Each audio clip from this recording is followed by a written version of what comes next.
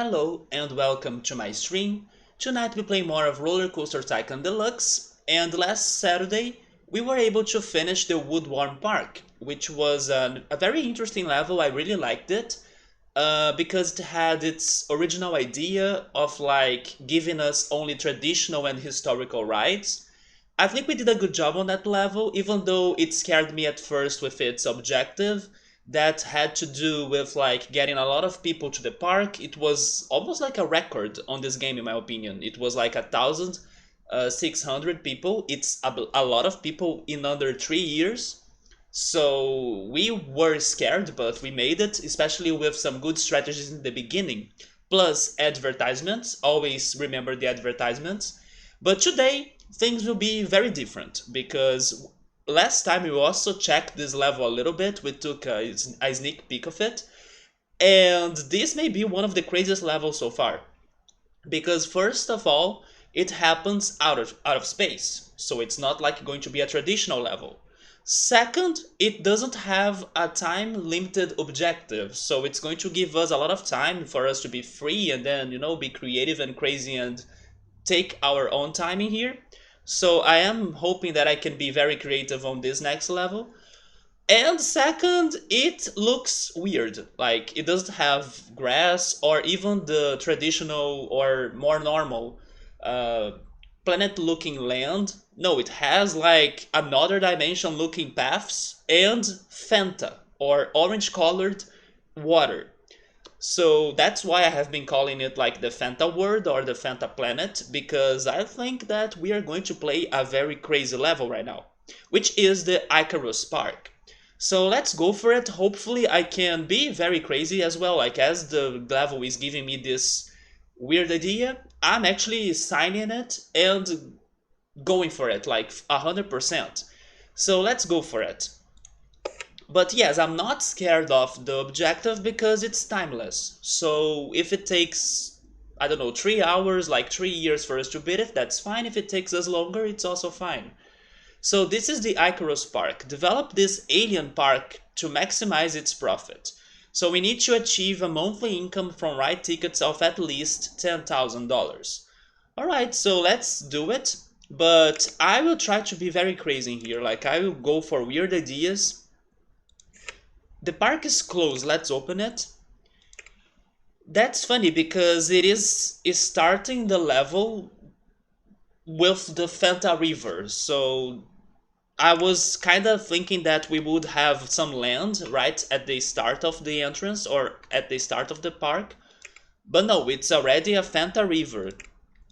But something else that I noticed last time when we were checking this is that it is a very large area. Look at that. Although I forgot how much Fanta it had.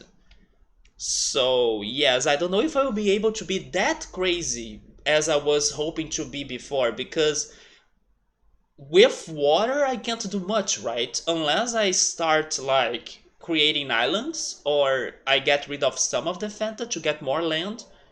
I'm not sure. Let me check the research actually. Don't give me scenery right now. And I may not want new shops and stalls because I have food, I have drinks, I have the information kiosk. Yes, I don't need more shops and stalls for now. The rest, I think it's fine to stay there. We actually have a lot of thrill rides. Normally we don't have that much. We don't have much of, or we don't have a lot of gentle rides. What about the coasters? Okay, we have a couple good models in here, like this one. It's cheap and good. The steel coaster or steel mini coaster is alright as well. Sure, I will keep the research like that. But yes, I was not expecting this amount of Fanta right away. What can I do in here? Maybe the water rides? I really wanted to go crazy on this level. And part of my ideas before starting to play it today was regarding land, like landscaping. I don't know if I'll be able to do it anymore.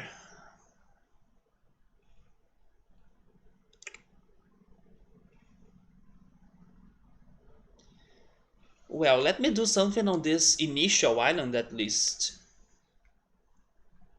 Let me see. How can I go crazy in here? What if I...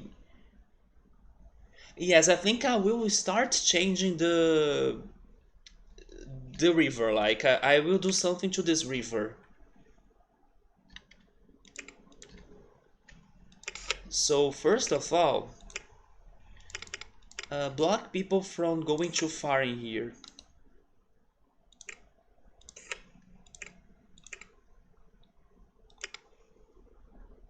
I'm changing this bridge.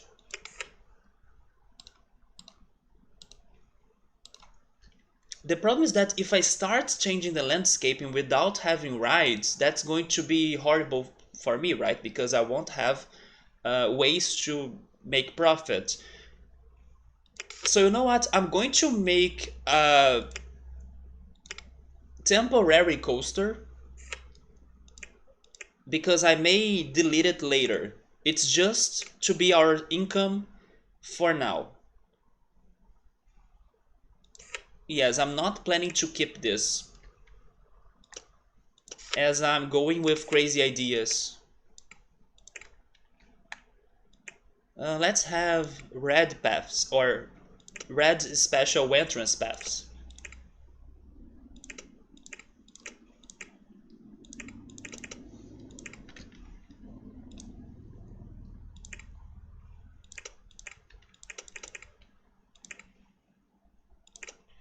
So because of this coaster, I'm going to change this sign.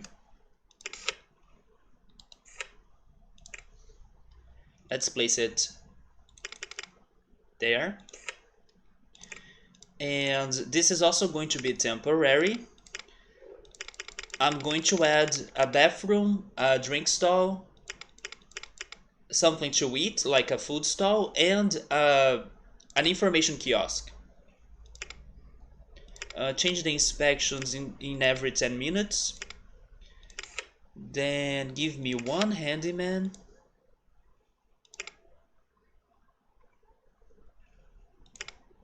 One mechanic.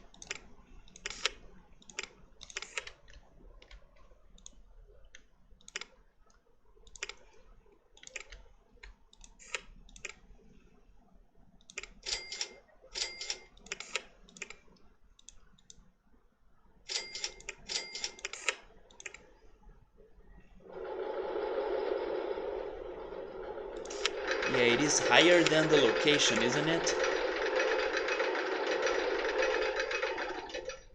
Okay, I'm also changing the landscaping here just for this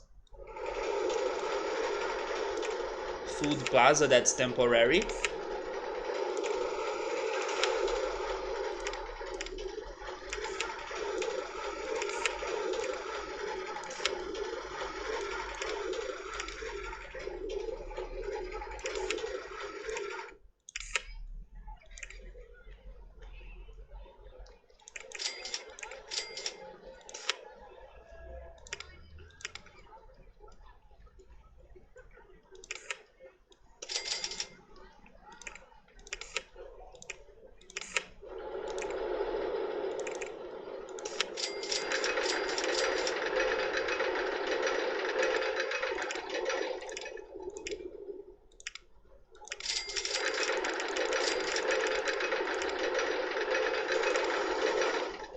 Okay, so that's like a very tiny...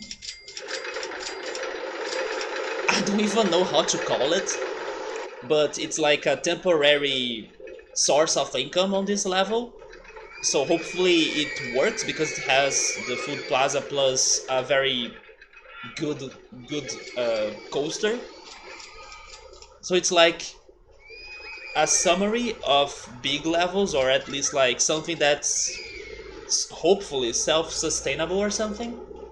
Anyway, let's leave it in there, working for the guests that are coming, and then let me now really work on crazy ideas on this level. I want to change the bridge, right? So I could either go like how is it called in English though? Moses or something that separated the water into like two sides. I think it's Moses, right? Hopefully that's his name in English. I'm not sure, but I'm thinking about dividing the water like that, and then I create a path that goes kinda under the water but not really.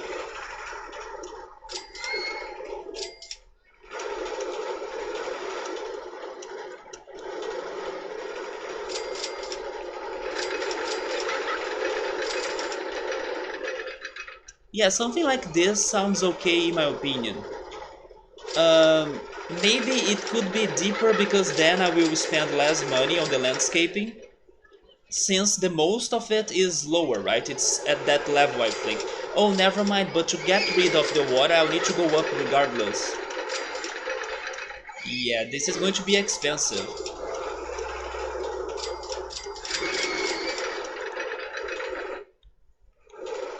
But let's go for it.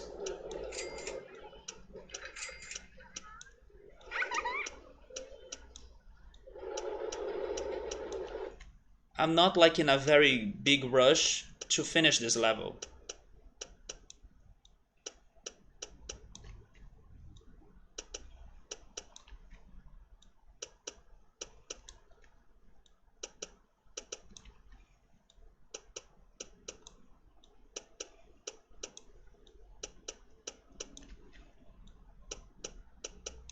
And this was not too bad, actually. Although I'm getting poor. Oh man, the motorbikes outside in here. I really wish there were, I don't know, road signs or slopes so people couldn't go that fast on this avenue or street outside.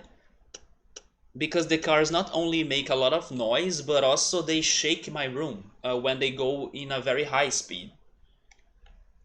It is a bit annoying. Okay, so now I need to create the path in here.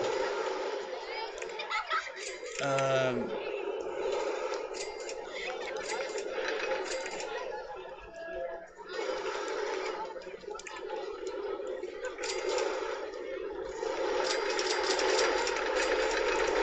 Alright.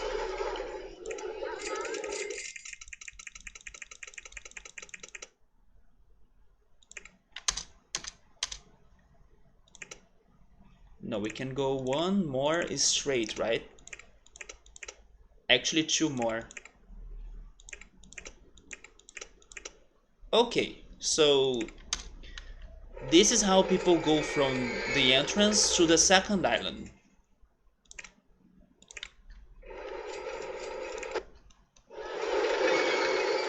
Now I can get rid of the first sign. Let me add some things in here. No, I won't add anything right now because this is also temporary, right?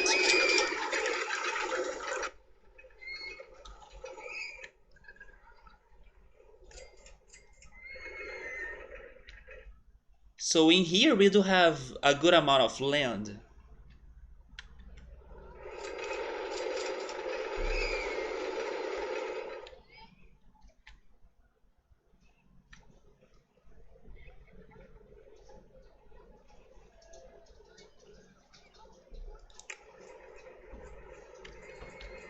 It is actually a single island, but it has like lots of different areas. So that means that I don't necessarily need to go back to the water in order to create the paths. I can concentrate the paths on land. I just need to think, how am I going to do that?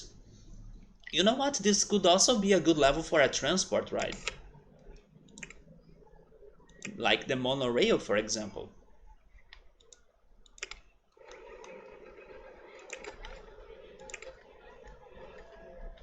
But as it's getting to this one tiny spot, I think this could be a good place for our first food plaza in here. So how can I make a crazy food plaza on this level? I also think I will change the landscape.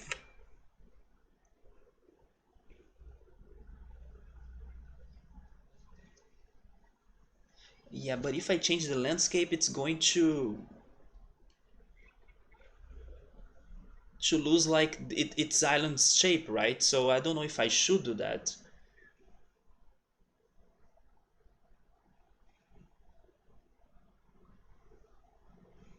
No, I think I will keep it more normal for this first food plaza.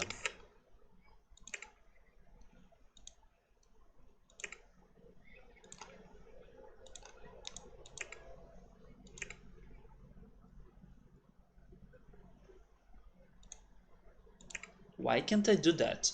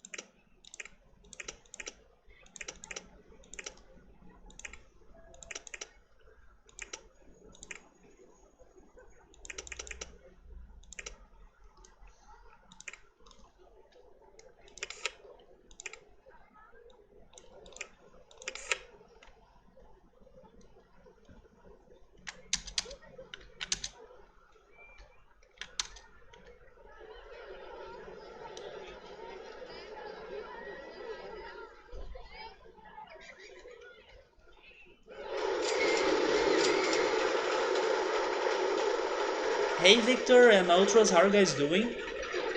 As you can see, this is a very weird looking level, so I'm trying to go all crazy in here as well.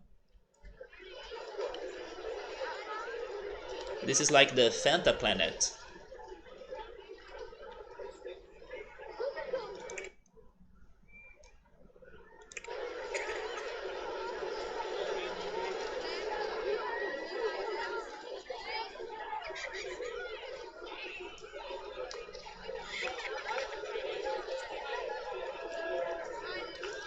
You're doing good, nice man.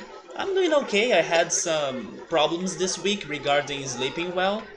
I slept every day, but can't say that I had the best sleeps ever, so I'm a bit tired, and I even have a little bit of a headache because of my eyes being tired, plus how I woke up today with like a clogged ear.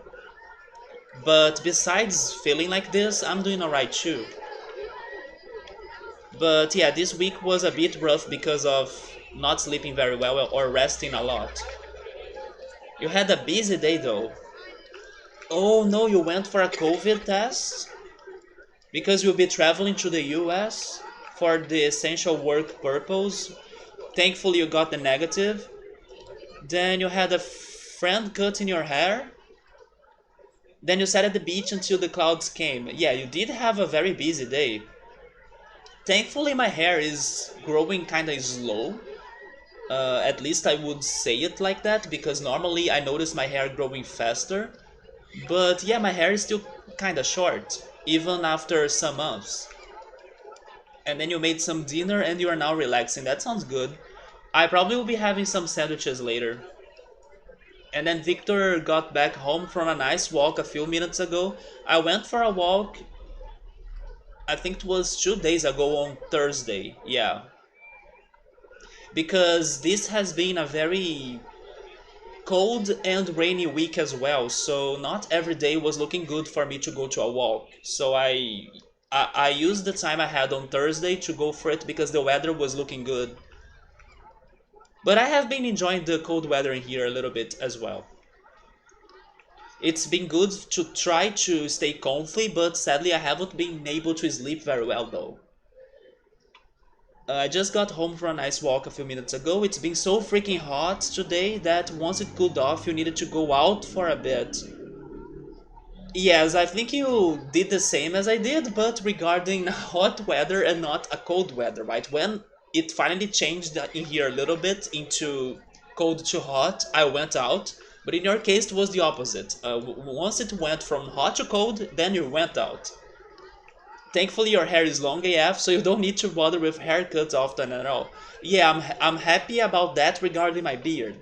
So I don't need to be shaving myself that much anymore because I'm trying to grow it. Even though it has a... can't say which side is it, but it has like a part of it that doesn't have a lot of hair. But I'm hoping that the hair around it will kind of get to the hole it has of hair or the lack of hair it has. So my beard can be, let's say, looking good once it's bigger, right? But no, regarding my hair, I still cut my hair, but thankfully I have been shaving it, so it's kinda easy to do, you know?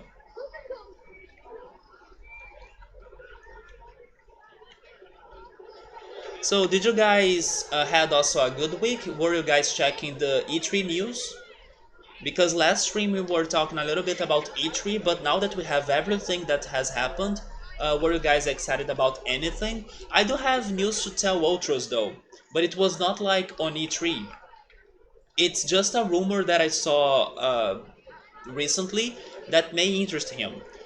And it's about Castlevania games. It seems that people found in a store in Australia, or at least I should say on a website in a store in Australia, that they have added in there a Castlevania bundle for the Switch or something. So people are speculating there may be a GBA, like the Game Boy Advance games, bundle for Castlevania coming up soon.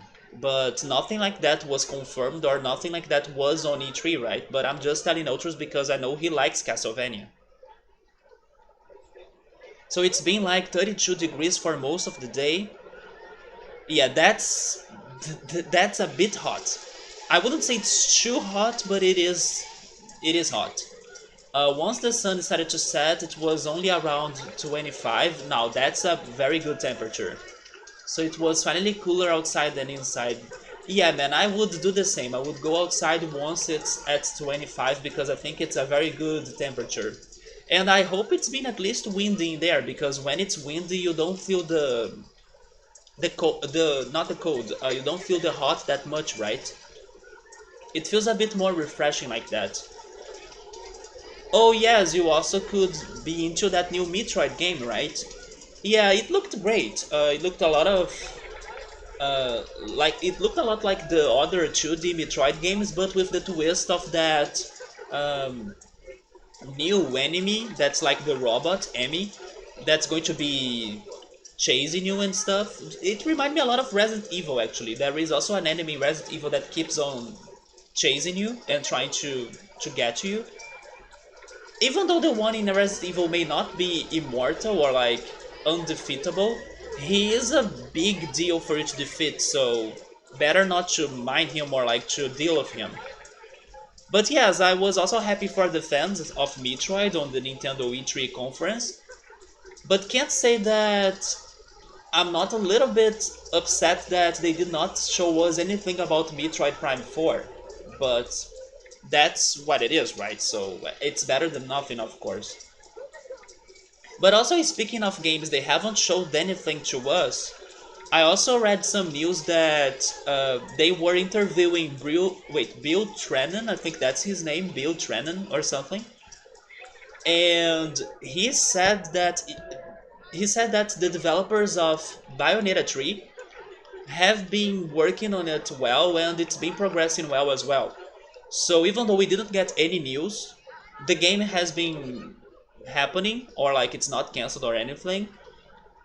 And the developer is just waiting for a good moment or like for him to feel comfortable to show us something. But it seems the game has been going very well, so hopefully someday Nintendo will show us these games they have been keeping hidden for a long time and they announced them like 3 4 years ago. But yeah, just to tell you also those news that Bayonetta 3 is happening, it's working, but still no videos or clips of it. Let me go back on the chat already.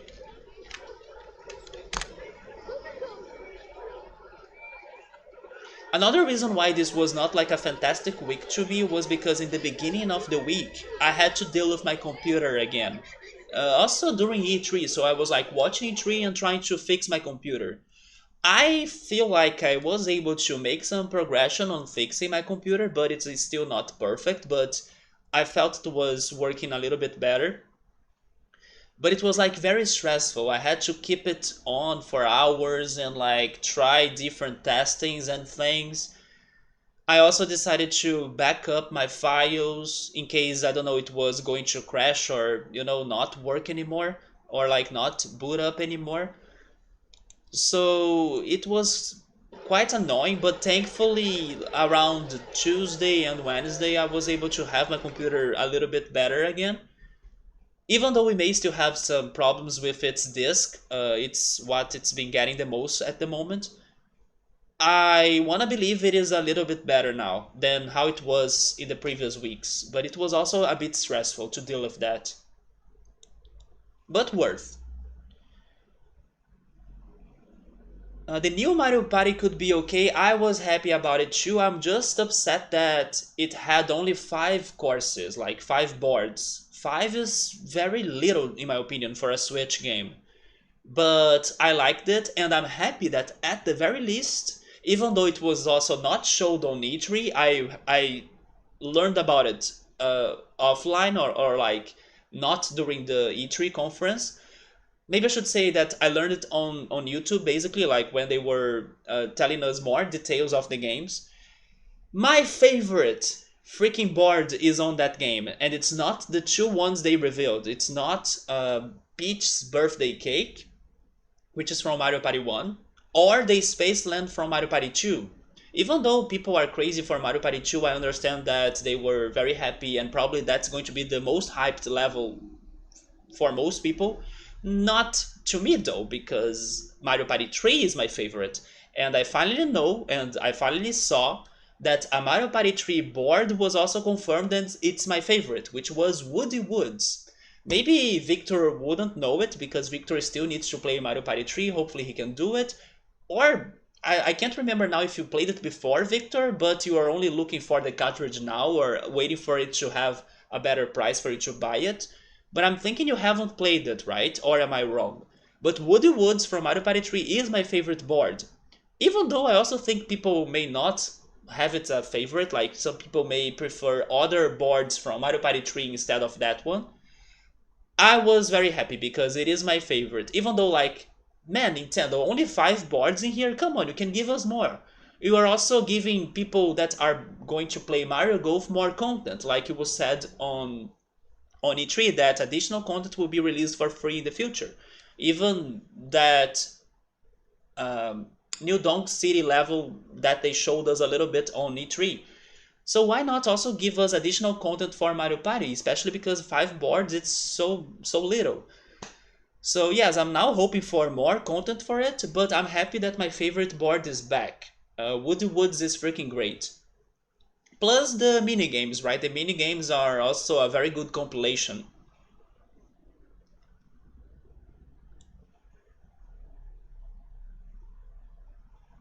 But now Ultras need people to play with that are in real life friends.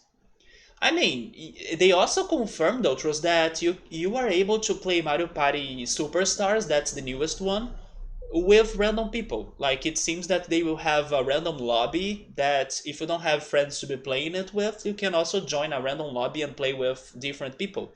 But man, with Twitch, with Discord and things like that, you can totally find new people to be sharing Mario Party with you, right?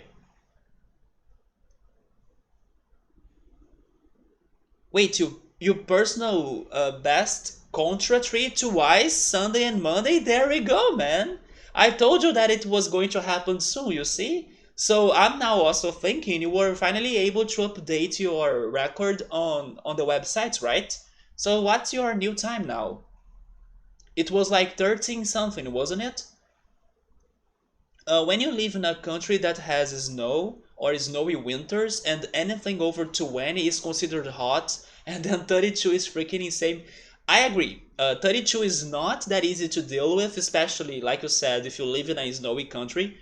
I agree. I would also feel a little bit uncomfortable with 32, but it's because in here it's not that uncommon for us to reach that temperature, right? So even though it is a bit uncomfortable, it's not the worst that can happen to us. So yeah, but I totally agree. 32 is not a very comfortable temperature. It is freaking hot. The sun is toxic, so you should only leave your home when it's less aggressive than that.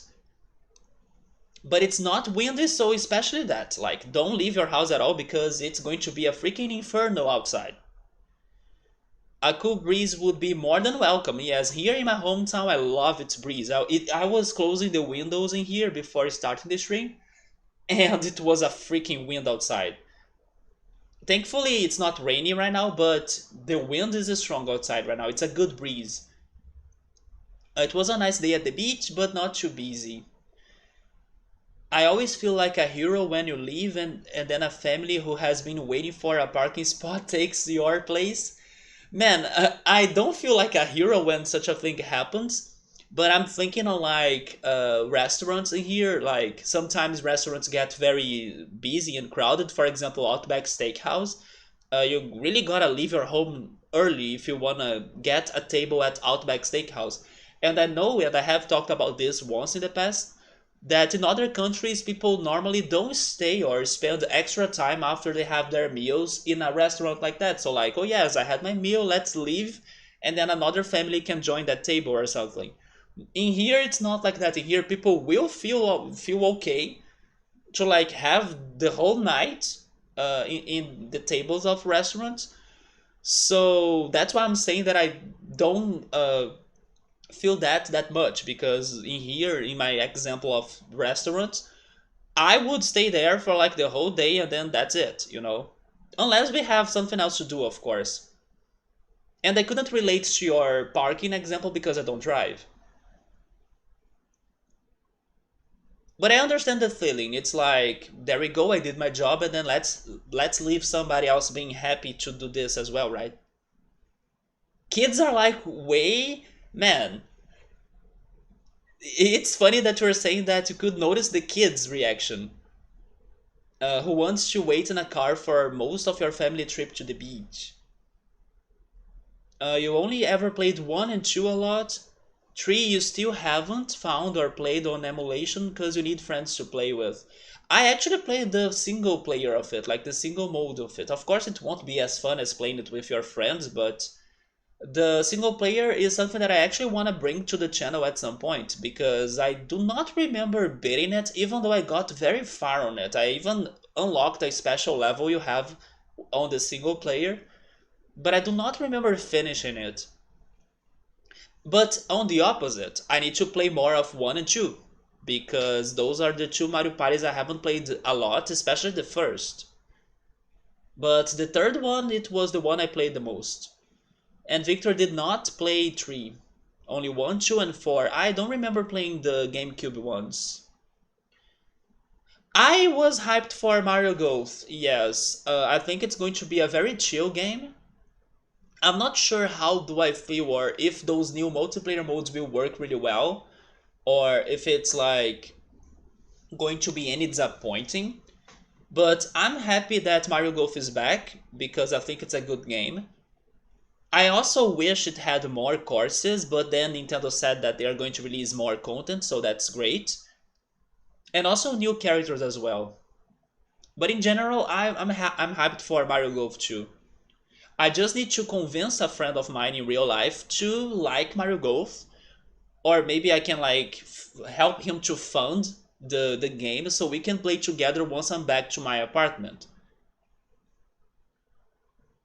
But for now, I think he's more focused on getting other games for his Switch. Victor also played 6, 8, and the Switch one. Yeah, the Switch one was Mario Party 10. Never owned 6 though, and you never cared for 8. Honestly, Mario Party has to be with in real life friends. Yeah, for the most fun of it, I would agree. Online randoms, you would feel like the same as AI. I don't know. I think it would still be challenging unless you put the AI with like extreme difficulty or something. But I don't know. I think it could still be somewhat better than playing with AI. Mario Party can't be called a friendship ruiner if it's not the friends you are playing with. Okay, about that I have to agree. But you know something that makes me sad, Ultras?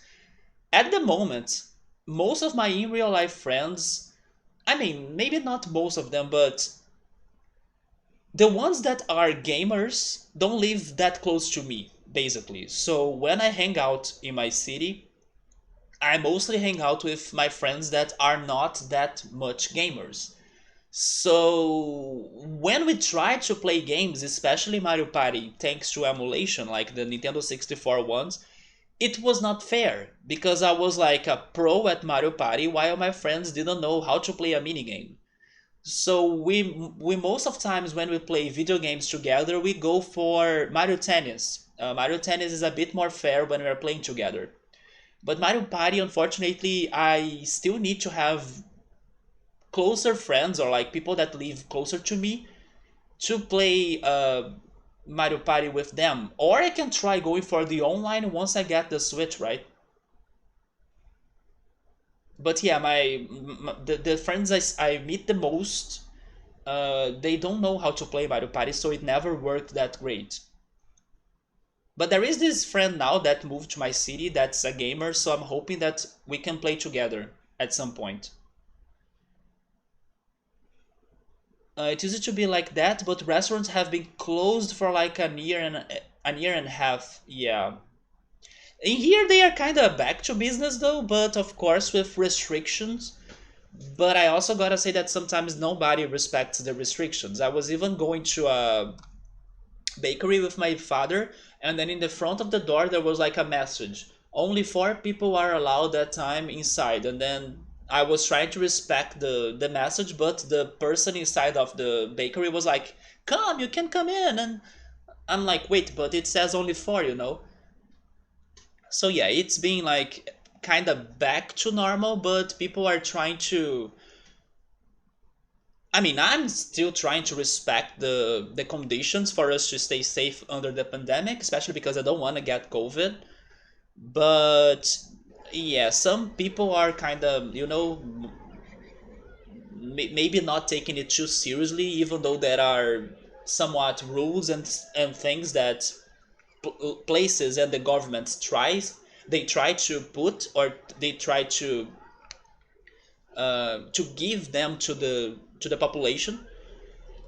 But yes, places are kind of back in here with some formal restrictions, but when you see them in real life, you kind of see that people are not respecting them that much. The problem is because houses in Sweden are built with cold winters in mind and not hot summers. Yes, that happens in some places in Canada too. Like, I remember that I can't remember who was it anymore. I'm not sure if it were Draco. Maybe not, because Draco does live in a somewhat hot city in Canada, in my opinion. But like, people don't buy air conditioners. People don't have many fans. People don't prepare themselves for hot days in cold countries. So I can understand what you're saying in there. It's just as hot inside as outside, and it's still like 28 degrees in your kitchen. Do you have an AC, Victor? Probably not, right? Okay, so Ultra submitted his runs and now he's in the 11th place, dude. And what is the time though? What is the time you got? Could you get like a. Oh, you are saying right now, your first PB was also 11th, but it was tied with somebody, and then now you won the 11th by a 4-second difference. Oh yeah, these balls in the level, they look like a peeled orange. I agree. Also a little bit, also a little bit of like a tangerine. Oh, Victor doesn't have an AC. Yeah, I'm not surprised, because many cold countries will leave their people not that ready for hot days.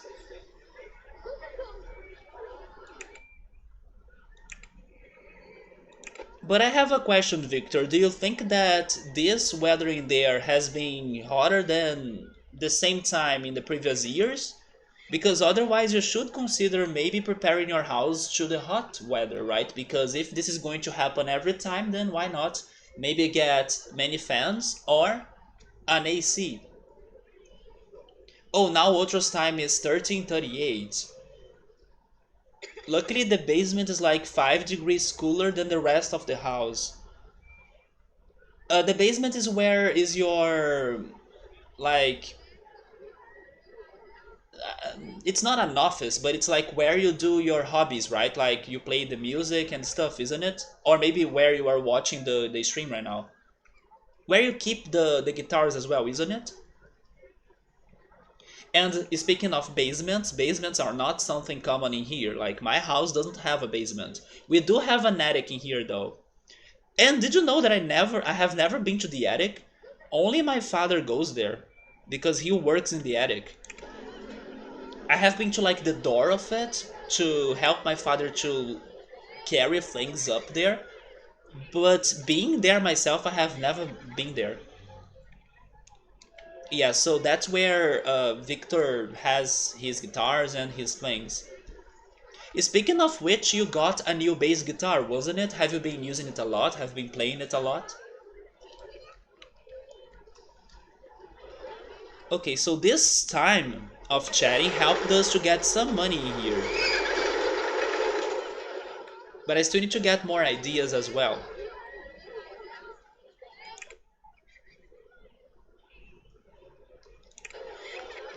And Outros, you were mentioning that you were cooking dinner, right? What are you going to have for dinner tonight?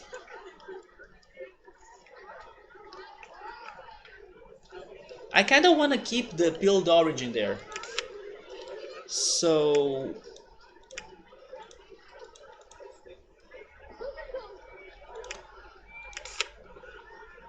Oh, you came across this base? Speaking of base, I'm going to check it. Let me just finish this right here.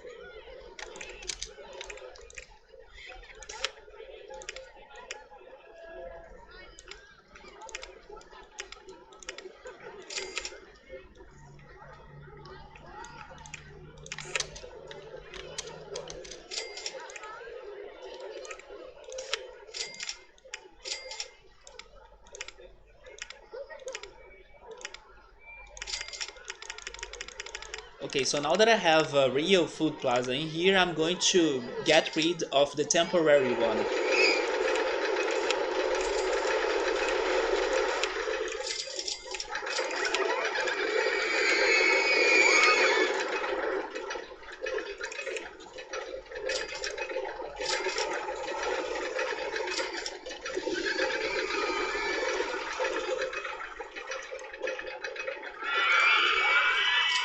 Let me just do a quick saving here.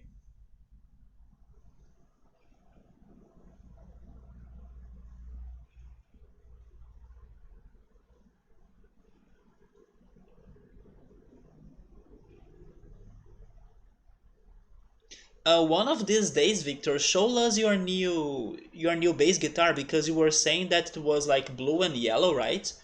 You made us very curious to see it. But then let me go back to the chat.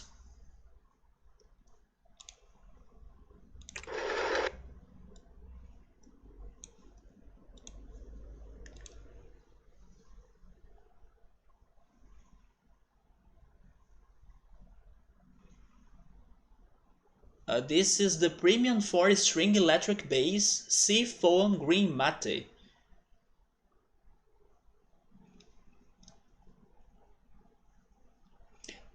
Oh, that's not the color that I was expecting, but it looks good. It has the side of it, don't you think? I never noticed like those buttons on bass guitars before, but it's probably because it's electric or something. But it is a good looking bass guitar, yeah. And speaking of that, it reminds me of one of the games they announced on E3, which was the... how is it called though? It's not Guitar Hero, but it's pretty much the rival of Guitar Hero.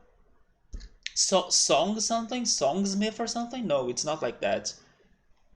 I forgot the name of the game, but it was an Ubisoft game, and they are kind of trying to even go beyond the gaming aspect of it. Also, by the way, frames. But I think I'm back. Yeah, my computer had a moment in here, but I think it's back. I forgot the name of the game, but not only you can learn new songs by using a real guitar that the game is going to give you the notes and everything, the melodies, but also it's going to have like its own social media for you to take lessons now. So it sounds like a very good idea in my opinion. But I forgot the name of it. So basically you can use that game to even have video conferences with other people to take real lessons of guitar by using the game. And also it has different ways and modes for you to repeat tracks or repeat uh, certain moments of the song that you are struggling with until you can finally perfect it.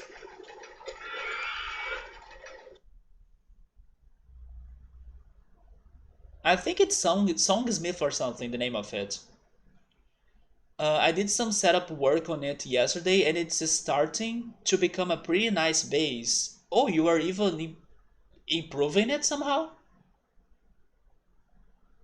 So in Ultra's mom's house, there is a whole attic. You have never been inside of it either? Yeah, right?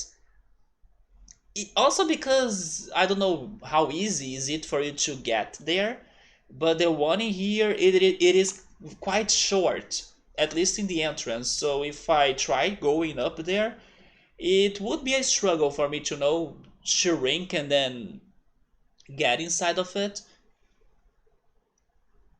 But I have never been there. There are two attics sort of in her place. It has a huge roof. And then Ultros had some roasted chicken and made some sandwiches with Portuguese hot sauce and cheese.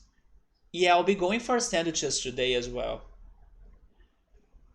You know something that I miss eating? Pizzas. Because I kinda never baked pizzas anymore, and in here I still haven't bought or ordered pizzas anywhere. So I do miss eating pizzas. I wanted to put some coleslaw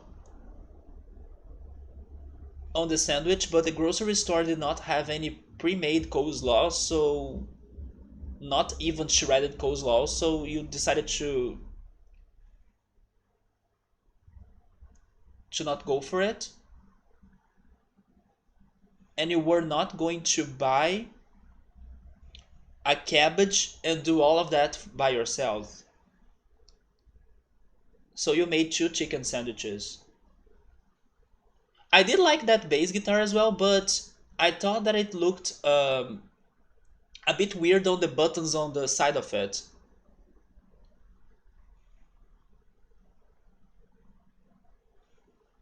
By pretty similar, I mean, while not the exact same model, it's close enough just with some minor differences.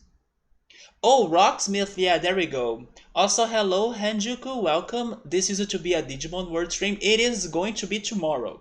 If everything goes well, tomorrow we are going to play it again. It's been the Sunday stream, right? And then Saturdays I have been playing Roller Coaster. So don't worry, even though it's been taking a while, we'll be back to Digimon. I just hope I can still make progression on that game because the more we play it, the more difficult is it, or it is, right? The more difficult it is for us to be progressing, but I do hope we can make something tomorrow on it. But pretty similar, I mean, while not the exact same model, it's close enough, just minor differences. Did he show us the guitar last time? I remember you guys were showing me pictures of the texture, which had a very weird name. That was the name. It was like quilted maple veneer. Yes, I remember seeing some pictures of that. But that's the picture again. Let's see it. Oh. Okay, okay, I remember seeing this guitar before, yeah.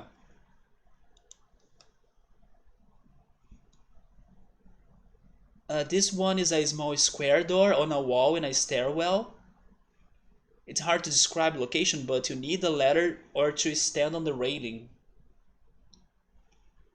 The one in here has a very short ladder, so it's also hard for you to climb it because of that. And then once you get to the door, you need to, I don't know, shrink or like crouch so you can finally enter it. I still don't know how my father can go there so many times to work or to do his work because it looks very uncomfortable for you to go in and go out of it. It looks beautiful just like its owner. It's like the size of something that can be turned into a whole room, but we never go there. I doubt anybody has been inside of it for at least 20 years. Yeah, man, I'm 32 and I have never been to the attic of this house. Maybe someday I go there. There was one day that I helped my dad, like I was saying, but after seeing how uncomfortable it looks for you to really get inside of it, I gave up.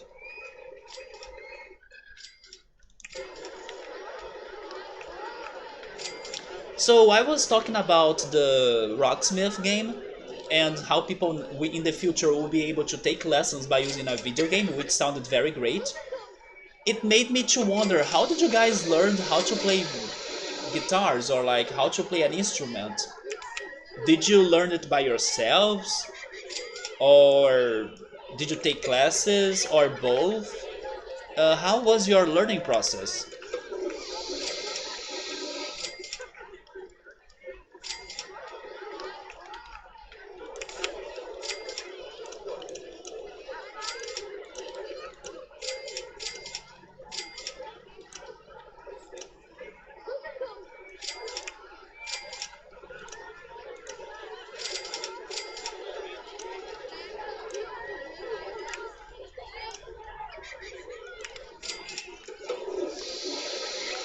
So the color is slightly off on that picture. It's a bit bluer than that in real life. It still looks good though.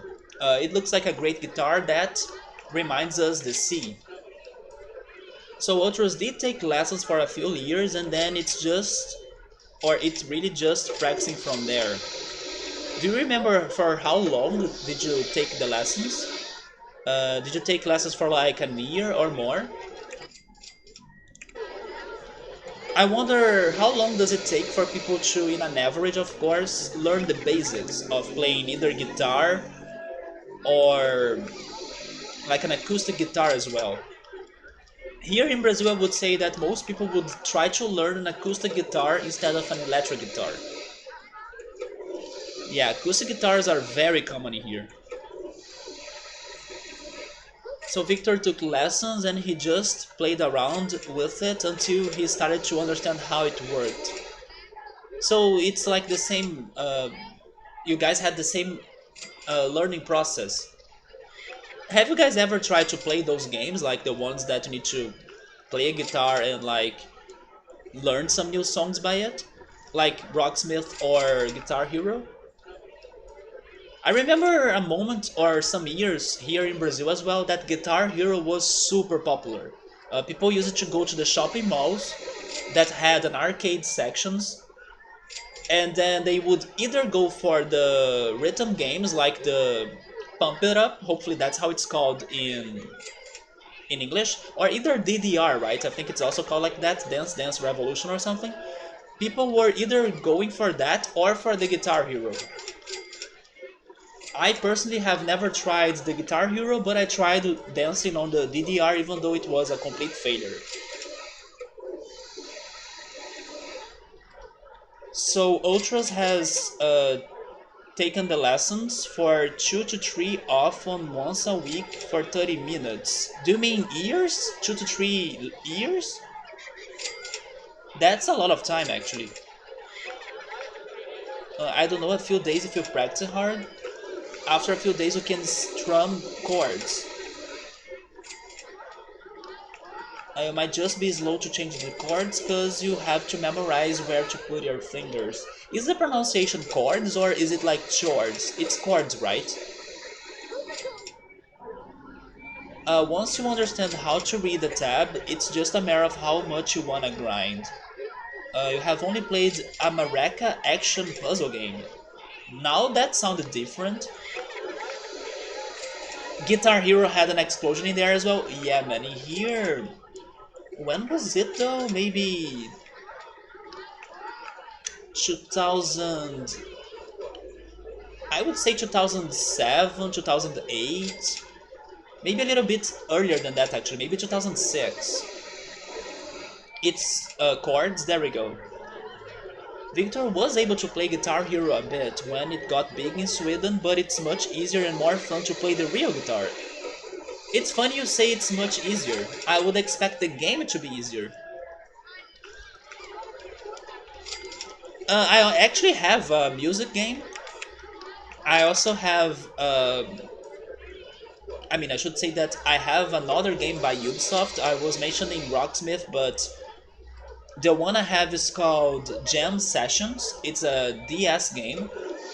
I don't know if you guys have heard of it. I actually have that game and I tried to play it for a little bit, but I could never, you know, really play great or anything.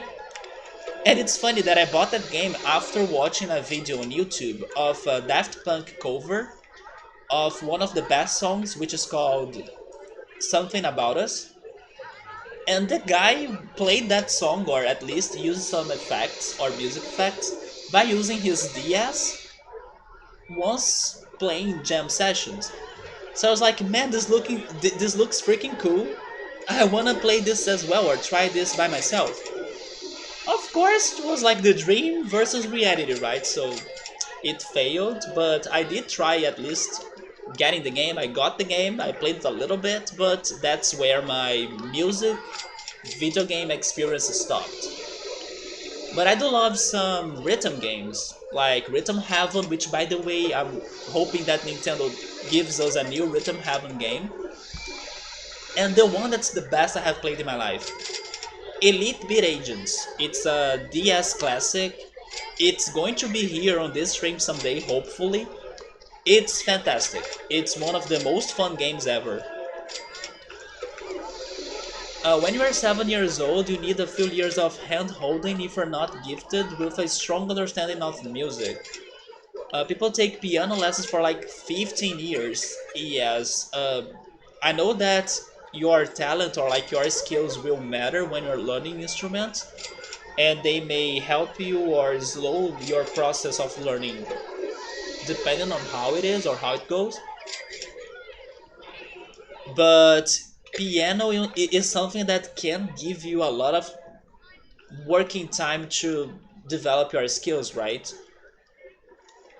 Oh, we got a bot messaging here from Eminem actually. Look at that. Eminem is watching the stream.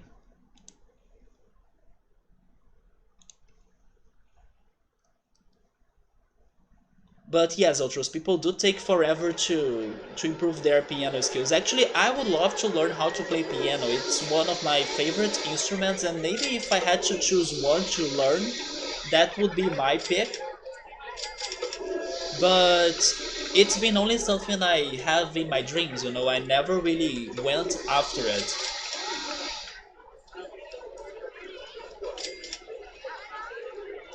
Learning how to play an ocarina would be nice as well, in my opinion. And speaking of ocarina, did you guys check the new Breath of the Wild 2 trailer? And if so, how are your minds on that? Especially Victor's mind. Were you mind blown? So Korg released an emulation of one of their old synths models for DS. Oh really? I didn't know that there was another music game on DS, but you know what? That's not very surprising. Because if there is a console that got a large variety of games, and it's not the SNS, it's the DS. The DS has so many games. I would list the DS, the SNS, and the Wii. Those three consoles may be the ones that have the... You know what? The PS2 as well. and then maybe the PS1, but then I don't know if the PS1 got more games than the PS2. But those five consoles right there are the ones with like the largest libraries. They have so many games and a big variety. You can always find a new game to play that's going to be different than the others. It's crazy.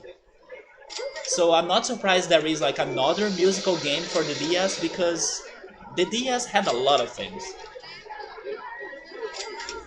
Like literally just an emulation of the synth, no game or anything. Yeah, they also had very simple softwares or games as well, right?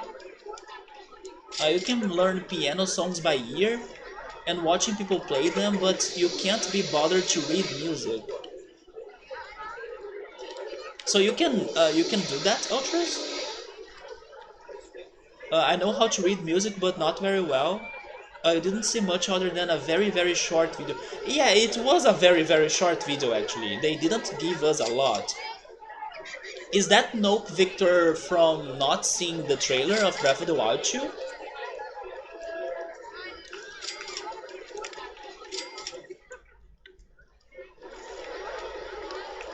I will be honest here. Of course, I was happy for the news. Breath of the Wild looks fantastic, even though I still need to play it myself. But it was not the highlight or the thing that shocked me the most on their conference, on Nintendo conference. Funny enough, the game that surprised me the most is a game that I also have never played. And I'm talking about Advance Wars. The return of Advance Wars is something that I know for sure that so many people have been waiting for. They have been waiting so long for that other people even created games that go on the same ways as Advanced Wars to get that audience. For example, the creator of Stardew Valley also worked on a strategy-based game that goes on the same lines of Advanced Wars, which was the Wargroove games. But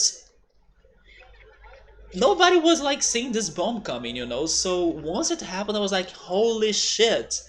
Am I one of the few people that know that this right here is something big? Because also there are all of those people that have never heard of Advanced Wars, right? But yes, man, that took forever. People even gave up on waiting for a new game of Advanced Wars. So that was the thing that blew my mind the most. Because, like, I had the feeling that Nintendo would be calling, or Nintendo would be talking about, there we go, Nintendo would be talking about Zelda Breath of the Wild 2, they had to. If they didn't do anything about it, it would be a tragedy for them. Even though some other conferences were a complete tragedy, I felt that Nintendo would not be together with them, right? So it was not that shocking to me because, come on, Nintendo would reveal something about it. It was shocking to me that they went for Metroid Dread and not Metroid 4 or Metroid Prime 4.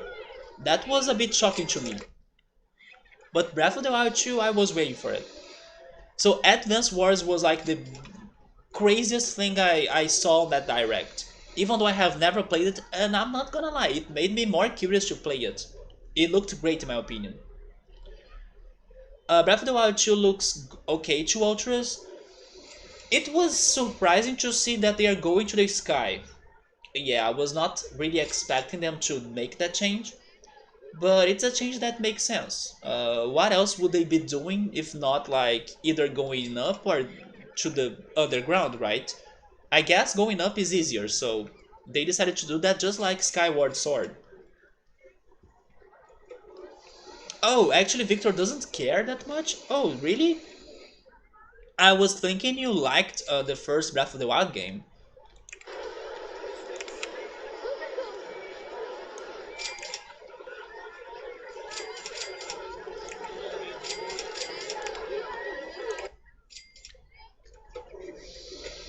But yes, Ultras brought up the Mario Party Superstars. I like that announcement as well. I also like the WarioWare that's coming back. And Shin Megami Tensei 5 looks fantastic too. Even though I still prefer Persona games, it made me really want to play it. Or at least um, maybe watch a playthrough or somebody else playing it. It looks better than what I thought. But then besides those titles, was there something else on Nintendo Direct that was like crazy shocking?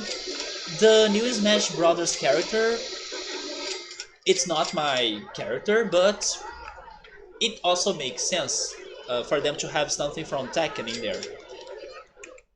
Wait, you did not play Breath of the Wild, Victor?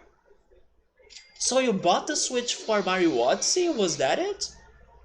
Because I was thinking you bought the Switch for Zelda.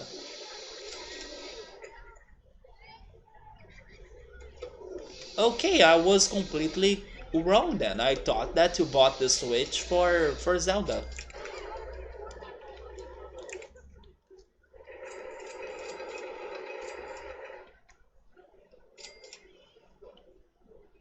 I really wanted to go crazy on this level, but I think I won't be able to do it because it has so much water, like.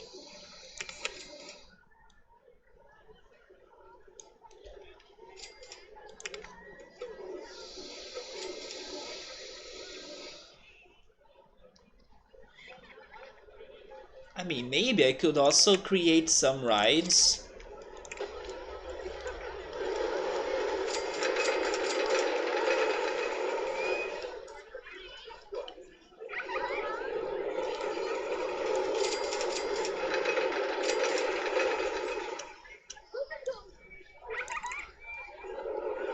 That follow the same pattern.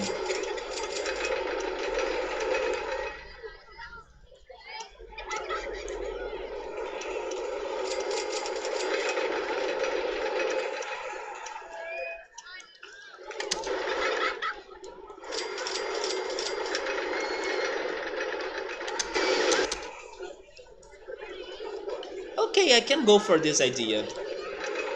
It's not too crazy, but it's totally different than everything we have done so far, isn't it?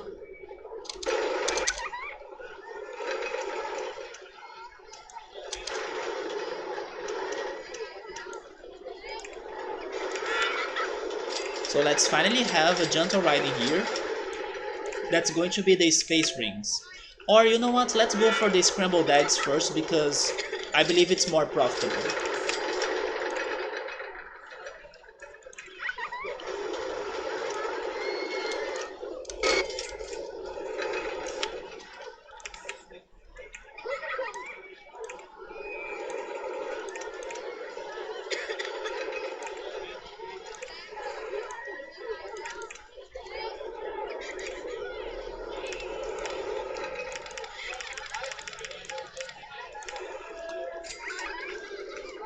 Oh, and also ukulele. Initially you wanted Breath of the Wild, but you never really bought it. The more you saw it, the less you cared. I'm actually surprised because normally people would be more excited as they keep on seeing the game, right? But maybe what happened to you is also that so much time has passed by and like other games got your attention that you really eventually stopped caring for it.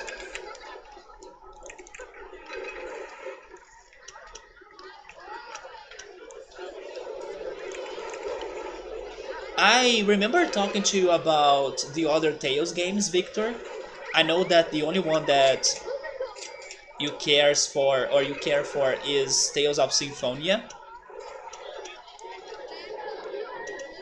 But on this E3 you also could see a little bit more of Tales of Arise, right? Which is the newest Tales game.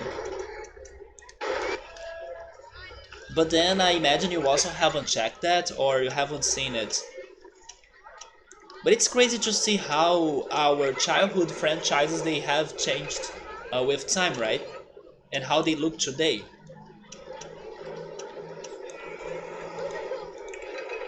But then Victor, you are a true like retro gamer.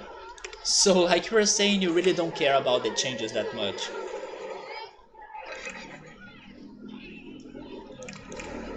I kinda wish this story could go even deeper, but I don't know how to make that to work really well in here, so I'm going to leave it at the same level as the other rides.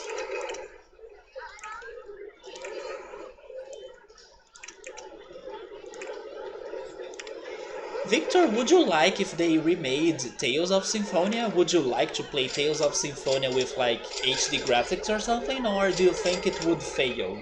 That's a good question for me to ask you.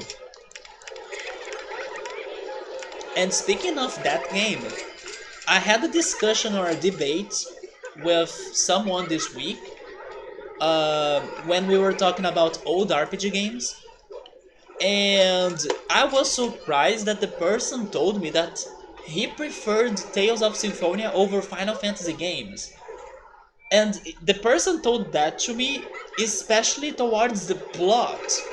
Like, this one person said like, yeah, I prefer Tales of Symphonia because the plot makes sense and everything.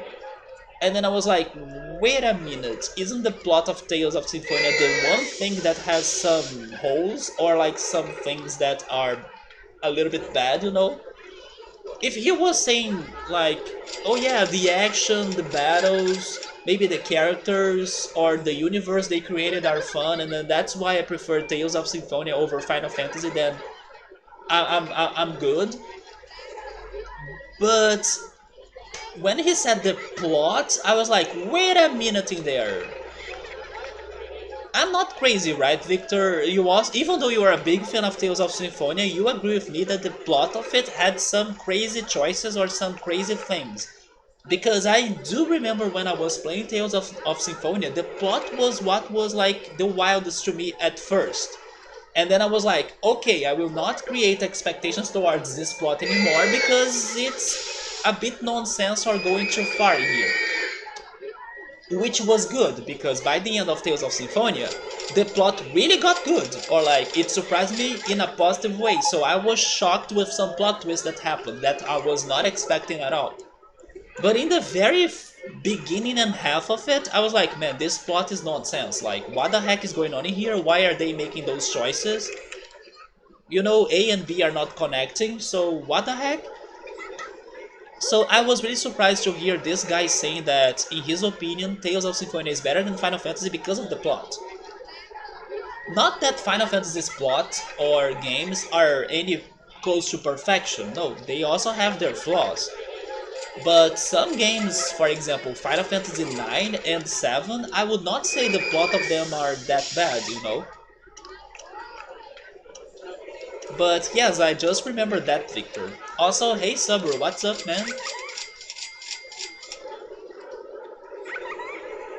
So Victor did not pay any attention to E3 at all. I'm realizing that, man. I actually think that this was the E3 that I gave it the most attention, or one of them, because I really watched lots of conferences. And I also gotta say that because of watching lots of conferences, what saved E3 for me this year was pretty much the indie games. It was the indie games E3 for me. Oh, by the way, I'm poor now. Yes, I got more than 100 indie games that I wanna play. If you go on my Steam and check the things that I added to my wish list lately, it's going to be like more than 100 games, I think. Because I have seen many great indie games upcoming, and some of them are upcoming very soon. For example, one of my favorites that are still like getting to me kinda every day, because when they announced this game, it was one of my favorite moments on E3. I'm talking about Sable. They first talked about Sable on the game Summer Game Fest, which was pretty much the opening of E3, and they talked about it with a music presentation, which was a presentation by Japanese Breakfast. That's the name of the band, or like the woman that sings, or that sings in that band. And that presentation was like mind-blowing. I have been going back to the moment or to that clip on YouTube almost every day to listen to the music again. That's called Drifter. Wait, not Drifter. It's called Glider. It's actually called Glider. There we go. And it's so magical. You know when a song matches a game in a fantastic way? The last time that happened to me that I can remember was when I was seeing videos of Mirror's Edge, which is a parkour game. It's a very old game by now. Mirror's Edge with one of its soundtracks, which is called Still Alive. I remember wanting to play Mirror's Edge because of that combination of music and video clip that looked perfect. Now it's in Sable, this indie game that's going to be released in September. Not only the music of it's fantastic, but also the graphics. It has beautiful looking cartoonish graphics that are still different. Like it's not the regular cartoon graphic you would see elsewhere or in another game. And it looks like it's going to have a lot of exploration. It's going to be one of those games that are open world, so you feel the mystery of the environment and of the world they created to it. And looks fantastic. You guys should go check this moment on E3 because it was my favorite Japanese breakfast concert or presentation of Sable. I'm doing alright, Summer. I was having some, not sleep problems, but I didn't sleep very well this week. I had some days with shitty sleeps, but I could sleep every day, so that's good. But today I woke up with my ear clogged, so I was having a little bit of a, not really a headache, but my head was a bit fuzzy today. Now that I'm streaming, it's feeling better. But this was not the best week because I couldn't sleep very well, so I was also a bit tired. And I was dealing with my computer in the beginning of the week as well. My computer was still having problems. Now I think it's better, after I finally found some new things to try to fix it. But it made the week stressful, because I was like getting anxious to see if it would really work on my computer or not. But besides all of that, I'm doing alright. You would agree with me regarding the plots of Tales of Symphonia? Oh wait, never mind! You were saying that your problems with the plot of Tales of Symphonia are mine. Because the plot's good? Wait a minute, Victor. I don't remember you saying those things when I was playing it myself, man. If you play it right, it makes sense. What do you mean? Didn't I play it right? What did I do wrong besides not trusting Zealous, of course? I would say that Tales of Symphonia is better than Final Fantasy in every imaginable way. The plot, the gameplay, the whole universe, because it's perfect. The only thing that Final Fantasy can compete in is its music. Final Fantasy has some of the best music, but also some real crap music as well. Yeah, the music of Final Fantasy is good. But hey, there are some good tracks in Tales of Symphonia too. I don't remember the name of them anymore, but I remember when you travel to that second world, that I forgot the name as well, there is that valley. The music that plays on that valley is beautiful. A valley that you need to to fight one of those generals because they were messing with Colette. That valley has one beautiful music.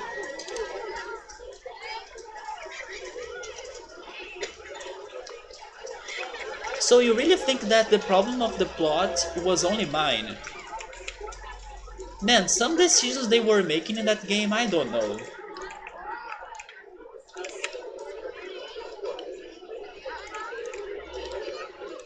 Maybe the problems were more of continuation problems? So we are also talking about the E3, so feel free to talk about your impressions of the E3 if you want. Like I was just saying, this E3 for me was all about the indie games.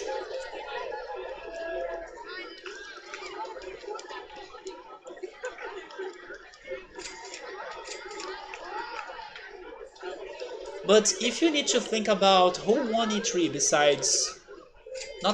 between, right? Who won E3 between Microsoft or Nintendo? I really can't say. Because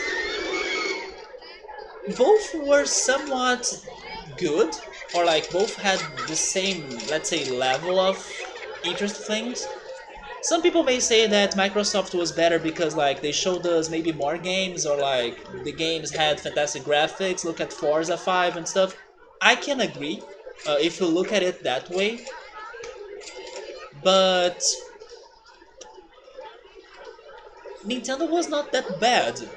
Of course, Nintendo games won't be as great looking as Microsoft games, but Nintendo showed us very fun games, like the new Mario Party, the WarioWare that's back, the Persona, not the Persona. You see, it looks so much like Persona that I'm almost calling it Persona. But Shin Megami Tensei 5 looks fantastic, and Breath of the Wild 2. I mean, yeah, it's Breath of the Wild 2. We don't have an official title of it yet, which is also surprising. They should give us its official name already.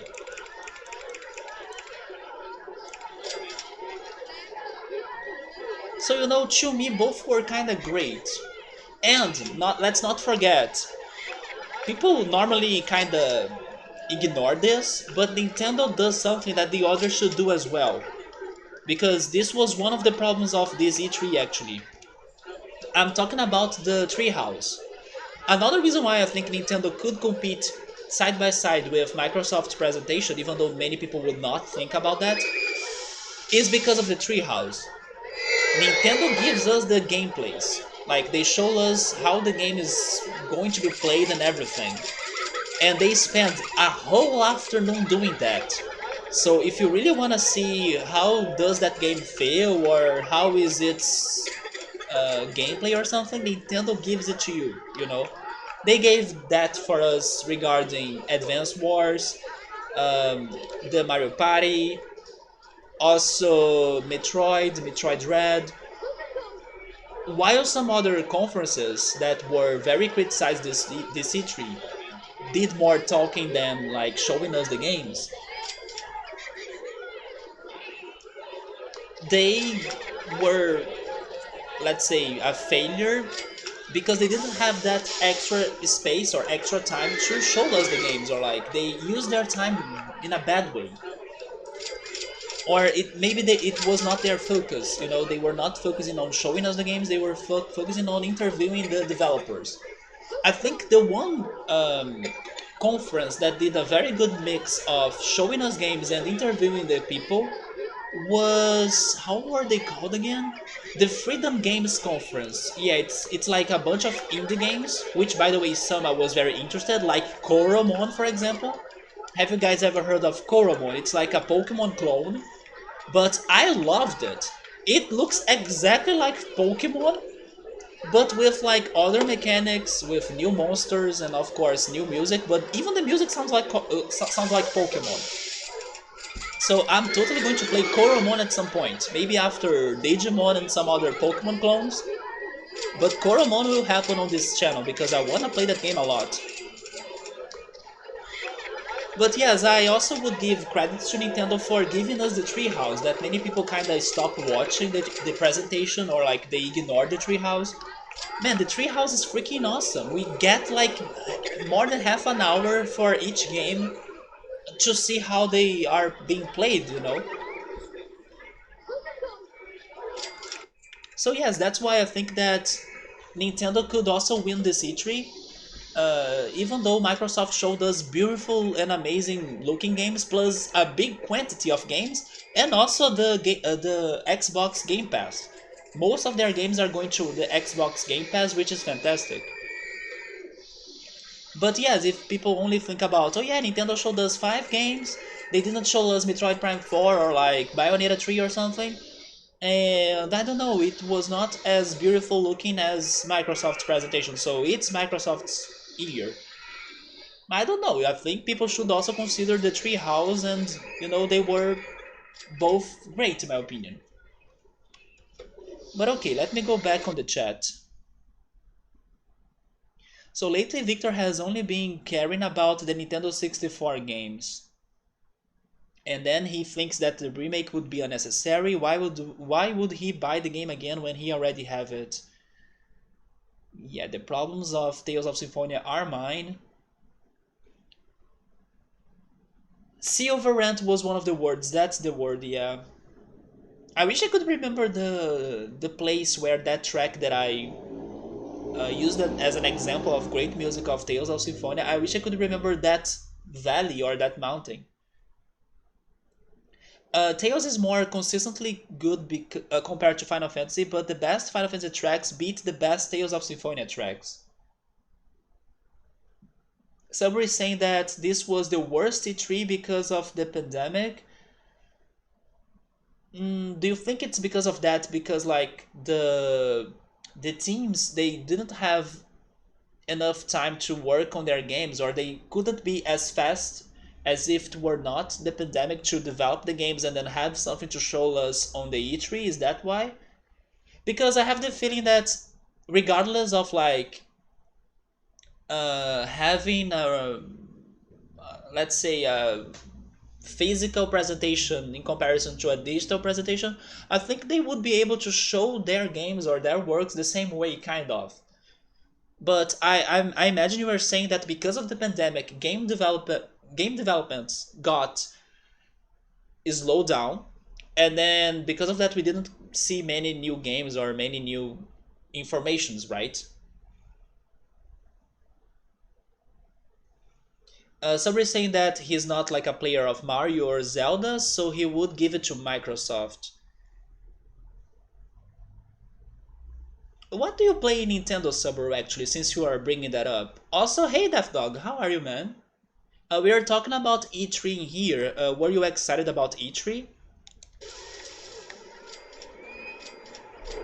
I'm the only one you know that didn't like the Tales of Symphonia, to be honest. That's funny. It reminds me of my friend. That's the only person I know that didn't like Cowboy Bebop. And then I'm like asking him, how could you not like Cowboy Bebop? Everybody recommended anime to me like crazy. And then now he's even re-asking himself, like I should give it another chance because maybe I didn't watch it the right way. It's like what Victor is saying, I didn't play it the right way. I don't know, Victor, maybe I also had expectations that did not match the game or what the game gave to me. And not to mention the ending of it, because you know that the ending of Tales of Symphonia gave me a big question mark. Like, what is this? You know, there are some unanswered things in there. Shin Megami Tensei 5 looked great, yes. It is looking freaking good. Yeah, Nintendo went right into the point. They were like not wasting their times, but that's what I'm saying. I also like Nintendo because not only their normal presentations will be more direct, just like the name, right, Nintendo Direct, but also because there is the Treehouse. So if you really wanna hear more about that one game that got to your attention, go watch it on the Treehouse. And then some other conferences, for example, is Square. What did Square doing there? Like, hey guys, it's going to be a 30 minutes presentation of Guardians of the Galaxy. And then I'm there, like, watching 30 minutes of Guardians of the Galaxy, almost sleeping. Even though it is a good game, I know that somebody is excited for it. I wanted to see Chrono Trigger, Chrono Cross, The World Ends With You, Life is Strange as well, or like Final Fantasy. But no, I'm there stuck for 30 minutes seeing things of Guardians of the Galaxy, and I don't know what else are they going to talk about after that, because it's their only presentation, so it's either in here or not here, you know. And in the end, unfortunately, Square presentation didn't give us everything we were hoping for, so it was not there. But it's not like in Nintendo. In Nintendo, I can see the announcements fast, and if I want to see more of something, I know it's going to be on the Treehouse. So you know, it works fantastic in my opinion. It's so great. Just because I was let's say, giving this E3 a lot of attention and really watching everything thoroughly, I did watch a lot of the Nintendo Treehouse, even for games that I was not that interested into. For example, the Monster Hunter. I know Monster Hunter looks good as well, but I still can't see myself playing it. But yes, I was even watching it on the treehouse, even if it were for like 40, 30 minutes or something. Because I do like this way Nintendo does their presentations. It's a good balance. Okay, let me go back on the chat. But yes, the biggest problem of some of the presentations was either that they were not going straight to the point regarding their games, or that they didn't have anything surprising or exciting to reveal. There were a couple conferences like that, for example, Capcom. Capcom showed us more of only 3 games, and that was it. And then there was also Bandai Namco with their only, I forgot how that game was called, but like it's a game where you explore the underground of ruins and stuff. Something about ashes, I forgot the rest of the name. It was only that. What about Elden Ring that they were showing us in the first day of, let's say, E3, but not really because E3 only started on Saturday, but like the first big event of this E3 vibes, which was Elden Ring, they did not bring it back, people were there waiting for something. No, it was only this one Ashes game that, okay, it's fine, but it's not what I wanted to see. There, hopefully next year they will all learn from those mistakes or things and problems, and then next year E3 will be fantastic. I think people will improve their presentations for next year. Left Dog is very excited for that new Metroid game.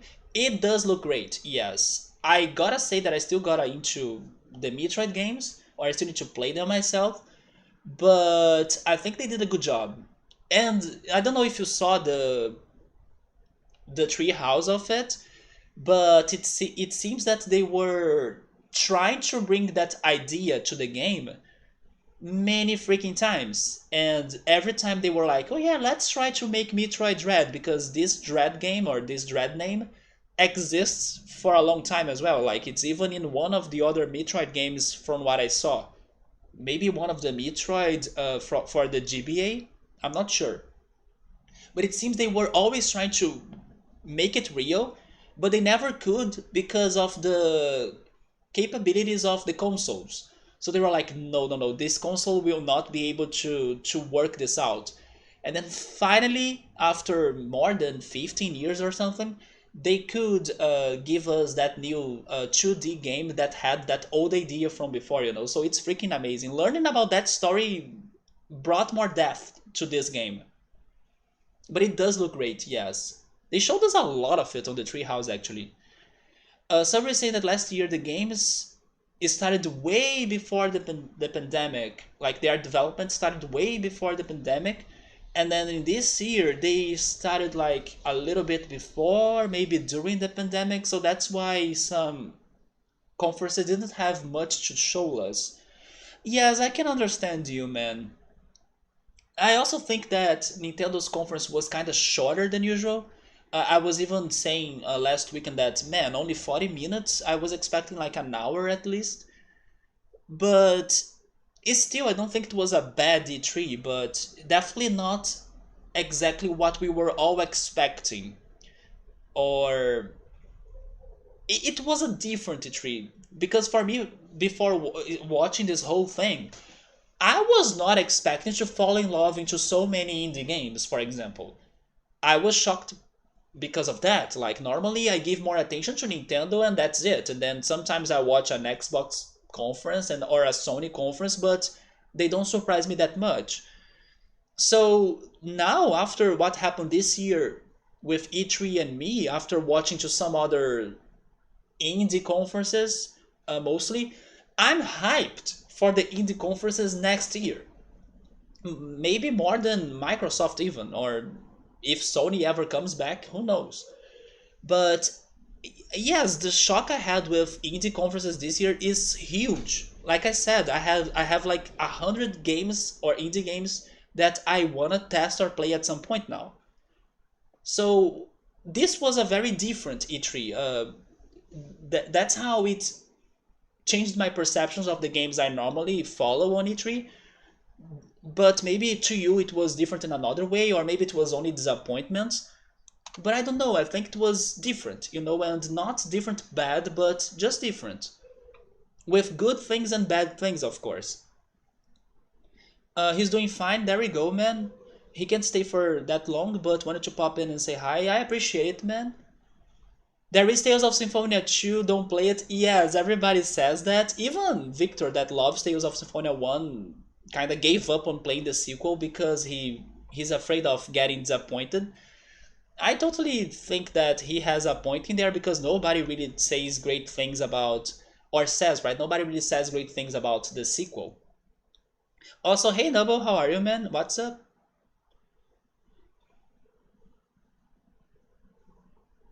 But then Suburb was also saying that other presentations they showed us one game and then they were stalling it. What about the Take Two that did not show us no games? They didn't show us any game. The Take Two conference. It was only a whole talk and like discussion of inclusions or how can I say this? It's not inclusion. It's like, is it inclusion the word in English? I'm not sure, but maybe that's the word, like how games are more inclusive or they should be more inclusive about like different people and different um, ideas and everything. It's a very good topic to talk, but like people are expecting the games, so maybe that was not the proper moment for them to have that conference. But yes, they were showing us very few games and having us long talks of like things that people were not really expecting to be watching at that moment. So it did feel that they were stalling a lot. Welcome back, Ultras. The press conferences releases can't stand the long talk in the build up. Yes, man, it was quite tiring. If only there were like good announcements sometimes, like after the whole talk and then here's a good announcement, but no, they were also disappointing because after the long talks, there were no big announcements. So I do think that next year they will be more direct, they will be more straight to the point, and then that could be a good 2022 E3 next year.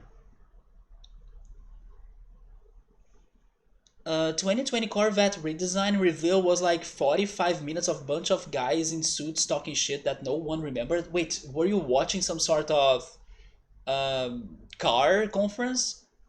Then the car was on show for like 10 minutes and that was it? I don't know, depends on what you're trying to say. I was trying to say that the games are, they are more representative. Maybe that's the word. Yeah, they are more representative. Take Two had a whole an hour long talk about how games have been more representative. And it's good, but like that's not what people were there for. People were there to see new releases.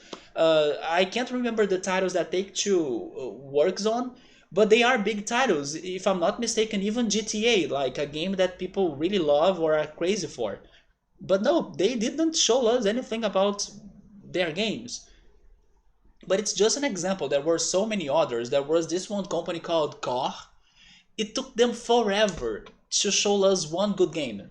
They showed it, but it took them like a lot of time. And then I was watching their stream with like another people talking. It was pretty much a react of their presentations, right? So other people were commenting on their stream, like the company's stream. And they were like agreeing, like, man, I can't stand with this, let's do something else while they are talking. So once they show the games, we go back to their stream. It was super annoying. It felt like watching, I don't know, a class, and not seeing. There was also that problem. They were talking about their games, but we couldn't see the games. They were even talking about the games before showing us something about the game. So how can we see what you're saying if we can't freaking watch the game? But even though we had all of those conferences like that, I still enjoyed the E3 a lot, mostly because of the indie games I found. For example, from the freaking amazing, wholesome games stream or conference. That was my favorite conference of this E3 because of like they showed me a lot of indie games that I was not aware of, and some of them I'm really excited to play. But I was mentioning Microsoft. I want to say that Microsoft surprised me in one very good way as well. Normally, I criticize both Microsoft and Sony for not giving us RPGs, or JRPGs at least.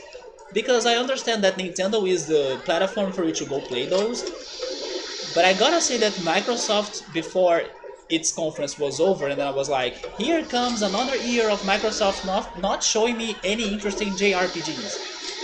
I was so wrong. They showed me this one game called Ayuden Chronicles. It's a weird name, Ayuden Chronicles, I think that's how it's called. They blew my mind. That JRPG looks amazing. So I also give high props for Microsoft that I understand their games will be mostly about shooters and FPS. That's why most people will buy their consoles and stuff. But even with that, they did give us a good variety and they gave us a lot of attention on a different genre, which was the Forza 5 conference, or like the amount of time and effort they gave us to look at the new Forza. I appreciate that as well because it's like not the usual that they are only showing us FPS games and that's it. Even though I'm not like a Forza player or something, I was impressed by that game. It looks outstanding, beautiful. So yes, they did try to bring other genres to their conference, and that was great. Also, Psychonauts 2, and maybe some other titles that I can't remember right now. But when they showed me a JRPG, I was shocked. Like, finally, they are showing me what I want to play. And that RPG looks amazing. You gotta go, Death Dog. Alright, man. Take care. Have a good night. Let me go back in here. By the way, I was creating that hole, but I don't know what I'm placing there. So I need to find a ride that fits it. Because I think I don't have any other, but I'll need to adapt it into another ride probably. So Subway is saying the E3 normally announces or talks about new games in production or under production that are going to be released. And then they show us the gameplays and they talk a little bit about them. But on this E3, they had a lot of talking and less games and gameplays. Indeed, yes, there was no balance. But there were exceptions, for example, Nintendo, even Microsoft. Microsoft was straight to the point as well, in my opinion. At least more than Square, or better than Capcom, because Capcom also used their time to talk about the only three games. They didn't use their time to talk about more games than three, like Microsoft was like showing us lots of games. But there is this indie presentation that I mentioned, the wholesome games that showed us lots of games straight to the point, and also the Freedom Games. The Freedom Games conference was good as well, with a game that I mentioned that I will mention again because Nubble is in here right now. Nubble, look up for Koromon. Koromon with C was one of the indie games that I was like, holy shit, this is like Pokemon, I wanna play this. I don't know if you have heard of it, Nubble, but even the sound effects, everything in there looks a lot like Pokemon. So as you are a big Pokemon fan like I am, hopefully you get interested on that game like I am right now. Koromon, hopefully they release it soon. But yes, some of the indie presentations did it to me. Like, holy shit, I'm getting mind blown by indies and games that I have never heard before. Oh no, people are complaining in here. That topic always sells. Do you mean the FPS games? Or are you still talking about the Corvette thing? It was a redesign of the Corvette, inclusive in it. It is the same. Oh, you mean the? Okay, you were talking about the topic of the Take-Two conference. Inclusive is the sales word, so I was correct. Yes, yeah. They were having a whole conversation about it. That's the one. Yes, Nubble, look for the trailer for it, please. Watch that and then tell me if it's not like Pokemon. It's completely straight up Pokemon. But of course with like different monsters. But it looks so good. It looks like, man, could be Pokemon. I wanna play it. And it has online modes, it has a randomizer option. You know, the things that the fans always wanted Pokemon Company to be doing. This guy is doing it on his own Pokemon game. You know, he's like, holy shit, I can't wait for Pokemon Company to do something better to their games anymore. I'm doing my own game. Let me create this, and he's doing a great job. I think it is one of the best fake Mon games I have seen in my life. So Koromon will be happening on this channel for sure. I'm saying that again. Seriously, if you are open-minded and a big fan of games like Pokemon, there is no way you will not like Koromon. There is no freaking way. And in an E3 like this, that we did not get any new Pokemon news, which was also surprising and made some people disappointed because they were hoping to see more of Pokemon Legends Arceus or more of Diamond Pearl remakes. No, there was no Pokemon on Nintendo's E3 this time. Koromon got my Pokemon love, you know, that's what happened to me. So the Bandai E3 had like 20 minutes of the Ashes game, wasn't it? I forgot how it's called, but it had Ashes on its name.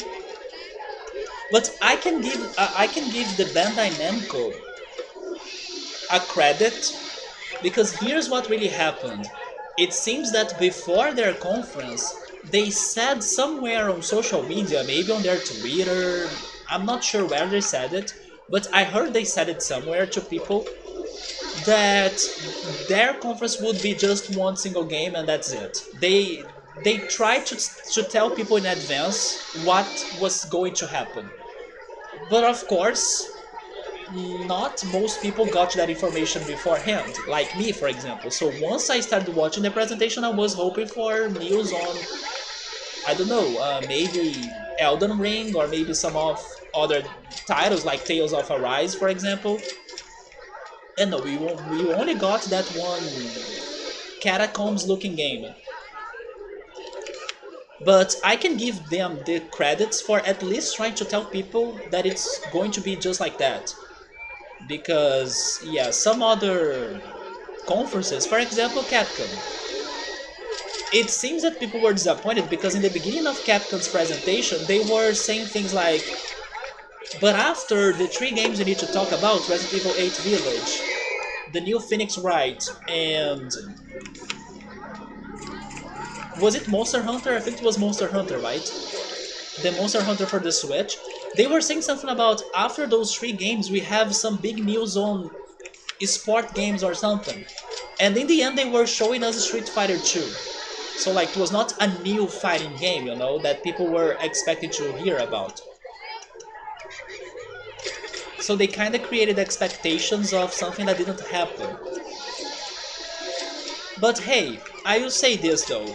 Even though Capcom was disappointing because they didn't show us like something very different than what we already knew, I did like to see more of the new Phoenix Wright game because I love Phoenix Wright, and I also learned thanks to that conference that we are going to get that game for PC, and I didn't know it was going out for PC, like the Great Ace Attorney. So even with its flaws and people's expectations, for example, let's talk about Resident Evil 8 DLC but not show you anything, that was a bit disappointing. All of that bad because I like to know that Phoenix Wright is coming to PC, or at least that new game. It's not only on the Switch. Or maybe even on the other consoles. Maybe they are going to release it on Xbox, PlayStation.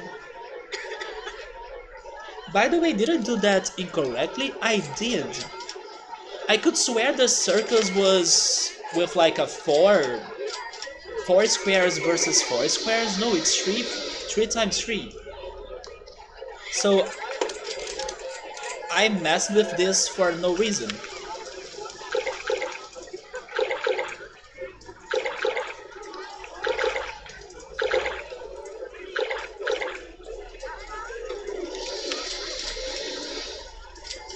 Wait, there is a Koromon Digimon?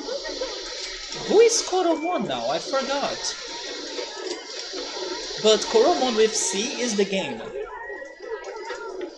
Um, was it the Central, like the YouTuber Central?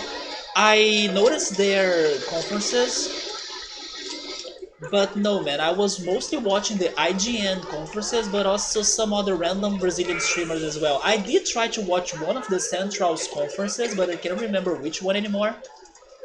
But it was not theirs. But they were not the only one then that decided to play something else when the conference was too boring. The one that I was watching, they started playing Ratchet and Clank, the new Ratchet and Clank game. What was the Nintendo title that I was the most excited for? So here's my opinion. The one that was the most shocking to me, and even though I never played it, but I was like super mind blown, was Advance Wars. I felt very happy for everybody that was waiting for that game forever, because nobody saw that bomb coming. But I can't really say it's the one that I'm the most hyped for, because like I said, I never played it, so you know, I'm happy for the fans, but like, it didn't hit me that hard regarding the hype. I mean, besides feeling the hype of the others, maybe I would say that's a hard question. I'm not sure because I liked both the WarioWare and the Mario Party. But I think that when I was watching the conference, the WarioWare game got me the hardest. I was like, holy shit, Wario is back, this is so fun, so great. But then after I watched the Treehouse, and then I also learned that my favorite board is going to be on Mario Party Superstars Woody Woods for Mario Party 3. Maybe now I'm very hyped for Mario Party Superstars as well, you know. But I would also not forget to mention again the Shin Megami Tensei 5. It looks amazing. So those three games are the ones that I got the most hyped. You may think like, what, you're not hyped for Breath of the Wild 2? I am, but I can't say that I was that surprised because it's something that I was already expecting to be announced. So I don't know, I was happy for the news, but it was not that surprising to me. And then Metroid, again, I was surprised by the news, but I never played Metroid before, so was not that hype. And then the Smash character, I understand why he is in the game, but it was also not something that hit me that hard. So I would say WarioWare and Mario Party, but now maybe the Mario Party. I wanted to know about Digimon Survivor. Is it a Bandai game?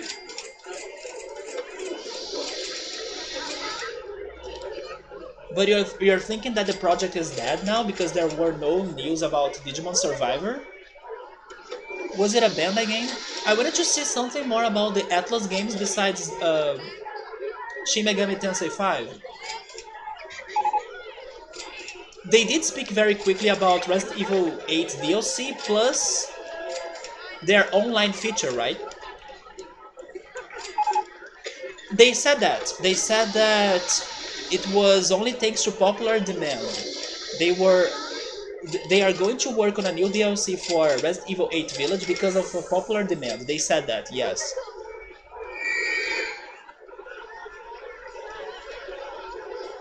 Oh, Koromon is that one? Okay, Koromon is the pre-evolution of Agumon. I forgot that. Dude, Advance Wars. Once again, I do think, for example, my in real life friend, when we were talking about the E3 as well, I'm actually still waiting for his answer. So hopefully he answers me and then I see if he was as hyped as I was when I heard about Advance Wars. I doubt it. Because I think that it's going to be two different types of people. The ones that have never heard of Advance Wars in their lives, which I think is my friend, or the ones that know how the fans of that game are crazy for it to come back. And I'm the second person. I'm like, I never played this, but as I keep myself informed about Nintendo games and everything, I know the wait for this is so big that people even gave up. people lost their hopes. And then suddenly there it comes. Suddenly there it is, looking fantastic. So to me, it was the most shocking thing. It was one of those. Remember before? Probably nobody will remember this, but streams ago, before the E3 started, I was saying that I didn't have great expectations for Nintendo's presentation this year because I couldn't really think on titles to my mind that they could be announcing. But I did say something. I said something like, I have the feeling Nintendo will bring back something from the past that nobody is expecting for, and that's going to be great because it's going to surprise everyone. That was their shot. Advance Wars. Nobody was having hopes of it anymore. Of course, WarioWare as well, and also the Mario Party Superstars with the things from the past too. They were recycling things, but WarioWare is something that you could kind of, still remember, still imagine, still expect. The same goes for Mario Party, especially after their recent update of playing Mario Party Online. So like, why not make a new game again so it's going to really get everybody to buy it? But Advance Wars, man, like, it got everybody off guard. So I was very happy. It was more shocking to me than anything else in that stream or in that conference. And it made me want to play it as well. I gotta say that I wanted to see what is the magic of this game because people were saying that the game spot is fun. And I want to see why. Like, I want to understand the game more, even though I may be horrible at strategy games because it does look a little bit intimidating. But hopefully, I don't know, there is a good tutorial or it's not that brutal. It made me curious. But Novo is most hyped for Metroid 5 and Advance Wars. There we go. But have you ever played Advance Wars before, or are you just like me, like uh, I heard about the game so much in the past, and then people waiting for it, and then fans going crazy and asking for it to return, and then nothing? I felt that hype, man. Yeah, the Smash Bros. Reveal didn't get me that much either. It's not that I don't like Tekken, I actually have played Tekken 3. I played Tekken 3 for some time when my cousin lent me his PlayStation 1 when I was visiting my family in the northeast region of Brazil. That was the one of the few times that I was playing PlayStation 1 in my childhood, together with Crash Bandicoot 2, which is still my favorite Crash game. I even tried to play Tomb Raider, but I couldn't really progress on that game at all. Then Tekken 3 and Gran Turismo.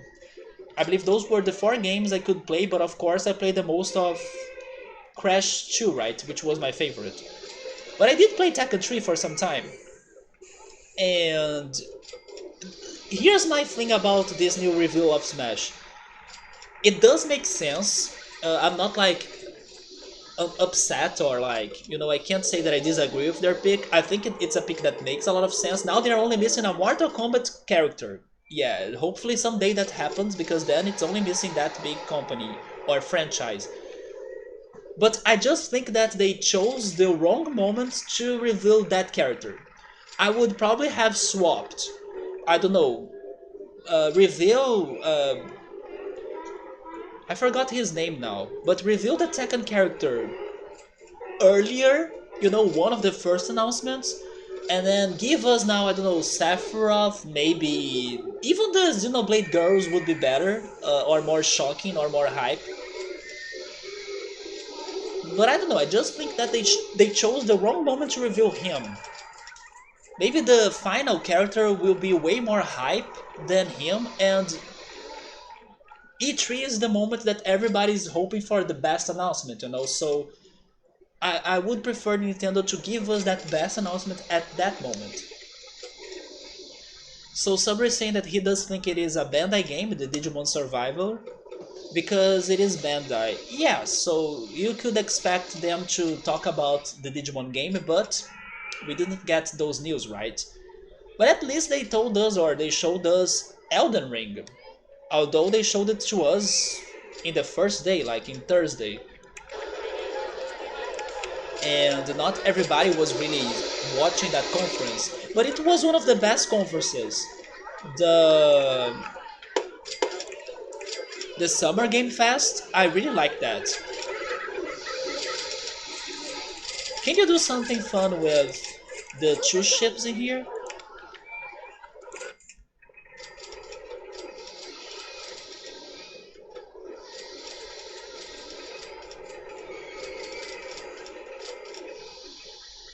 I think we can, you know what?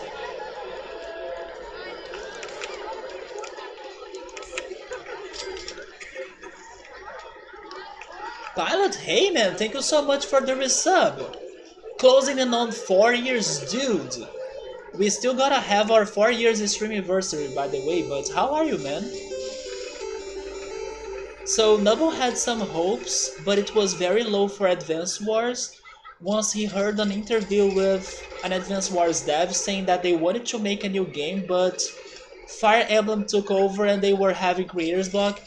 I can understand because I heard from some people that like to play Advance Wars that they lost their hopes for new Advance Wars games because of Fire Emblem as well, but especially because Advance Wars was like Fire Emblem without the waifus or like without the relationship drama, you know. And what sells in the market, or at least sells the most in the market, are the relationship drama or like the love relationships, right? And then that was a big deal for Advance Wars. But that was not the only thing. I also heard from some people saying that the last games from the franchise were maybe too different than the two first ones we are getting now remade. So basically, the Advance Wars games for the DS, they lost part of their charm. For example, it seems that they were more serious than the original two ones, and some fans did not like that much, and that helped the game to not be sold that much. Wait, sold that most. Wait, sold that much. There we go. So basically, I think that the game had the problem with the Fire Emblem competition, but also the latest DS game they released could not match the two first ones. So it was those two problems they had. But basically they were saying that if people ignored the love drama and love relationships and stuff, Advanced Wars could be compared to Fire Emblem. I have played some of the first two. Okay, so you do know a little bit of how it works. On the topic of E3, you are so stoked for Game Pass. Yes, I think that the Game Pass was one of the biggest things on Microsoft presentation, and if some people say it was like Microsoft won E3 for the Game Pass, I cannot deny. I think they had like 32 games and then 30 of them were in Game Pass or something. It was like a huge number. There is like Fire Emblem Three Kingdoms looked to you like your waifus were also most of your students, which is very creepy. Yeah, man, Fire Emblem pushes that button a lot, right? Regarding not only the strategy, but also how you're going to, have a relationship with another character. No, Subaru, I also thought so. Actually, I thought that Advance Wars was a single game. But because of the hype of this trailer, I went to learn more about the franchise and also to see people reacting to the release of it. And then I learned that, the trailer itself shows us that there are two games. I didn't know about the second. And I didn't know that the name of the game was Advance Wars. I always thought it was called Advanced Wars, because like for Game Boy, Advanced. So, I always made that connection in my mind, Advanced Wars. No, it's Advance. So, yes, I learned a lot about the game now. And then I also heard about the DS Advance Wars game that's more serious, it's more... It lost part of its charm for some reason.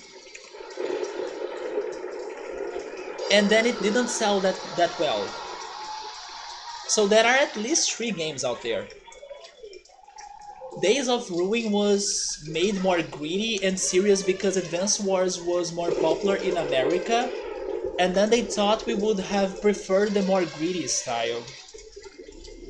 And then Dual Strike and the third game in the Advance Wars series were still the same old cartoonish style, which in my opinion is way better. Like, thank goodness they are going back to this now toy looking style. It's way better. But Pilot, besides the Game Pass, what else are you excited for? Are you excited for Breath of the Wild 2 by any chance?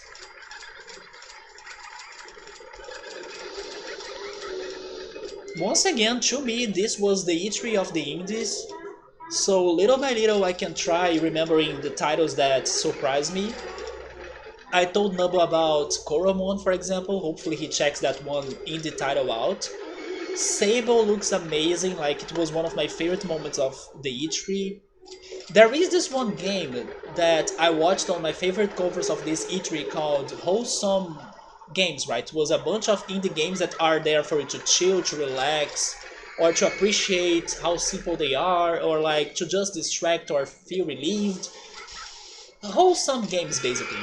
That they had this one game called Lake, and I thought it was funny that when I was reading the comments and seeing people's reactions of that trailer of Lake, people said that they were ready to play it because it's a game that you kinda...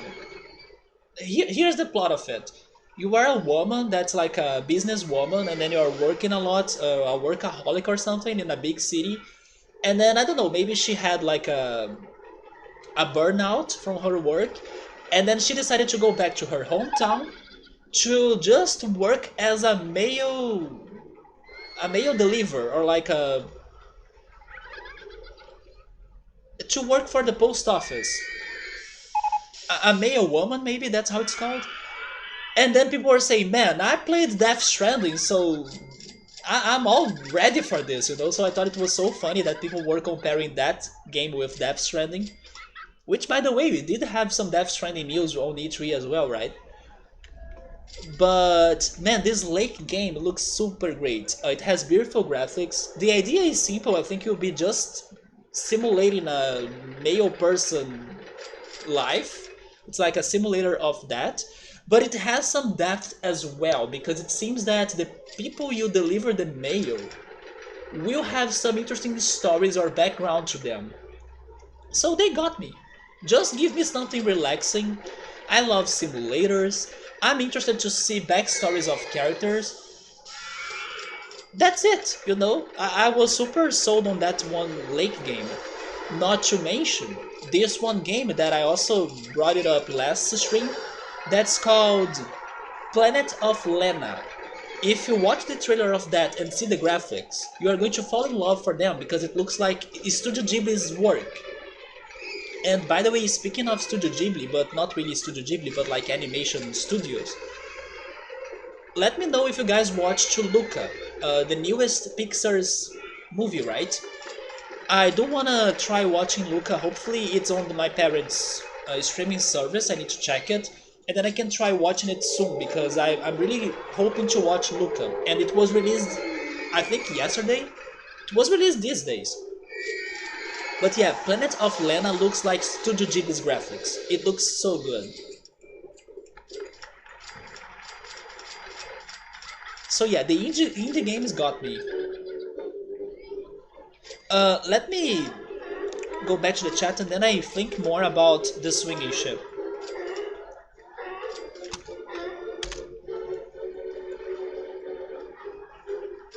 Oh yes, there is this other wholesome indie game as well. That's... man, that game needs to be on this channel. It's called Battle Cakes. And by its name you can imagine exactly why does it need to be on this channel, right?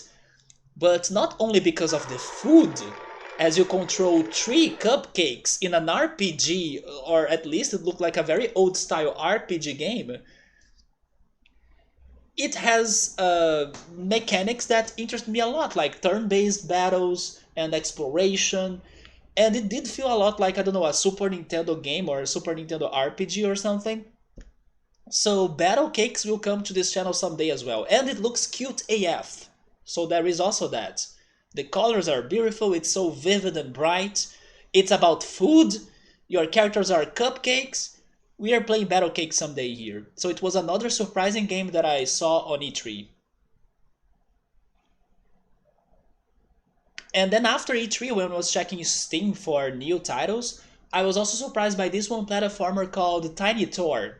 It looks fun as heck as well. A retro 2D platformer.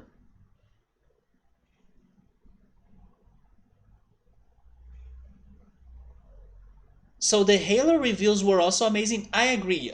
Even though I don't play Halo or I don't like shooting games or something, I did like the Halo work they showed us on E3 because it's for free, right? Free multiplayer. It's never too much, and it had other styles, right? It had like a catch the flag game or something. I think that the Halo fans would be very pleased to play that. Yes, it looked good. It respects the gamers and their time, particularly with the battle passes not expiring and not being able to just purchase an item that's not meant to be earned. Are you talking about pay to win things? Oh right, Nubble, definitely check Koromon's trailer, man. Hopefully you'll find the one they showed on E3, because that's the one that looks a lot like Pokemon in my opinion. I mean, every Koromon trailer will look like Pokemon, but I watched two trailers, one that was old and then one that's recent. The recent one is the one that looked more like Pokemon. It was the one with the sound effects and everything. So I hope you watch that new one.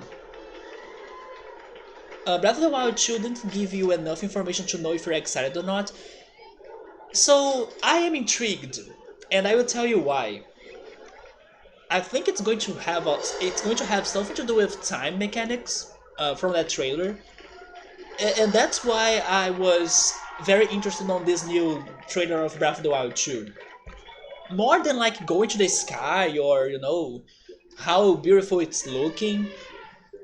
The time thing is it's what keeping me interested on this new sequel. And I will also say this. I'm kind of making a mental comparison to myself between Breath of the Wild 1 and 2 with Ocarina of Time and Majora's Mask. Because the first Breath of the Wild was like mind-blowing, it was amazing, it was like refreshing air to Zelda franchise, and then everybody loved it. Breath of the Wild 1 did the same, and Ocarina of Time was like that as well. And then for the sequel, Breath of the Wild... Meowser, hey man, how are you? Thank you so much for the resub. I was just saying that sequel of Ocarina of Time, no. Majora's Mask is not really a sequel of Ocarina of Time, but like it's the game that happens after. It's darker, and this sequel to Breath of the Wild looks darker as well, and had a lot to do with time. Not that Ocarina of Time didn't have, of course it did, but man, Majora's Mask makes you wanna go back in time every freaking moment, or like on every... You must do that, right? While in Zelda you do that, of course, after the dungeons and stuff, but in Majora's Mask it's like so much. You need to go back in time so many times. So I'm kind of making that comparison, and I'm enjoying that because I prefer Majora's Mask over Ocarina of Time. So if I were playing Breath of the Wild, if that makes any sense, like if this comparison has any logic, probably I would prefer the sequel over the first Breath of the Wild game. If it has more to do with time and if it's darker. So I am excited for that. Forza though, that got you stoked. Oh, you're really happy about Forza? I was impressed by the graphics. But I gotta be honest, the mini games they showed in there, like the one that you need to destroy the piñatas and stuff, I mean, it's fun and good. I'm not like complaining. But it feels like they were trying to make it a Mario Kart, and it's not a Mario Kart, you know? So it's good it's there, but it's not what really caught my attention. What caught my attention was the details of the graphics. But hey, Pilot, I gotta tell you that if we're talking about, let's say, vehicle simulation games, I would still go for Flight Simulator. Flight Simulator looks so good. And this is because I love the mini game of Wii Sports Resorts that need to be exploring Uhu Island with the plane. It's that memory, that fond memory of mine that's like pushing me to Flight Simulator. It's like, you should check this out, or maybe even Pilot Wings. Some people were rumoring a new Pilot Wings for the Switch. We still haven't gotten any of that. But if I had to pick between Forza 5 or Flight Simulator, believe me, I would go for Flight Simulator because I do wanna feel something close to what I felt when I played Wii Sports Resorts. Other games we are stoked for are Chernobylite. You know what's funny? When they were announcing Chernobylite on the Future Games conference, I even messaged on Discord like, people, there is a chance we can get a free code for Chernobylite because they were kind of giving it away during the presentation. And then you had to register your email or try to use one of the Steam codes. But sadly, I tried that and I couldn't get it. But I remember being like, talking to everybody on Discord, and then Sertaki saw it as well. It's like they are giving this away, let's try to get it, and then people were faster than us and stuff. But yeah, Chernobylite, I saw it too. Ioden Chronicle is the game that I was mentioning earlier, that was the JRPG that Xbox revealed to us. That looks amazing. It looks so good. And it surprised me because they never show us JRPGs. Atomic Heart, I do not remember. Plague's Tale Requiem, I think I saw... No, never mind, it's not the same. No. I'm not sure about that one game. The one that I was thinking, it's a game called Tandem. Yeah, Tandem. It's a game about... It's a dark game that seems to be like a puzzle game. That's the one that got to me. It's not Plague's Tale. Ghost Recon, it's a shooter. Rainbow Six is a shooter. And then Evil Dead, the game. Yeah, it's a horror. It's not my thing. I hope I get into Halo Infinite Flight Program. That way I can test the game out before its official release. How hard is it for you to get into the beta or the alpha? That creepy moon made you have nightmares? Well, now they are also giving us a very creepy, let's say, Ganon sort of like character. They are going for that direction, Meowser. They are making this sequel creepier, darker, and crazy about the time mechanics, and that's why I'm intrigued, or I'm curious. By the way, frame drops. But we are back. That's that as well, especially because every time you go back to the Kakariko village, or was it Kakariko village? Man,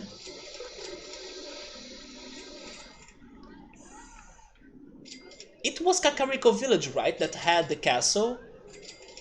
Or was it a different city?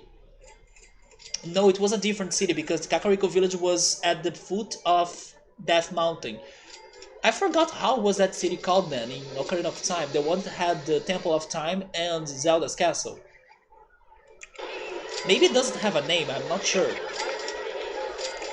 But it's because every time you returned to that city after traveling in time, who were there waiting for you? The freaking Redads with their amazing screams. So of course it was freaking scary or scary. Yeah, that main human town, it doesn't have a name, right? But it's because it's full of freaking Redads now, so it makes you very uncomfortable.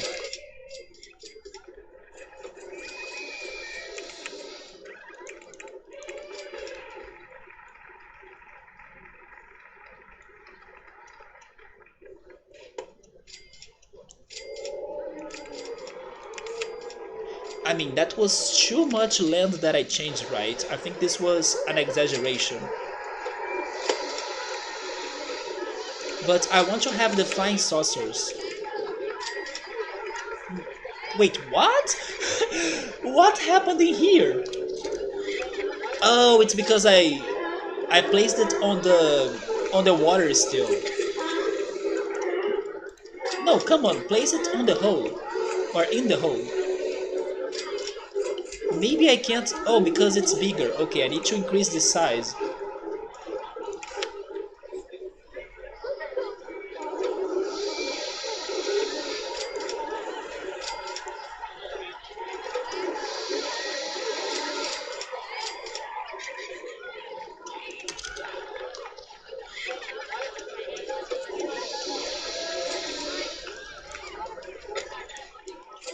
I'm trying to remember other games that surprised me.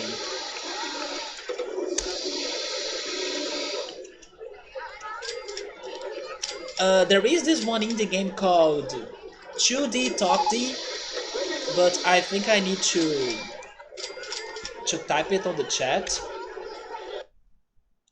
It's like a platformer that you keep changing the dimensions, like 2D or 3D, to progress on the game. It looked very good.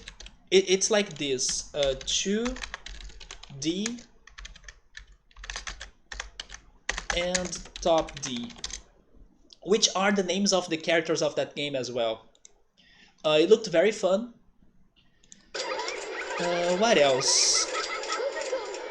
Oh yeah, there is this one game called Recollite, but I was sad that I couldn't find it myself on my Steam, because it's saying that it's not available on my region. But then when I was looking deeper on that game, I saw that it's also on Itch.io. So I still need to go on Itch.io to see if I can find it and if it's available in Brazil. Because unfortunately on Steam it's not available in here. Oh yeah, by the way, Pilot, were you hyped for that Danganronpa bundle they are announcing? Because I have the feeling you want me to play Danganronpa at some point, didn't you, or something? You like those games, don't you?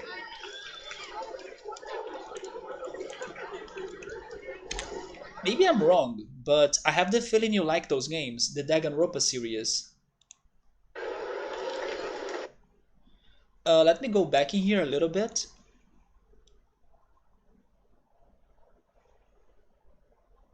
Those things that would jump on your backs? Indeed, those are the Redads. They were the most frightening thing to me in the Zelda games. It's not that hard depending on how many people they need to stress test the games. They do prioritize if you frequently participate in flights, you are given access to. I do hope you can get it, man. I was imagining it was more limited, but thankfully it's not that hard then. The Nintendo Showcase kind of disappointed you. Beyond that tiny bit of Zelda, the only thing they really had to show was a semi 2D Metroid game. The Mario Party Superstars. They also had WarioWare. It's a slap in the face for those of us who bought the current Mario Party for the Switch. Did you know that it was one of the most sold games actually? Yeah, the Mario Party for the Switch was one of the most sold games. Even before the online was available. I agree. Maybe that should have been a DLC. I totally agree with you because it only has 5 boards. I think it's too little. But it's Nintendo, right? If they know that by releasing a new game they can profit, that's what they're doing. But at the very least, like I said, they are bringing back my favorite board of Mario Party, so I can't complain about that.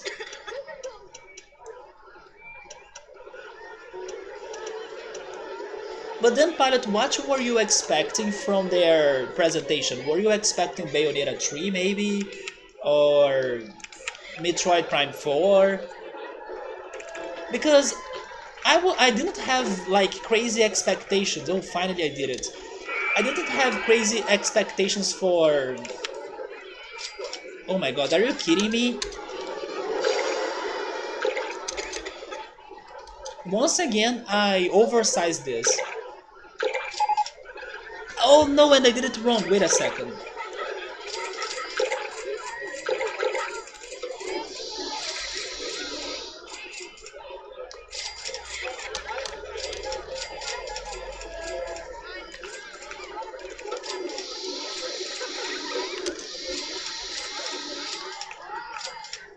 There we go.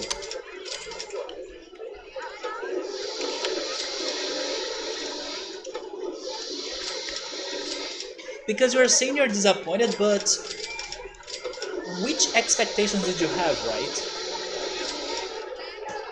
As I didn't have many expectations, I was not that disappointed.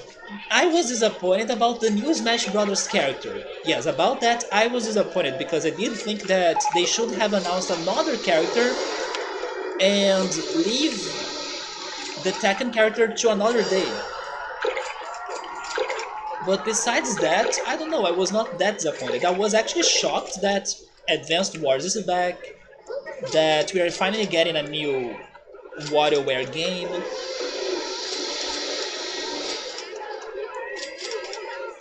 The Metroid Dread game was also shocking.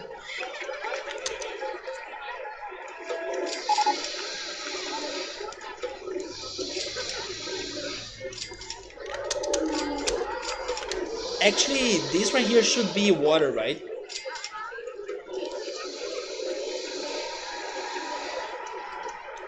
Yeah, like this.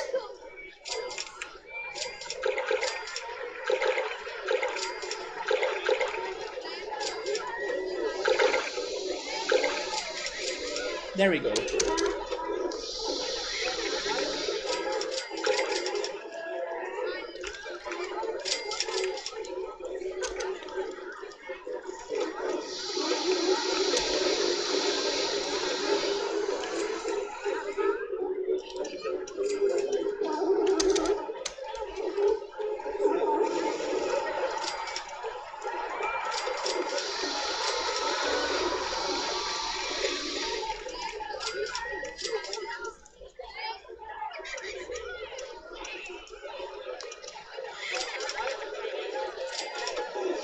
It's weird that Microsoft seems to be the company with the most consumer-friendly business practices these days, because that's not classic Microsoft.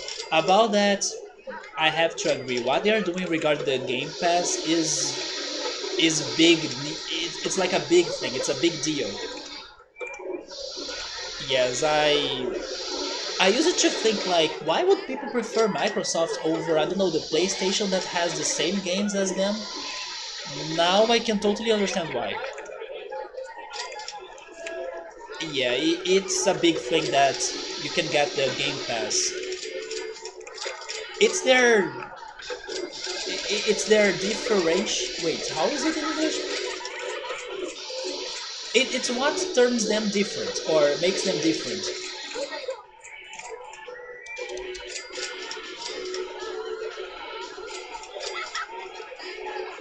Let me go back on the chat a little bit.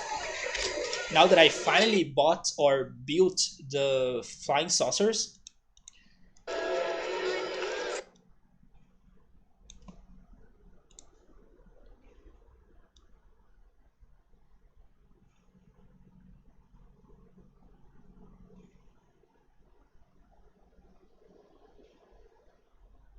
So you are saying that they haven't showed love for the current Mario Party game. I mean, they at the very least add the online feature to it, right? So at least that. But it took them forever to do it. And yes, this new game could have been a good DLC for it. As I already own all of the Danganronpa games for your tablet, the bundle doesn't really interest me. So at least I was right about you liking the Danganronpa, right? Because if I'm not mistaken, you gifted me one of them one day, right? I honestly thought that Mario Party Superstars was a DLC. It felt like that. It felt like that. I was holding some hopes for a new Donkey. Me too. Good call. I was even baited when they were showing us the remakes of the Super Monkey Ball games because they were showing us bananas and like classical game is coming back to life. I'm like, it's Donkey Kong. And then wait a second, but 20 years old, and then Super Monkey Ball right in my face, right? Yeah, I was hoping for the Donkey Kong too, but I still think it's coming. The rumors may be on point. There are rumors about that new Donkey Kong game. I still think it's happening. Regarding Pokemon, I was shocked. Yeah, no Pokemon news. I was hoping to see the contests of the Pokemon Diamond Pearl remakes. Because believe it or not, the contest of that game is what's making me the most excited for it. Because it's been some time since we last had a game with the contests, which were the Omega Ruby and Alpha Sapphire. And now if we can have like an online play of the contest, that's what I'm hoping for. I think it's going to be super fun. So I was imagining they would be showing us the contest of that game. Or the underground mode. Regarding the next Mario Kart, I think that won't happen that soon. Because first of all, they released a new Mario Kart game. Do you remember? They released the Mario Kart I forgot its name, but the one that you can create a course in your home and use the I don't know, the Switch virtual reality thing to play it. Home circuit or something? But yes, they released that Mario Kart recently, so and not only that, but also that Mario Kart 8 Deluxe is like their best Switch game ever. They will keep it going for more time as well. A new Golden Sun would be great. And then Pikmin, good call. And by the way, there is okay. Since we didn't have a new Pikmin game, by the way, I never played Pikmin, but it's a game that I want to play at some point because it looks fun. There is an indie game that's like Pikmin that I got to know this E3. Can I remember how it's called though? Um, Tinykin? It's something like that. Tinykin, I think. Let me Google it.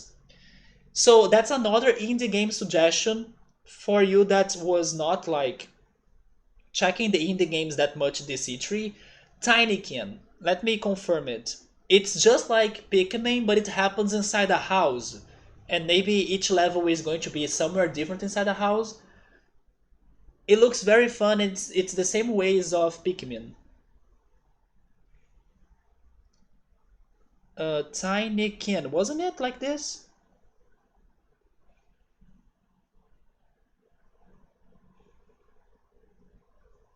I think I'm right.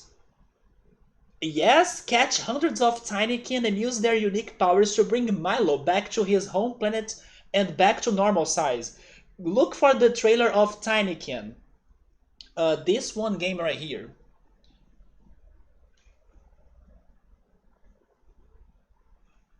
You're going to see it's like Pikmin. So even though Nintendo was not giving me a new Pokemon game, I found an indie game that looks a lot like Pokemon, Koromon. There is no Pikmin. That's not a problem. I have Tinykin to play myself.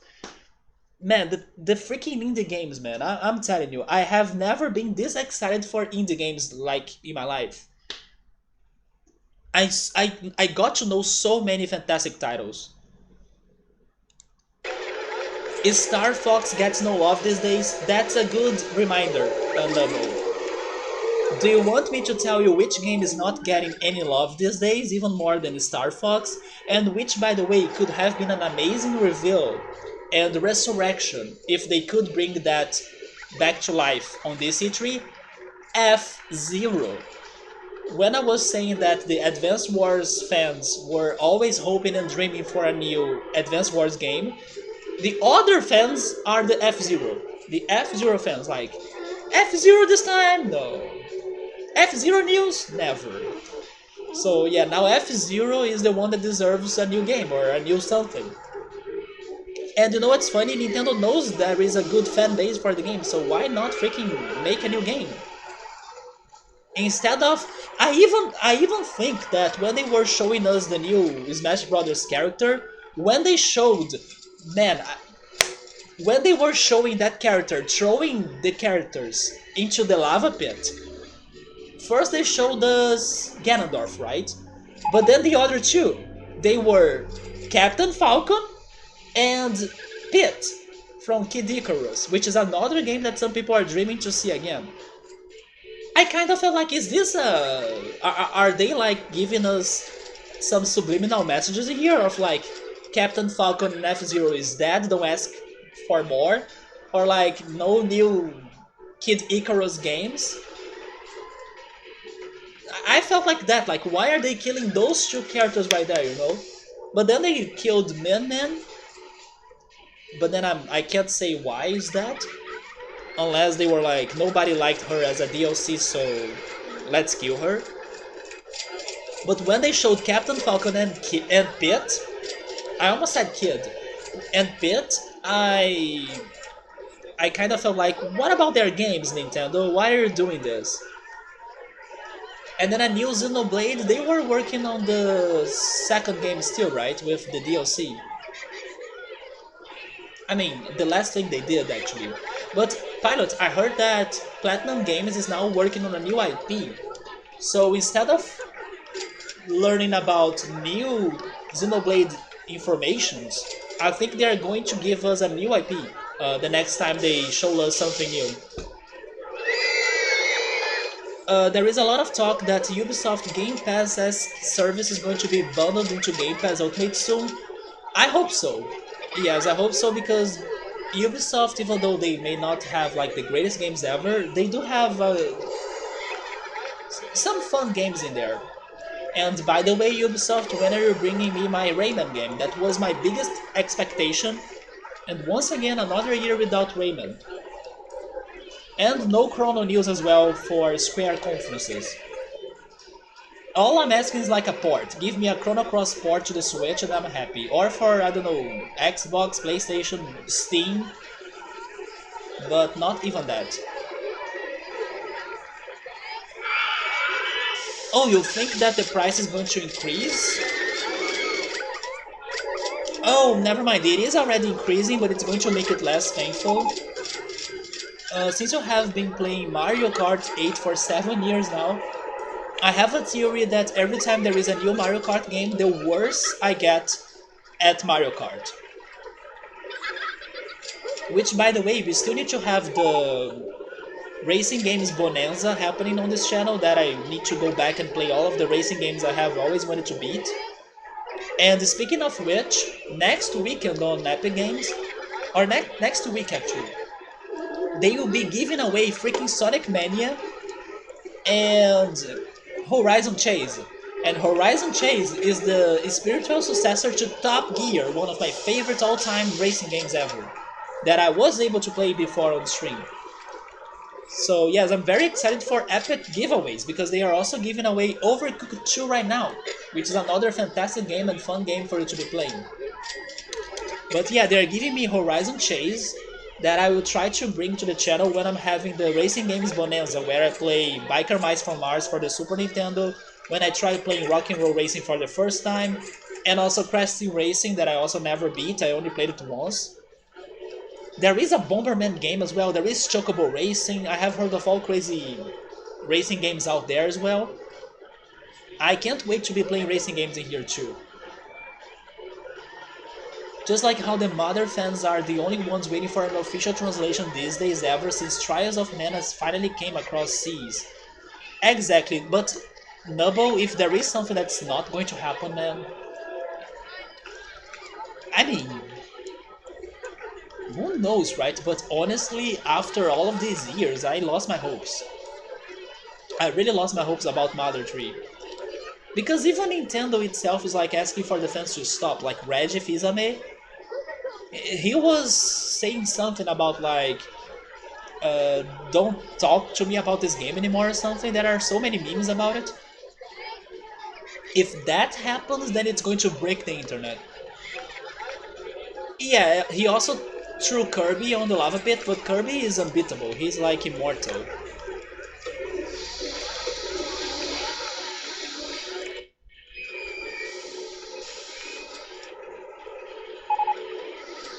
Oh, you're right! I just thought that Platinum Games was the one behind Xenoblade. You are right. Wait, was the news... but then maybe I'm wrong, like... I could swear...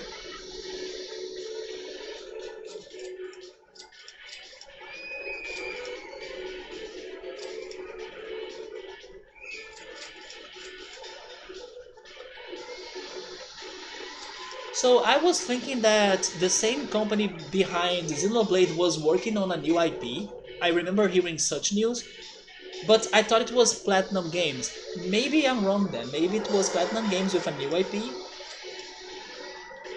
and not Monolith Soft.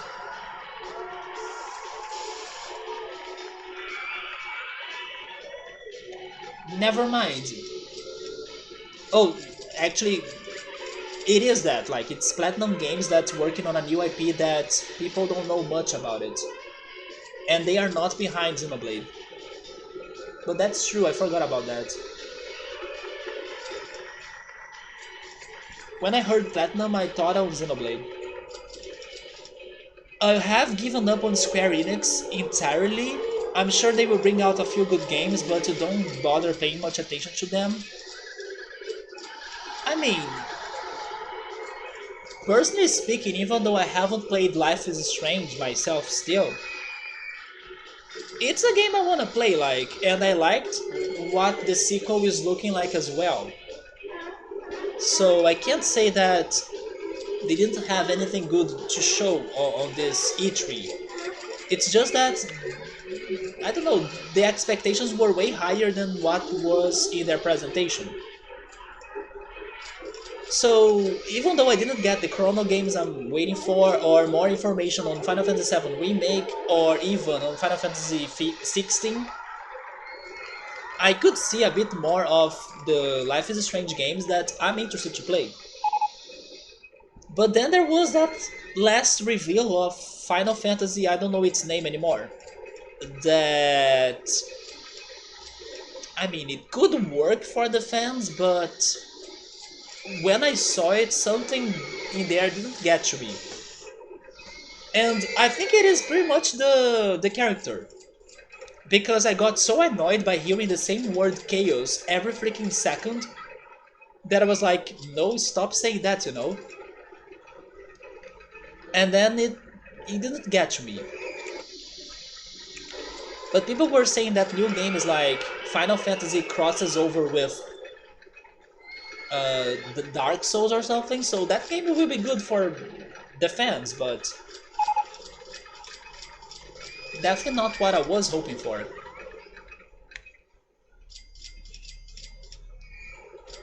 When you don't get excited thinking they're going to definitely bring out things you want, I hope so, yeah. But the Life is Strange games are getting to me. I do want to play them.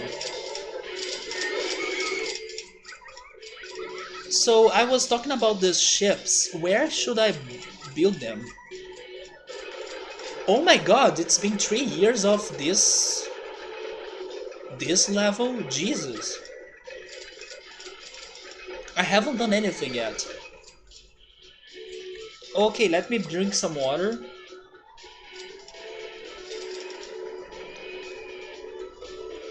It's called like Final Fantasy Origin or Strange something.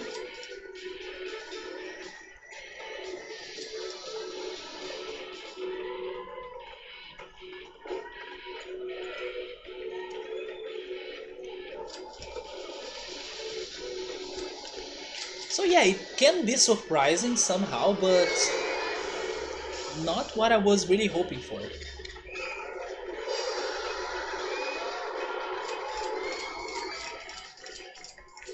But if you guys have the time, I do recommend checking some indie games that were announced this E3.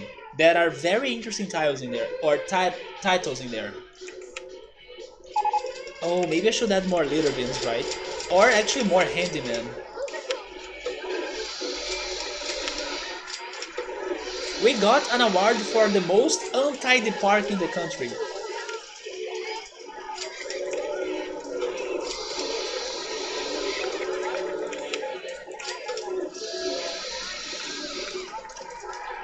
Man, they broke everything in here. I also need a security guard.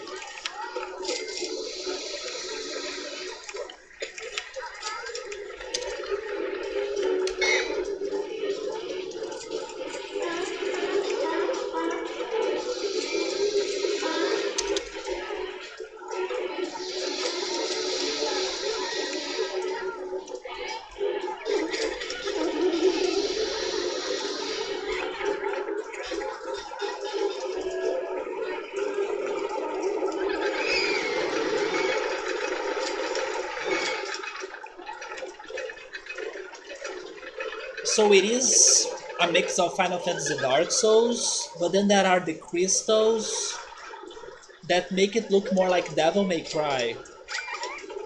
Between Final Fantasy Origin and Final Fantasy 16, I'm not too interested in how dark they are making the series. If it is too serious, it's not enough fun. I noticed that too, this game looks darker, right? But I didn't think that Final Fantasy 16 was looking darker. Maybe I didn't pay too much attention. You want colors, not just darkness, grays, and browns. Look up for Battle Cakes, Pilot. Battle Cakes is the game we all need. If you see a trailer of Battle Cakes, the RPG, you are going to see the colors that you are asking for. Man, Battle Cakes looks so bright and cheerful.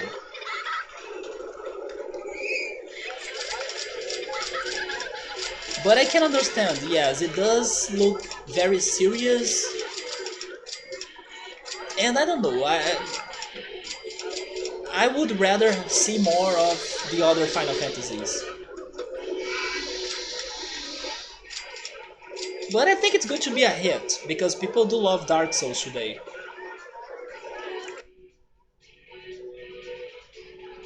Man, I'm talking, talking, and talking, but I can't decide where I'm building the freaking ships. How can I make them to be crazy?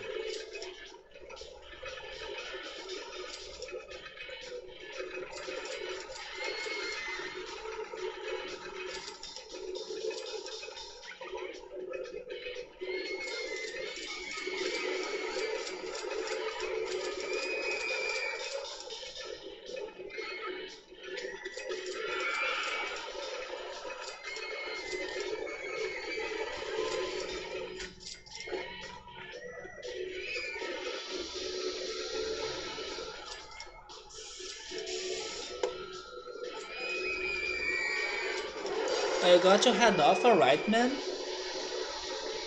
You try to return later? That's alright. If not, see you next weekend.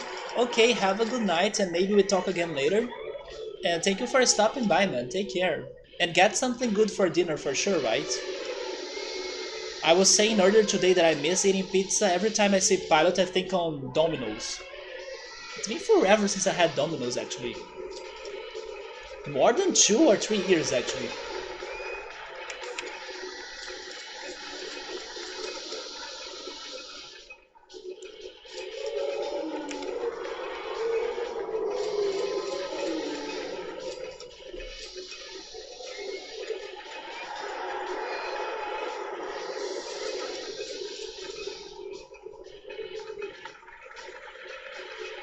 I can't have very crazy ideas now.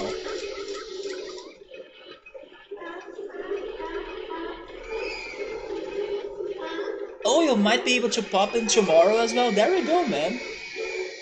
Great seeing you as always. There we go, man. Thank you so much. It's always great to see you too. And we talk more again tomorrow. I will try to remember more games to recommend too.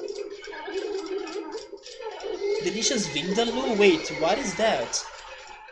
It's a curry? I still need to try curry.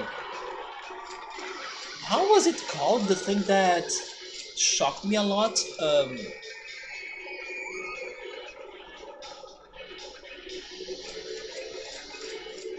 How was that called? That dish that combined ground meat and beans. Chili. I still need to try chili as well. Because surprisingly, chili is not common in Brazil, even though it has two of the most common things in here: beans and ground beef. Somebody is saying the dark is so thick that I can taste it. It was a very weird dialogue in the trailer. I hated the dialogue. Like I said, the chaos, chaos, chaos, everything is chaos. Are you Sonic the Hedgehog after the Chaos Emeralds? What the heck is going on? It freaking made me so annoyed to hear the word chaos every time. I want chaos, I'm sick in chaos, the only thing I think of is chaos. Dude, the game is not even released and I already have, I don't know, something against it. Or the main character at least. Maybe I could place one of the ships right there on that freaking pond.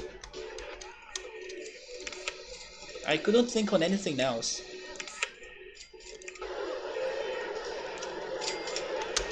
That doesn't look bad.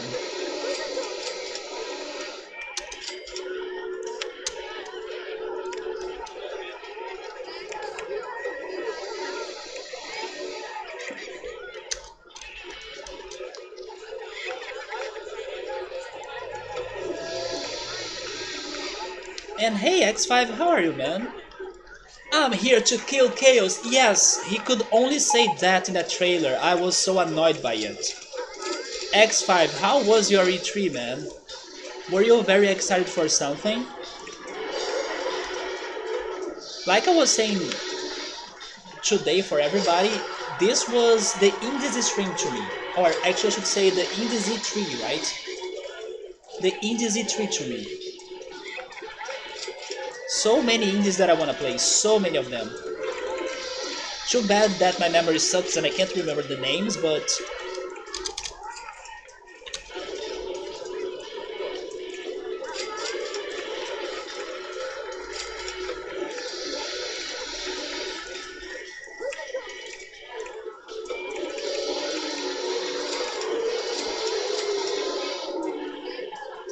it is a game related to Final Fantasy 1. Let's see if they will be able to do something good at the end of it. I'm doing alright, man, and I had a not that great week though because I couldn't sleep that well. I slept every day, but I felt like my sleeps were bad. And today I woke up with a clogged ear, but I hope it gets better, or at least I don't feel this annoying, not a headache, but something annoying on my head that's going on, something uncomfortable. And I had to work again on my PC, but it's looking a little bit better at least. So this week was not that great besides maybe watching E3, and besides freaking Epic Games giveaways that I'm loving. But I'm doing alright besides that. Also, hey Chill Mode, how are you, man? Yes, the floor lava, you were here when we were checking this level last time, right? I am trying to make this a crazy level, but it's been hard. So far, my greatest idea was to put the rides in the middle of Fanta right there. But I will keep on trying to think on crazy other things I can build in here. Your E3 was like the first day that you watched it, you were sleeping. When was your first day? Did you start watching it on Thursday? Or was it officially on Saturday with like Ubisoft's conference? Ubisoft conference could have been better, yeah. The second day was like two interesting games. The second day was Microsoft. Only two interesting games? On Microsoft conference, I really liked the Flight Simulator game. I liked Iodan Chronicles, a new RPG. I liked Psychonauts 2. Can remember something else? I mean, I was impressed by Forza 5 graphics, but I think I wouldn't play it because I won't have the chance to play it as well. But overall, it was a good presentation. Like, they showed us many games.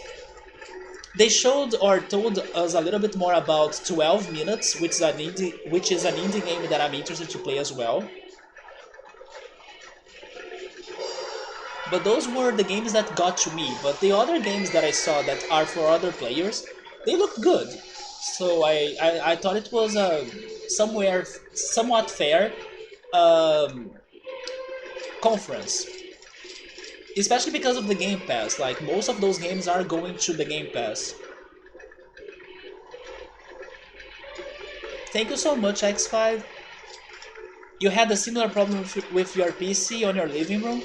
Yeah, so for the past streams, first was my CPU. Like, the CPU of my computer went to 100% non-stop. And then once I finally fixed that, it changed to my disk. So then I had to deal with my disk being at 100%. Now, thankfully, both are better. With some couples moments of like they go high but they normally they drop again. For example, right now the CPU is at 72%, while the disk is at 2%, so that's a big improvement right there. So I was able to find some balance to my computer, but not only before a lot of work. Like I had to look up on YouTube for so many tips and tricks for you to fix your computer. I did so many things, but thankfully, after watching a 25 things you need to try to fix your disk on your computer video, I found one of the 27 tips to really work. So there I am right now. But it was so stressful because most things did not work. Oh no, it's a blue screen, and now you cannot install Windows 10 again, so it's kind of effed. But did you see the news of Windows 11? That's probably coming up soon. Maybe at this point, man, you should wait for Windows 11. But then it's just like maybe leaked information. I'm not sure how soon is it going to be released. But I saw some people talking about Windows 11 this last week. Another reason why people were saying that this last week was so crazy, it was such a crazy week, because there were the Windows 11 news, and then here in Brazil some other crazy things happened as well. For example, they changed out of nowhere one of the most popular TV show hosts, and then they were like, no, we are not waiting for you to retire, we are changing you right now, and then they freaking did it. And then everybody was like, what the heck is going on? Why are they doing this to the TV host? So it was a weird week here in Brazil. Man, fixing a PC is exhausting and stressful, but I'm happy that it worked. Or at least it's better than before in here. It's not perfect, but I think we'll be able to have the setups we used to have, like with the emulation games, and now with the stickers as well, and the other alerts, without like destroy my computer. I do think this is looking okay. And I found some balance to the disk and CPU. I think it is just a leaked info, so you still would need to go after the Windows 10, right? You cannot wait for that option because your dad uses that PC for family stuff and some other things. My parents, from time to time, are always having trouble with their computers as well. But after my mom bought a Kaspersky antivirus and anti-malware, the problems decreased a lot. At least that. But from time to time they have some things mostly regarding slow computers. Yeah, their computers get slow sometimes. Especially my father's computer. But also because it is an old computer too, right? It is a very old PC. But man, you were only hyped for 2 games on E3? Come on. There were some good announcements in there. Mostly indie games in my opinion though, but still. Did you see the news on the Great Ace Attorney? I think you like the Ace Attorney games, right?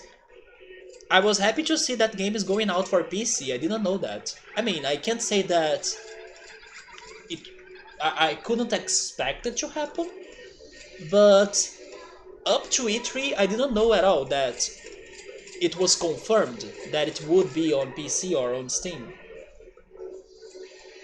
I'll be unboxing my brand new gaming PC. I'm gonna tell you something. When I was dealing with my computer, we wondered here in my home about that. Like, I don't know if I'm going to fix my computer. I was telling my parents that my computer was looking bad, and it was really bad. But I was like, I'm trying to fix it. I still have some things to try or test on it, and we wonder like maybe we should go for it. But as I was able to fix it with the things I still had to try on it, maybe I will save it for the future still. But yes, because of this stressful PC problem, I did wonder about that. And then you're going to put all of these stickers all over the screen. Go for it, man. I hope my computer does it, but I have better hopes now. You are hyped for it. You still need the money because yeah, that's the other point. Like, let's wait for a sale. Man, after seeing that they are giving away Sonic Mania, Overcooked 2 as well, don't buy anything. Wait 2-3 years, you are going to get that game you always wanted for free. Man, it is already on Steam. Yeah, I added it to my wish list. At least I think so. If not, I will check that. But there were some couple indie games that I was mentioning earlier today. For example, Sable. Sable looks amazing. Koromon, that's like a Pokemon game. There is this one, Tinykin, that's like Pikmin. Lake, that looks like a very relaxing game to play. Battle Cakes, that's an RPG that looks very cute. You know something that they showed me a lot on this E3? It seems that... So, I don't know if it was bad timing, maybe it was bad timing, but on the Wholesome Indie Games Direct, I saw a lot of photography-based games. And you know that recently Pokemon released Pokemon Snap. So I don't know if it was because of Pokemon Snap or it was like they were working forever on the photography looking games, but then out of nowhere we got Pokemon Snap and then now they are finishing the photography games and it's being released as well. But yes, there are many photography based games or indie games to be released too. So I don't know. I don't know if it's like a trend thanks to Pokemon Snap or not. And also cooking games. Yeah, lots of indie cooking games. There was one game that surprised me too that it's one of those language learning games that actually we need more of them, to be honest, to help people to learn new languages or to help them in their studies. Like the one game I was talking about earlier, Rocksmith, that's going to teach people how to play guitars with like real video conferences with other musicians or teachers to help you on your skills. There is this one indie game that's like a photography game as well, although I forgot its name, that you have like a city and then you take pictures of the items you see in the city or objects you see in the city, and then in your photo it's going to give you the Japanese kanji, or I don't know if it is a katakana, hiragana, one of those Japanese styles of writing or alphabets. You're going to have the Japanese word for it, and you're going to hear how to say it. So it was a very interesting idea. You need to like photograph the city, and by doing that you complete an album with the spelling of the word in Japanese plus the sound of it. Instead of like having a game that's going to tell you things in English, for example. I don't know, this is a bicycle. In Japanese, it is like this. No, the game is like, you know, there, at least from outside or from a quick glance, there is no English. It's like, get your camera and then it's now only think in Japanese and try to communicate in Japanese. They even had like something that was a test for you to see if you are really learning it. That's like, give me a picture of this, and then they give you the Japanese word, and then you need to try to find the mysterious word in the city to see if you are able to learn it. So I thought it was a very good idea. Out of the photographing games I saw, that was the one that I saw myself wanting to play the most, right? Dark Dawn, yes, I don't remember how Dark Dawn looks like anymore or what was it about anymore, but I wrote it down on my games to look forward. Yes, it's a game that I'm also checking out, even though I forgot what it was, but I was interested when I saw it. Solstice or Solstice didn't get to me, but it sounds familiar, the title. The Great Ace Attorney is one that I will love to play for sure. Ioden Chronicles looks amazing. I was able to work on my computer, thank goodness. Yes, chill mode. I mean, I don't know if I'll be able to have WoW PC big games now, but hopefully we can work on that. RollerCoaster Tycoon, can't get more OG than it. Then Pokemon Go was like the most peaceful era. I still play Pokemon Go today. I also learned English thanks to Pokemon. Then Dragon Ball Z. Have you played the games? They also announced the Dragon Ball compilation for... I mean, not compilation, it was Kakarot, right? Dragon Ball Kakarot. I said compilation because I felt like they were announcing more than one Dragon Ball Z game. But no, I think it was only Kakarot for the Switch. You didn't have them in your native language? Yeah, Pokemon, Super Mario RPG.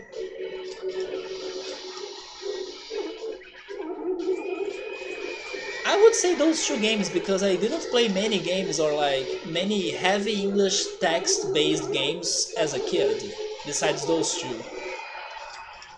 Alright, X5, enjoy your meal, man. But yes, games are definitely a big tool for you to learn new languages. Especially when the game is focusing on that. You wanna learn Japanese with me? I actually bought some Japanese learning games already. I can't say that I have a dream of knowing Japanese. I actually think that I will not be able to learn Japanese like that because it sounds hard. I would rather probably learn German again than Japanese because I think I would have better chances of understanding German than Japanese. But I think it would be very fun to give a shot to those language learning games like the ones in Japanese to see how they are about or what are they like.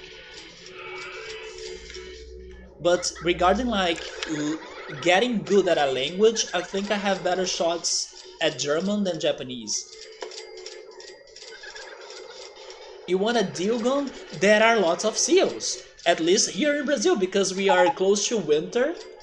I have been finding many of seals on Pokemon Go right now. I even thought I found a shiny. I found a freaking seal shiny this week. You just remind me of that. Yes, so I can have a shiny Dilgong. Dilgong is a fantastic Pokemon indeed. I do love Ice types. Ice types are my second favorite type. So I found a location for the swinging ship, but I need to find another place for the inverter one. Maybe it should be here, right? On the other side?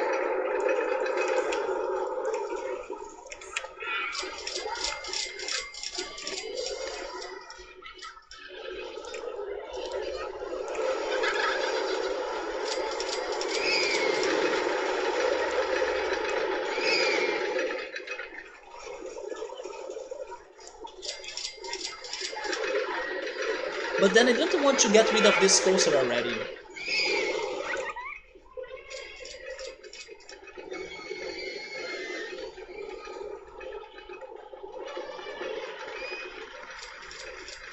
Man, but these are the games, I mean, not that there aren't good games today, but some games never get old. And I also missed many OG games, so I still gotta get into more Final Fantasies. I gotta get into the Legend of Mana games, or Secret of Mana games. Those racing games that I was mentioning earlier that I still gotta play them. I gotta play Spyro as well. Some platformers like Spyro.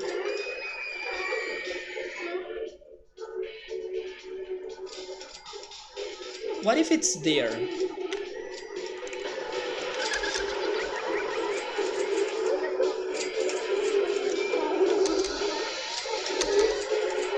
No, the entrance will not connect.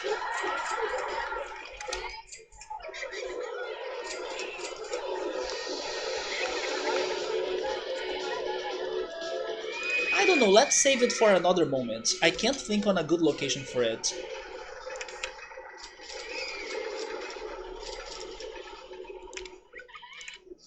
Huh. Then we have this piece of land right here. It is so irregular though.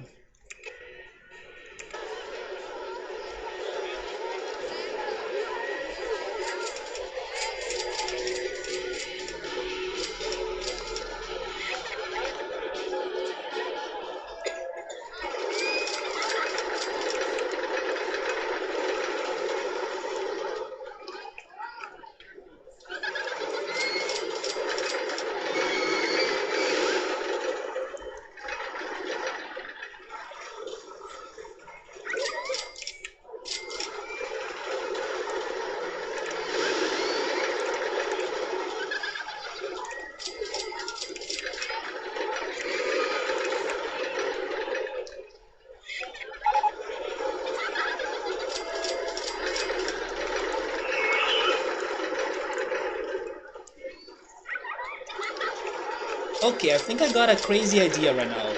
Since in there we went under the water, in here we are going to go above the water. And then we can try building some rides.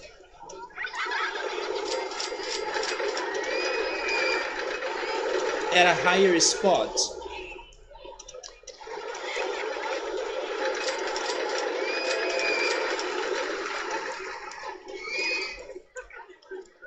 And I'm going to give it this crazy wavy look to it.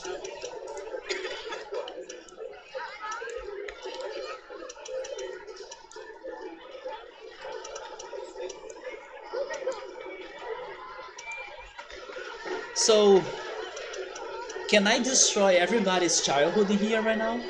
With some information I learned this week? Are you ready to have your childhood destroyed? Because I didn't know this following information. So if you don't want to have your childhood destroyed, try not to listen to what I'm going to say.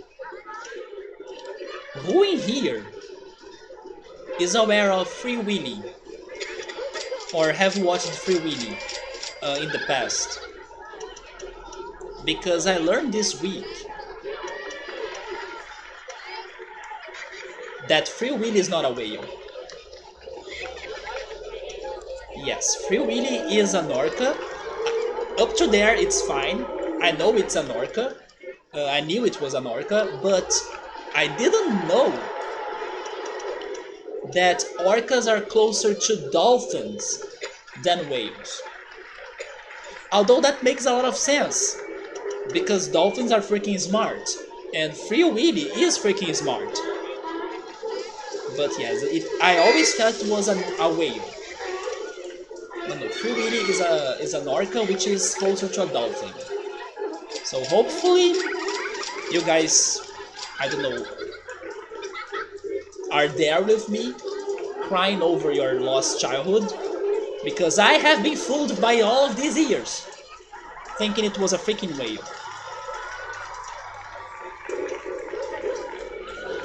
And you know what? What happened to that franchise? Like, is there a Free Willy game? Because Ubisoft decided to resurrect the Avatar franchise again. I think I have never heard of a Free Willy game, but probably there is one. I know there is the Echo the Dolphin game, it's a classic by Sega. Which, by the way, did you know that Echo the Dolphin is like a freaking disturbing game? I do want to play it someday, but I gotta be ready for the disturbance of it. But I kinda spoiled myself before because I saw what happened on the later parts of it and like the final boss. It is freaking disturbing. It's another game of that list of games that you would never imagine how messed up they are. Together with the Earthbound games, maybe even Undertale. Like, if you look at Undertale, you would think it looks cute and fun. But it's, like, very messed up as well.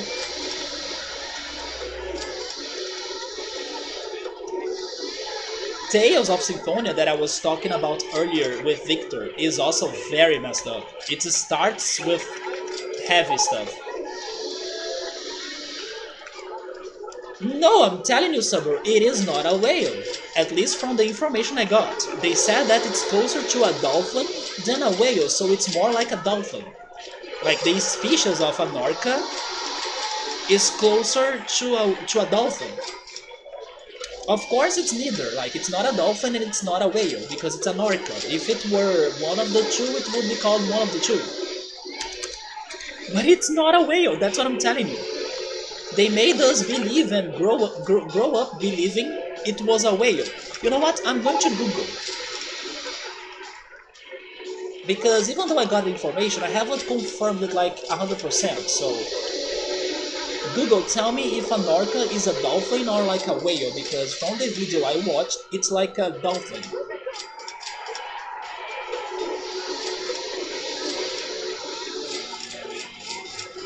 Yeah, you see? They can be like 10 meters long And wave 10. How is this in English?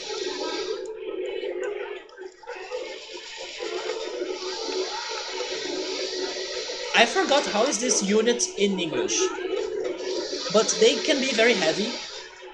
And because of their dimensions, you could imagine that they are whales. But actually, it's a dolphin. So that's what I'm saying. They fooled my whole childhood, or they fooled me for my whole childhood. That was like some shocking news I got from this week.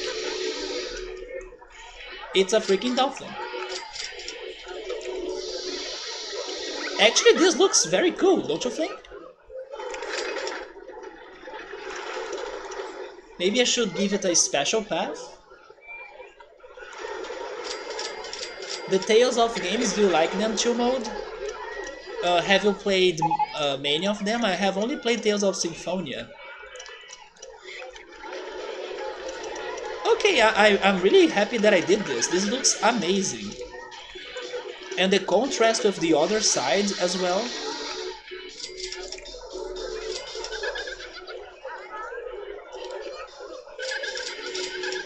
An Orca Free Willy, this road wave it does look great. I was trying not to get rid of those orange balls or spheres, but I will need to get rid of this one if I wanna continue this pattern.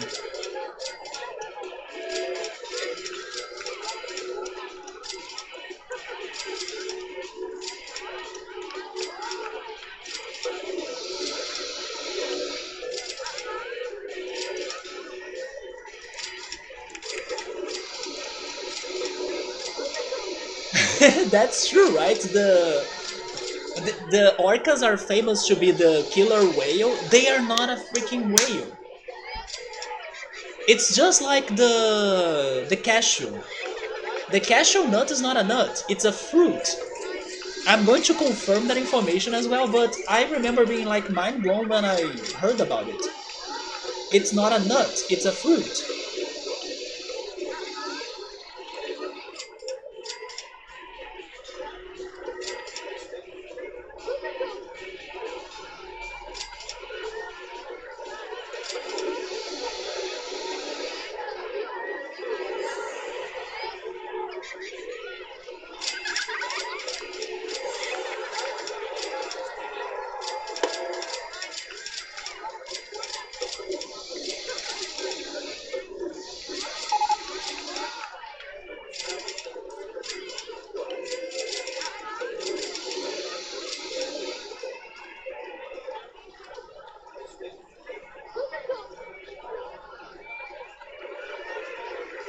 Yeah, the fruit is the nut. Oh, by the way, we are speaking of whales, dolphins, and we have a lot of water in here, right? 7.8 out of 10 by IGN's ratings, this level is. I gotta go to the bathroom, so I'm going to take a quick break and I'll be right back.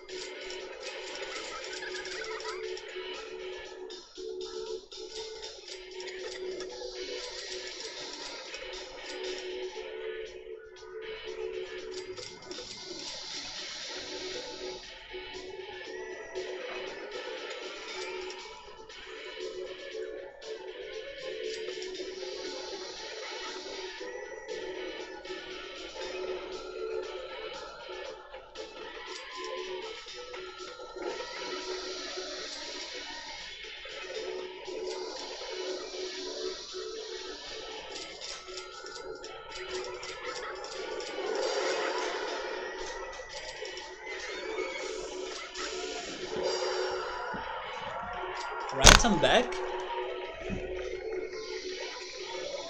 The orca is like the catapult, or it's going to catapult the dugongs. It's like the elephant of the sea. Big animals are very thick. I have seen an elephant, but I haven't seen a whale before. Or I have seen dolphins though. Yeah, I have seen dolphins. Many beaches of Brazil have dolphins. Brazil got the whole Rio nature, the Amazon region. Did you know that I'm scared to go to the Amazon region in here? Yes, I mean, it's probably amazing, like for you to see the forest and everything, but the capital of the Amazon region in Brazil, or at least the Amazon state, it's so dangerous. And I have watched a documentary on Netflix called Killer Ratings that it made me so frightened of that city. And not long ago, there were news of the bandits causing a havoc on that city as well. So that's a location I would not visit in Brazil. And it's funny for me to say that because I also live in a very dangerous city or in a very dangerous state. That's even worse than there. But yeah, if I'm traveling somewhere, I would rather go to a more peaceful location than somewhere that I'm scared about its violence. So yeah, even though the Amazon forest or like that area looks fantastic, I have zero of interest on going there. I would rather go to the South region. Lifeline of Earth type of stuff. Yeah, many people like there and visit there, but I don't know. After watching that freaking documentary, I got impacted by it. I felt very scared of the city. It felt very gruesome. I live in Rio, so it's also very dangerous and even more dangerous than the Amazon region. But the shock that I felt by learning that the Amazon region was also very dangerous was huge. That made me lose my interest to go there. Don't go into that deep nature. I mean, the nature is not the problem. The problem is the city. That it has a lot of drug dealers, especially with the other countries, and it's very violent. Oh, by the way, my computer, I was complimenting it earlier, but now it is having one of those moments of high usage. Maybe now you can only listen to me. Hopefully, everything is back. I'm giving it time. Yeah, I see everything is frozen, like my webcam. Oh, maybe I am getting a disconnection actually.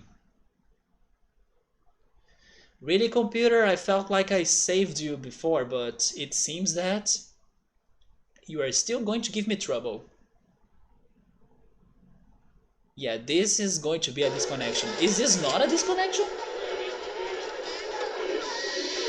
Okay, I think I'm back. And surprisingly, that was not a disconnection. Okay, that looked a lot like a disconnection, but there we go. But chill mode, like I was saying, the nature is amazing. Like I would love to see the amazing forest in there, the species, the home of acai, which is one of my favorite berries. I love acai so much. I'd love to go there, but it's the city. The city is the problem.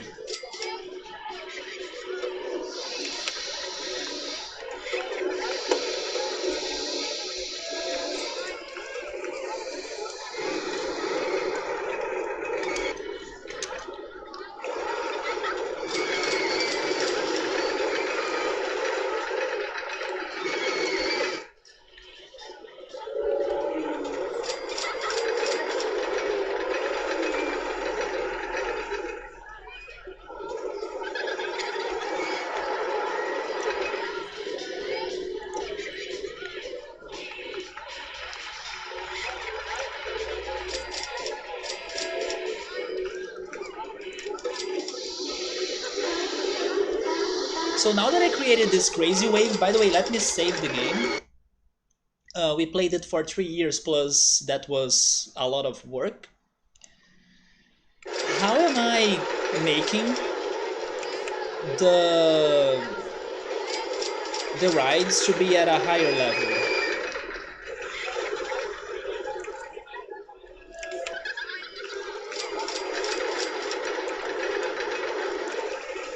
Oh, they gave me more transport rides. And the bumper cars? Okay, we got some more things in here. Rio is known for both. Rio is known for the nature, that's amazing, but also the violence. And you know what's crazy? Many people here in Brazil are very scared of Rio, with reason. For example, there was that day that there was a freaking murder at the corner of my street. And some other things I have seen before as well in my life, but thankfully nothing happened directly to me. But yeah, many Brazilians they live in a very dangerous city and they are scared of Rio, which is what I'm doing right now with the Amazon region as well. Like I live in a very dangerous place, but I'm very scared of going there as well.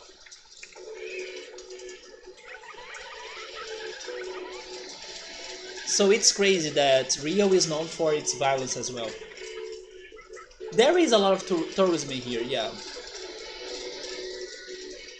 I think it's also the fear of the unknown. Because I don't know the city, I'm scared of like jumping into a dangerous area or a neighborhood and then things go bad. But as I'm kinda used to Rio, I kinda know what to expect, where should I go, where not, how should I behave and not, you know? So maybe that I survived for all of those 30 years in here without really having a direct problem, even though there were very close things happening to me. I kinda learned how to deal with it or live with it. But when you go to a new dangerous city, you do feel scared. It is not easy, yeah. It is. It can be very depressing at times, and it kind of keeps you from doing things you would like to do. For example, staying at a friend's house at late night, but you can't because you need to go back home before it's too late and too dangerous. You know, things like that. Or going to a very far away concert that's happening during the night. I was actually reading about this one concert they are doing here in Rio.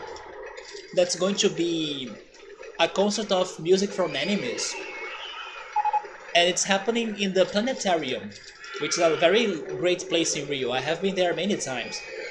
But it's like late night, you know, it's like it's going to start at 9 p.m. and then it's going to end probably at 1 a.m. or something.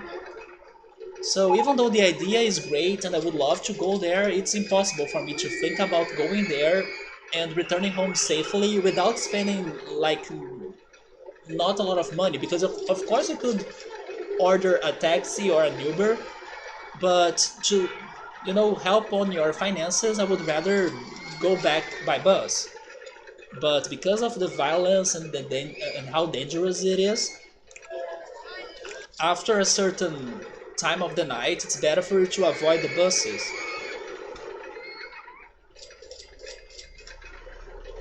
I mean, I'm just giving you an example because I wouldn't go there because of COVID as well, but there was this one concert happening that looked very, very fun. With music of Pokemon, Dragon Ball even. I forgot what was the instrument they were playing, but actually I thought it was like an orchestra. I think it was just an orchestra playing some anime games. I mean, anime music. But it was very late night.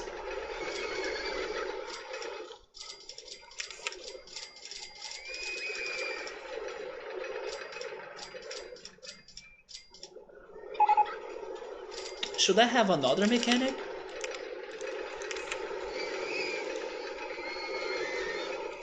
I also need to work on a connection on this path, or people will get lost. I mean, it is not for beginners, but it could also be way worse, you know? It could be worse as well. I just wished it were better. That's it.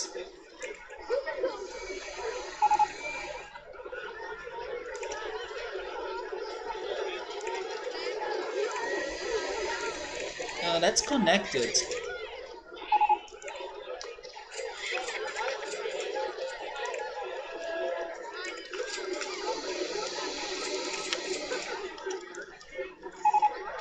to this path right here.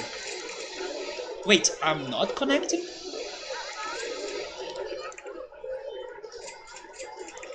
Oh, I need to go down.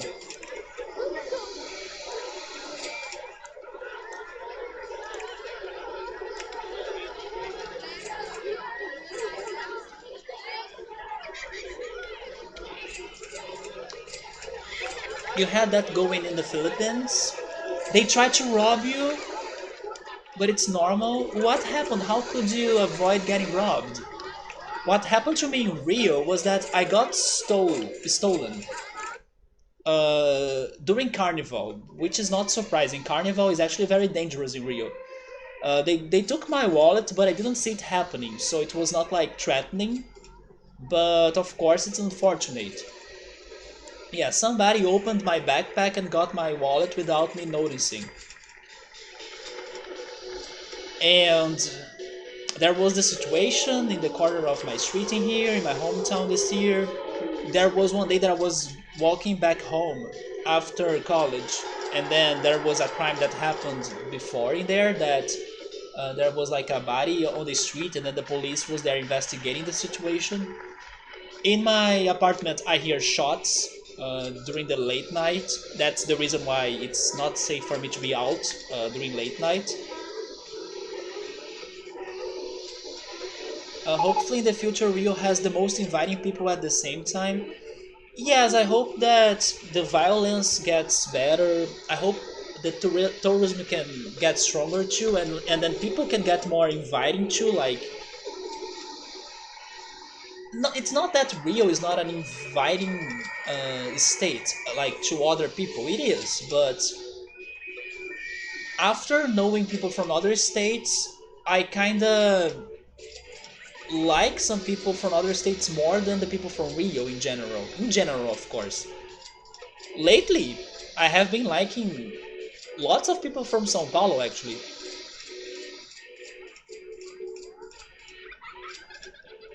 Yeah, they could also have those sorts of strategies to rob you or something. But sometimes you don't even notice it. Oh yeah, corruption here it sucks.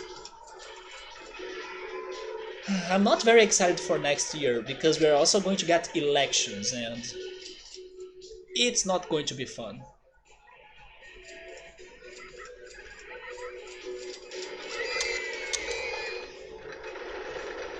What if we built another underground path like that behind those rides, and then we placed another set of gentle and thrill rides on that part, and then maybe we could enclosure all of the rides with two of those wavy looking bridges, you know? I think that could be a nice idea. Or I could just enclosure this one with another row of this. But then I probably would need to change this coaster. Rio feels like Carnival chillings. Man, Carnival in here, I'm not a fan of it.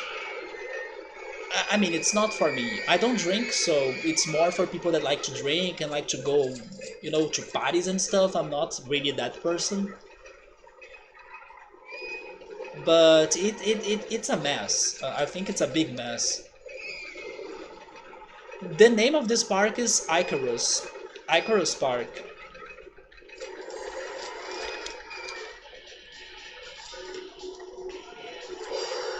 Yes, I wanna build another one on this side so it gets symmetric and it kinda enclosures those rides in the center, you know? Let's do that. And then I think on something else to build for the other rides I have.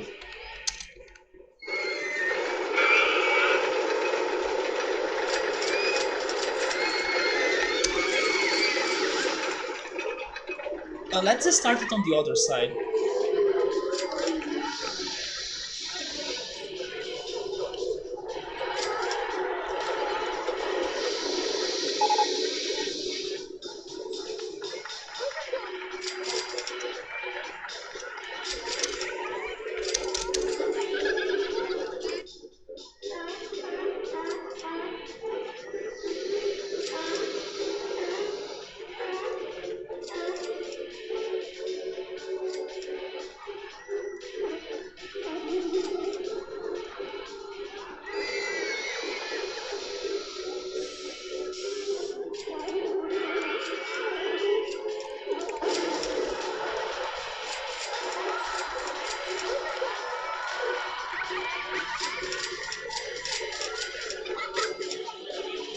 I can't see it very well though. Is it in here?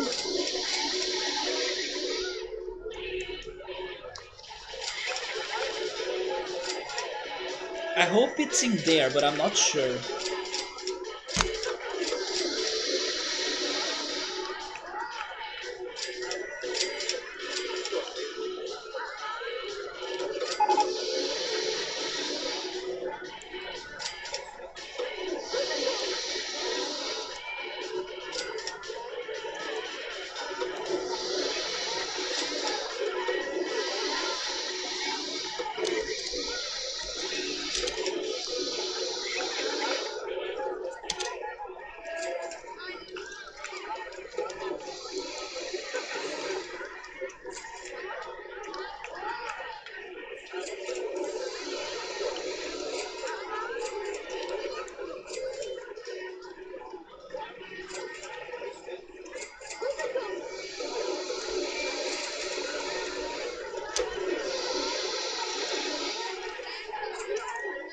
Oh, it's not there.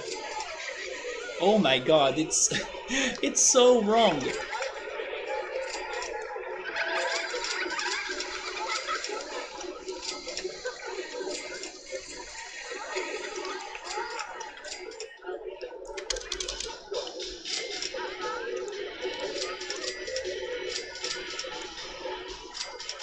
Yeah, seeing it from distance is hard. My favorite Digimon? I would say Ikakumon or Zudomon. Do you know those? Sadly, they are not in Digimon World.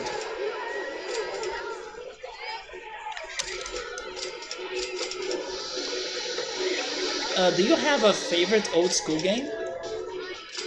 Because this is my favorite PC game.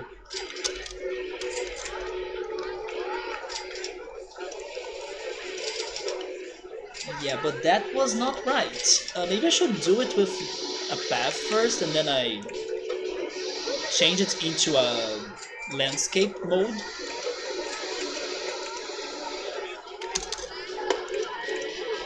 Um, Maybe there. No, one more. To the left. There we go. So that's where we need to do it.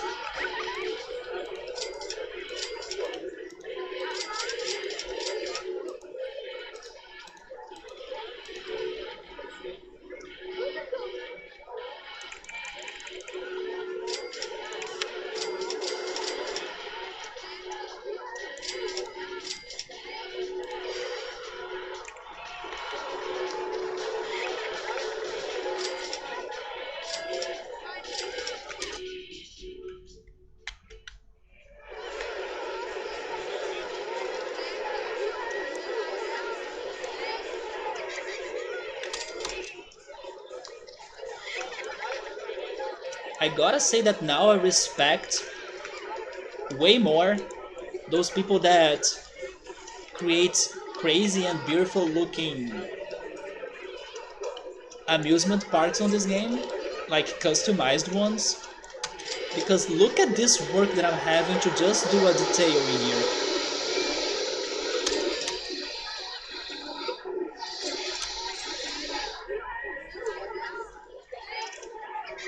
I need to change this a lot actually. But I can't see the inside.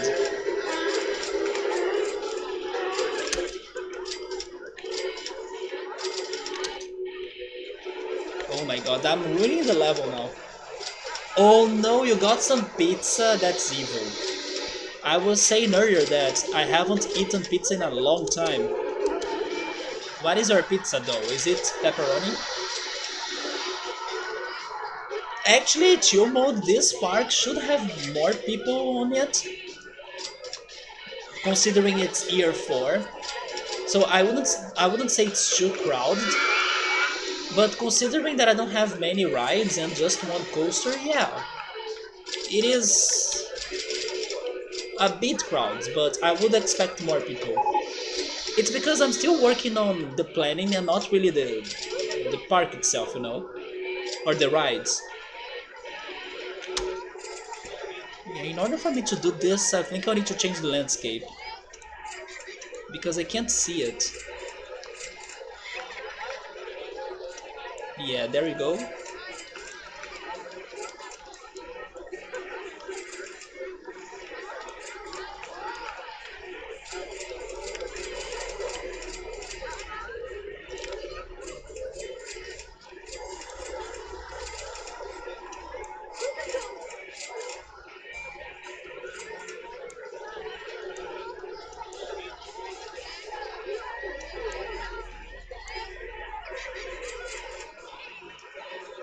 Oh, you did get... Oh, never mind, it's chill mode saying pepperoni. It's been forever since I had pepperoni pizza as well. Oh, it's just mozzarella, really?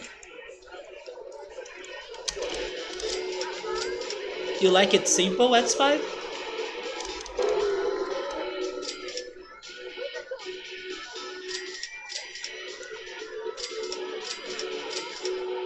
Okay, there is some ham on it.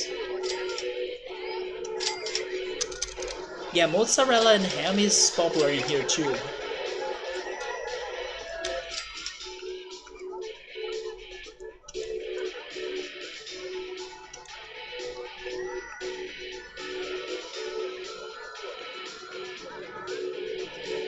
Man, I can't freaking see it. Yeah, I'll need to fix this whole mountain later because I really can't see the center of it.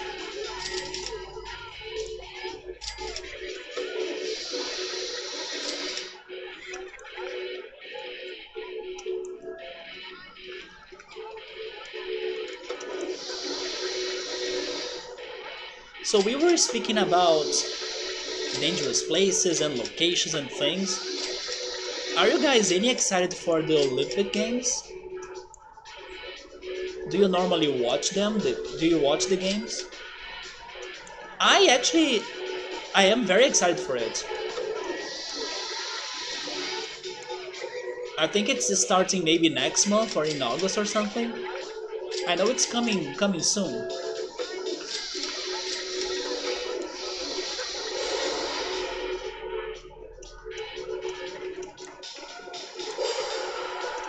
And this time, as I'm by my parents, we'll have cable TV here, so I'll be able to really watch every competition they are having.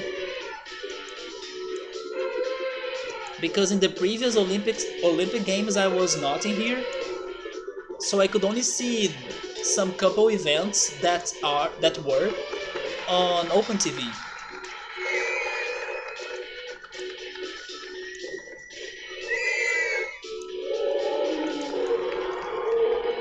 And some of my favorite events are the beach volleyball.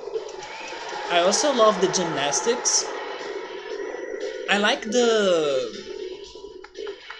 races as well. Swimming sometimes is good to watch as well. Soccer. And yes, I believe those would be my favorites. Not a big fan of the wrestling, but many people here are big fans of wrestling. And we do have a bunch of good wrestlers as well, but it's not something that I'm crazy to watch. I'm also not a big fan of basketball, but X5 is a big fan of basketball. He likes to play the NBA games.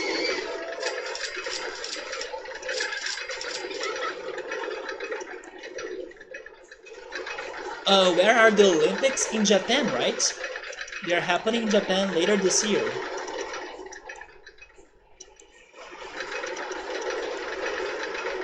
I agree, but my favorite simple and classic topping for pizza is margherita. Margherita is so good. Another one that I need to eat again soon or order it again.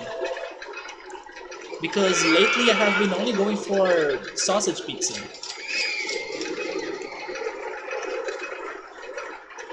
Okay, so I believe that's it. And then I will need to find a way to connect. Brazil with football, but not really women's football. The American women's football team is very good. It's like the best in the world. But regarding the men football or soccer, I actually don't know. Like, there are other teams like Argentina, for example, that are freaking great too. And there are European teams as well.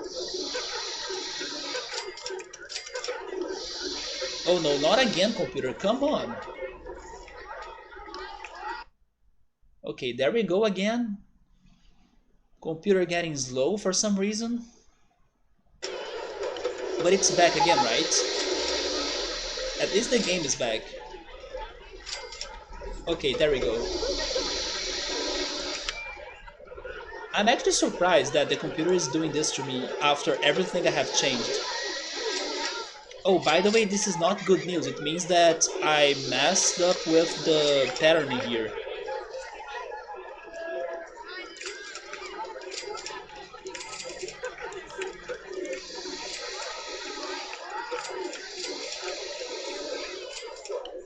Yeah, maybe I won't be able to make this one connection, but it sucks. Let's do it underground then.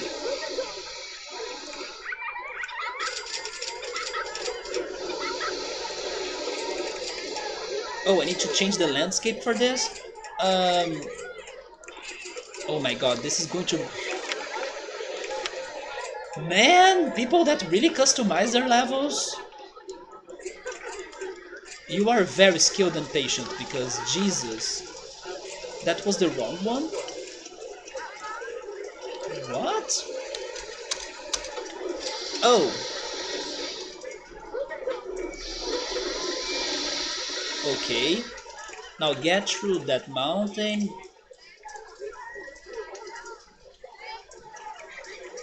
And then now you go up.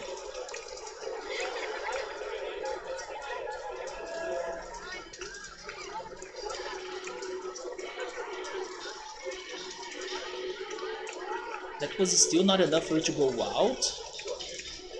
Oh, there we go.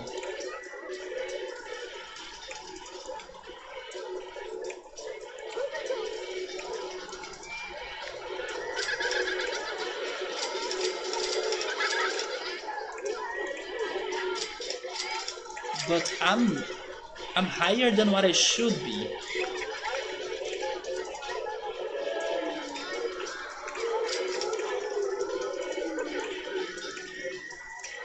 There we go. Actually, I still think I'm higher than what I should be. Why can't you go straight forward?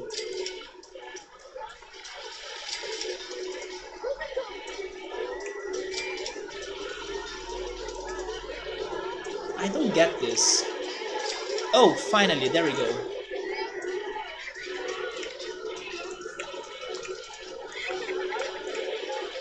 Maybe it's a Windows update? Hey Yoda, how are you? I doubt it, man. I think it's my computer being my computer. But now, after it went freezing, It's at 4% of disc again, and then out of nowhere it jumps into 100. But anyway, I will see if I can still work on it, right? If I can still find solutions to it. But I gotta say that in overall speaking, it's better than before.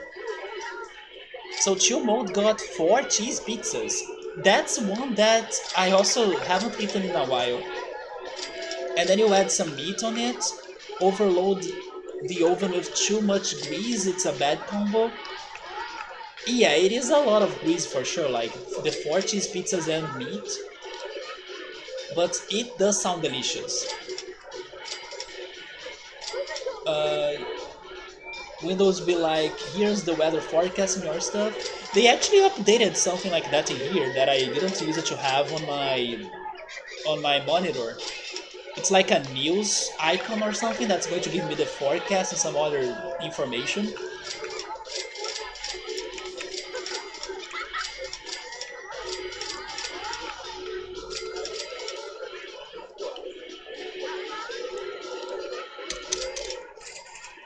Okay, finally we can work on this crazy wavy bridge, right? Or path.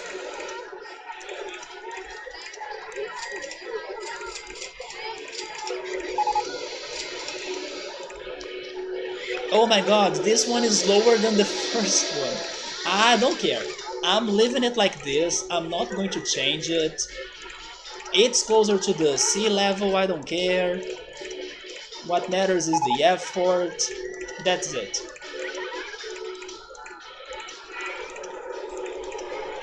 Man, this is so hard. Okay, now I have the problem of the coaster. Yeah, I think it's time for me to replace you.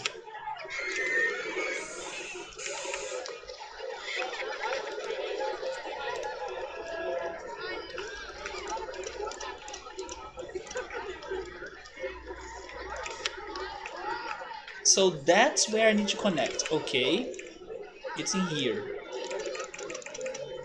Great.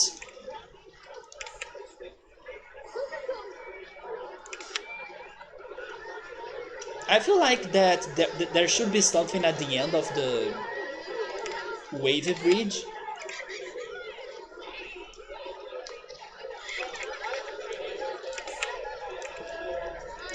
I'm going to add the exotic seafood stall there.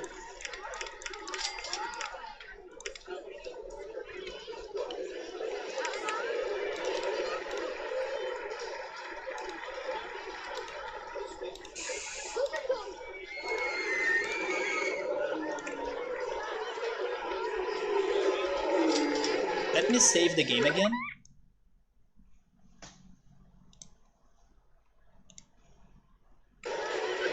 You just mouse over the weather forecast and you see some tragic news. Wait, how's the weather there? In here now it's not raining anymore, but it's still cold. Even with the sun outside. It's been like... It has a cold wind, basically. It has this chilly wind. For example, right now I do feel a little bit cold, but also because I have a fan behind me.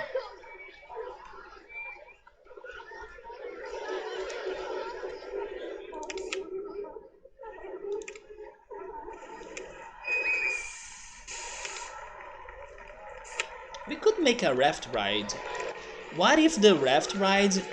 Oh my god, I have the perfect idea for the raft ride. Oh my god, this is perfect. Okay, look at this amazing raft ride that I'm going to build. Oh, wait a second, it has the crazy long turn though. But I still think we can make it work. Or I'm going to try it. We are going next to the bridges. What about that? Yes, I'll need to make some changes on the landscaping here, but that's fine, right?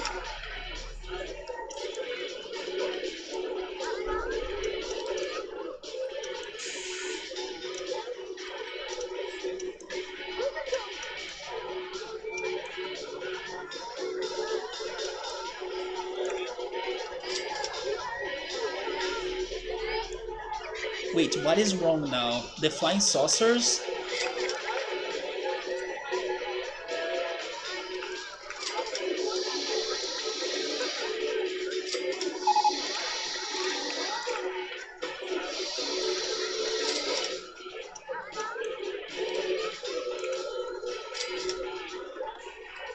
Okay, I think I will change the food plaza then.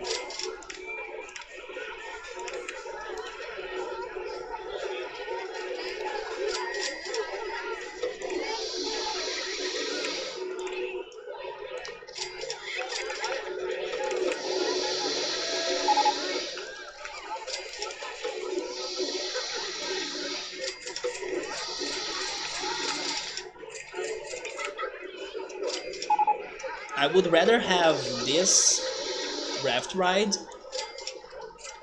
than the food plaza right there, or the food plaza being that big.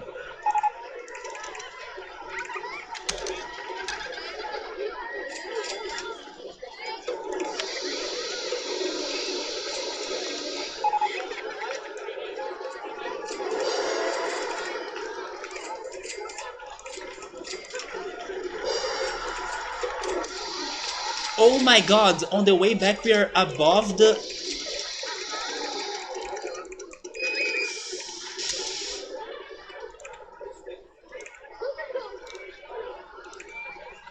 This is the best idea I have ever done on this game. This is an... Oh my god, it's perfect. It has one area for an entrance and one area for an exit. Guys!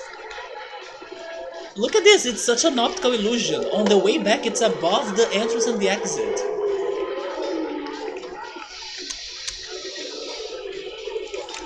This is totally worth. Now I need to fill it with water.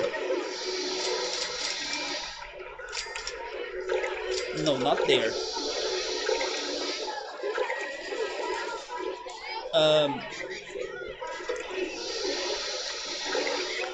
There we go.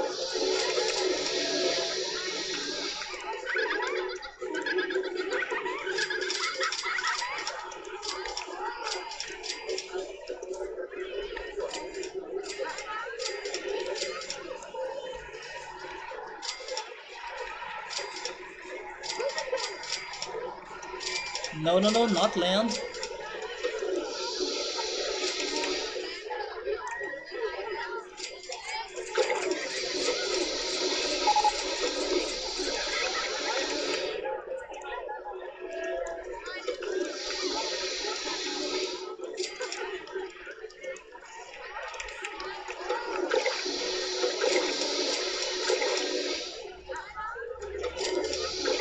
I think that's it. You know what? Maybe I should also drop this one.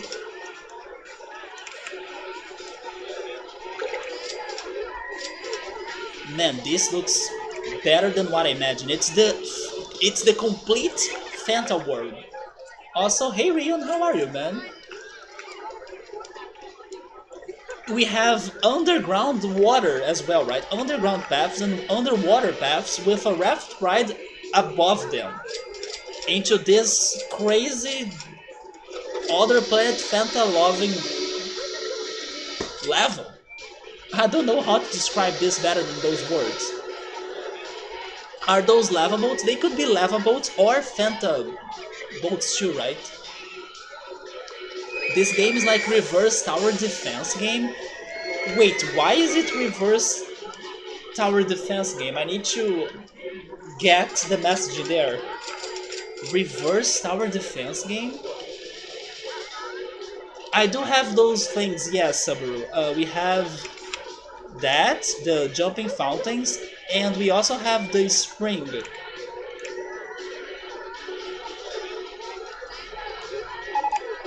But then we can think on where to spot them.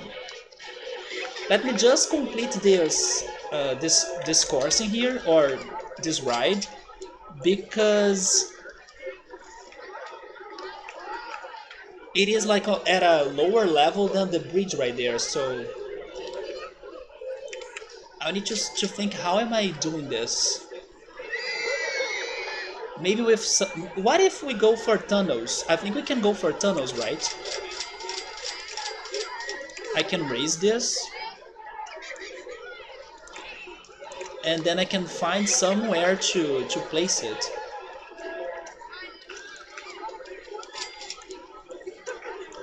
But yes, this region is a crazy another planet level, and because it is so crazy looking as well, I am trying to be creative in here like never before.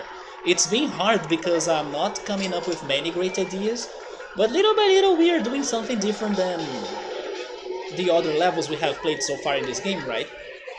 Thankfully, this level doesn't have a time limit, so that's why I'm allowing myself to take my time and I don't know. Even if I'm spending a lot of money on landscaping, that's fine because I don't need to rush for anything.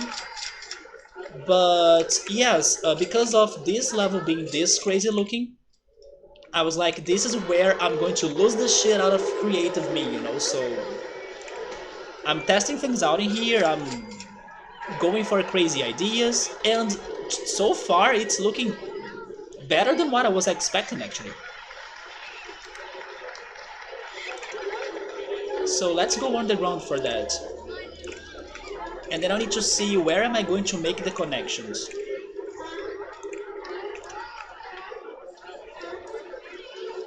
But then what about the reverse tower defense thing? Speaking of Fanta, do you guys have a favorite Fanta flavor? My favorite one is grape. Do you guys have grape Fanta? Some people in here say that the orange Fanta tastes like medicine. I never got them, I don't think it tastes like medicine. And I do like it too a lot, but my favorite is the grape Fanta. Grape Fanta is super good. Instead of killing the invaders on the path in tower defense, you try to attract more of them in this game.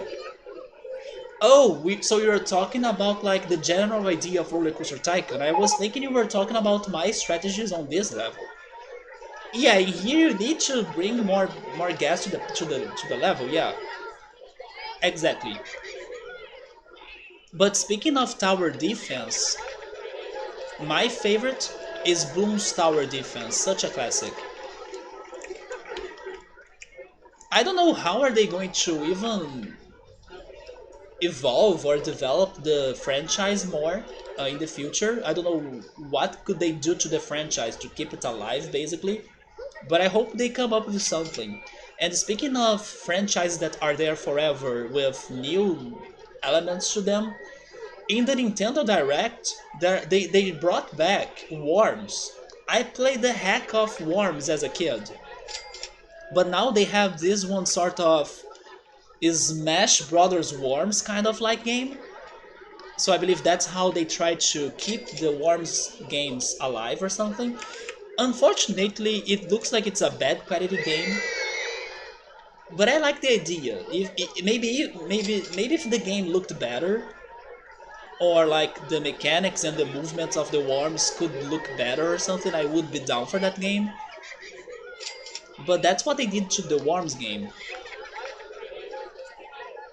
We do have balloons. I need to actually make another balloon stall because the one we had before we need to change, like nobody can get to it anymore. It was like a limited edition. If you were one of the lucky people that bought an orange balloon, now it's going to have a better value because you can sell it on eBay and then make profit out of it. That's how things are nowadays, isn't it? So yeah, people can't get to the balloon store anymore thanks to the new raft ride. So I need to change it later. But the others that got it earlier, they are lucky people that were here before the path was demolished. But now I'm facing a problem of seeing underground here. It's so bad for me to see it. Rion, did you follow the E3 news? We have been talking about the E3 a lot today. Also you, Yoda, did you like E3? I imagine that Yoda would have liked the Tales of Arise trailer. I thought it looked beautiful, like the game looks great. What if we place the entrance next to the exotic seafood stall?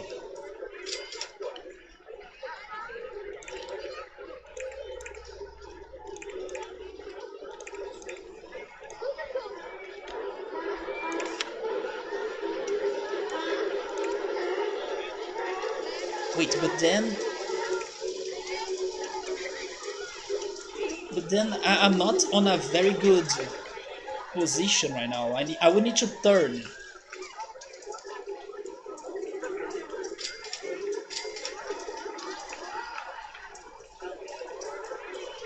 Unless I change this landscape right here.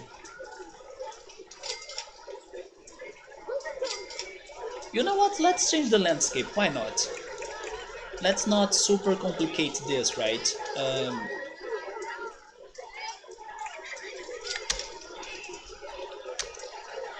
So we went under the path, and then now I need to go up. Oh, the problem is that I'm going to go off limits. Yeah, that's a problem. The world looks good, the characters seem generic. I don't remember paying too much attention to the characters anymore, but I like the graphics. Worms Armageddon? Yes, I played a lot of Worms Armageddon actually, right? Armageddon. Worms Armageddon. I played that a lot as a kid. Welcome back, Ultras. Back with some Miss Vickies. Oh, the barbecue. Barbecue is fantastic. I wish I had the air fryer to make potato chips.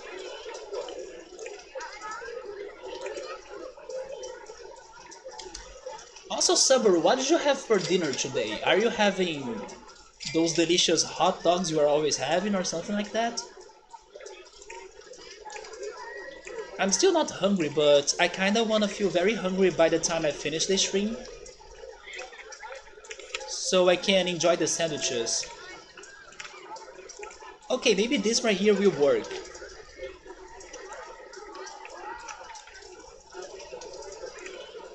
Wait, I need to lower it more. I mean, raise it more. I do.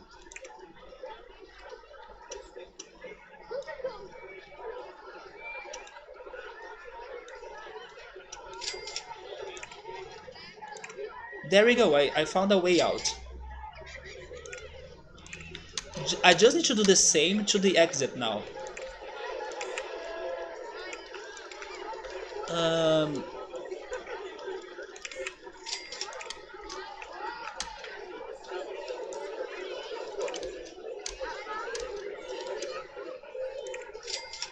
Wait, what?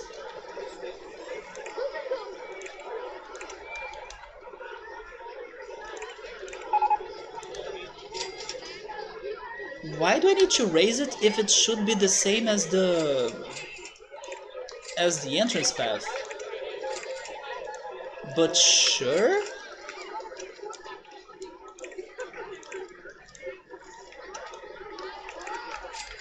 I'm a bit confused now, but okay.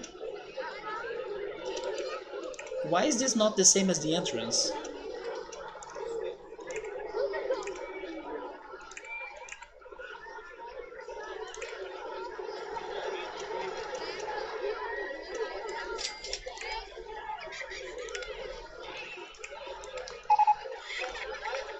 I don't understand, but...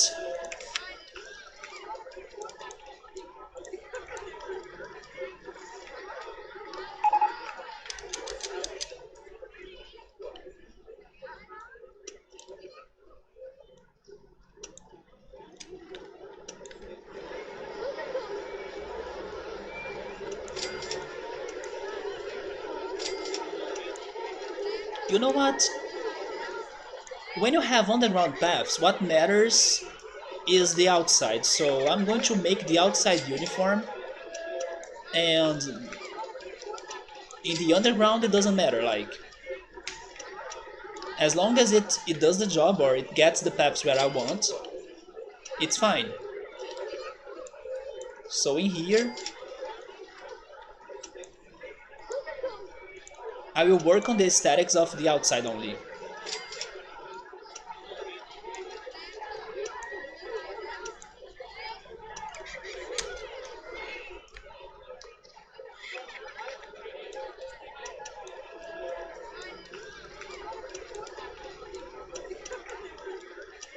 There we go. Wait, maybe now? Is it the same? I think it is, right? And I will also need to get rid of this orange ball so I can make a connection to the bridge. There we go, we finally have ways of people to get to the raft ride.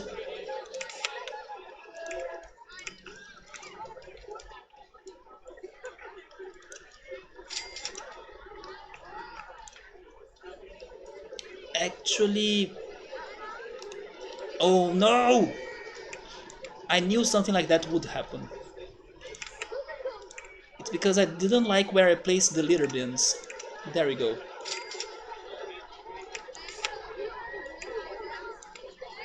Place it there. Now we can finally make this open.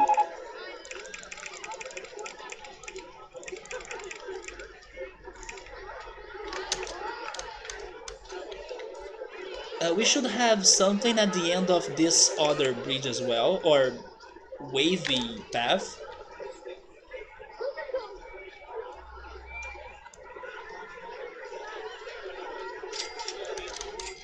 And you know what? It's going to be the balloon store. Since I will need to change the other one that's on the other side. Whoever gets there can buy the balloons.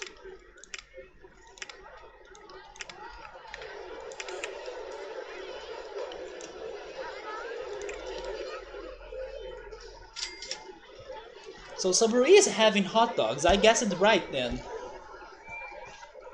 The two main characters, they look very similar to two other characters in the past Tales games. I see, so not only they are kinda generic, but they also look a lot like other characters. I wish you had some cake-like product, but you don't have. I would want to have some carrot cake right now, after you said that. That would be my choice for cake.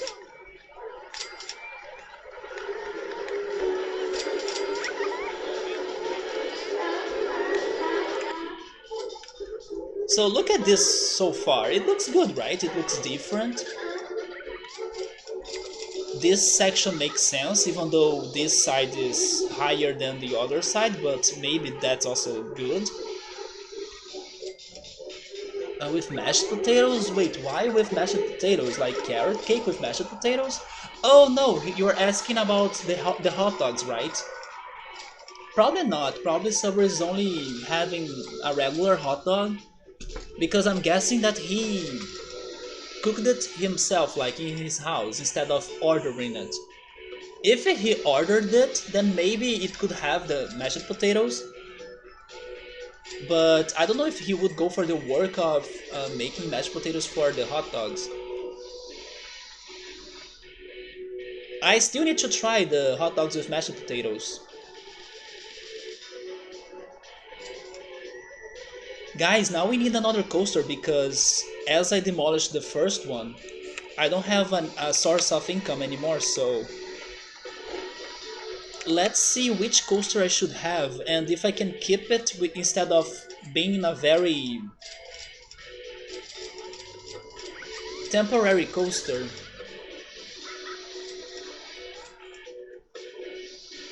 What if we built, or what if we build our own coaster?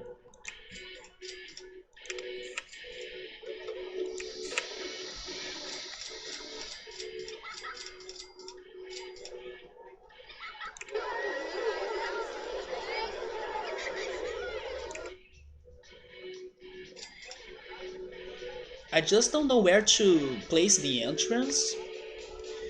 I mean, it could be on the top of this mountain. Maybe that's a good spot.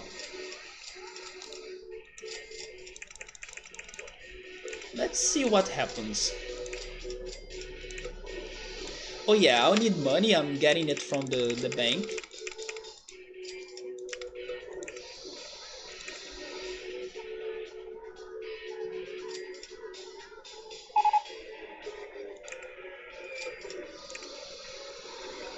Never mind. Subaru's hot dogs actually have the mashed potatoes. And it also has the potato chips. His mother was the one that cooked it. because he lives with his parents. Man, there we go then. Potato chips and mashed potatoes. Jesus. Yes, chill mode and also potato chips. In here we have those potato chips sticks. Do you guys know which ones I'm talking about? They are the most common potato chips to go with food in here. Like stroganoff, for example, stroganoff always gets them, or some salads as well.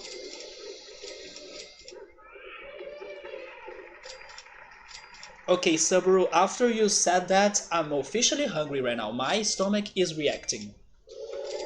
So, I'm going to eat so much sandwiches, or so many sandwiches. These are the potato chips I'm talking about. They are like tiny sticks. They go on stroganoff, salads, hot dogs. They are great with rice, or they are great with rice even.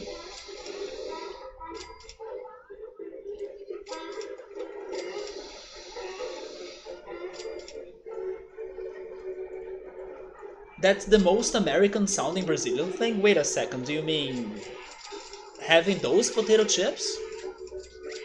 Oh, okay, so they are very common in there as well. There is a popular brand called Hickory Sticks.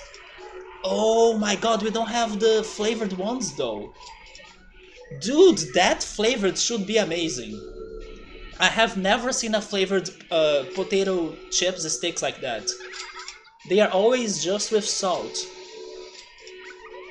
Hickory sticks? Man, I would love to try them with some barbecue sauce or barbecue flavor.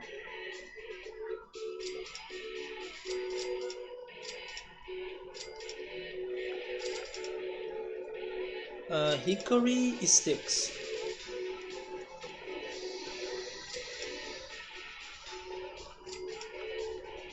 Oh my god.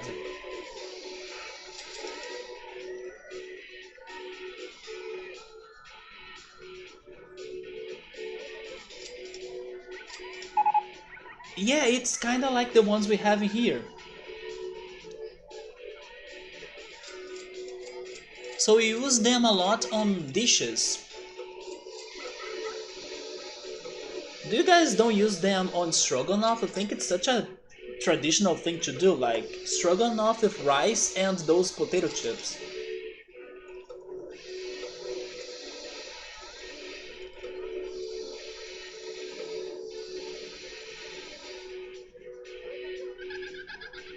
Yeah, look at the first picture that Google gave me was exactly that.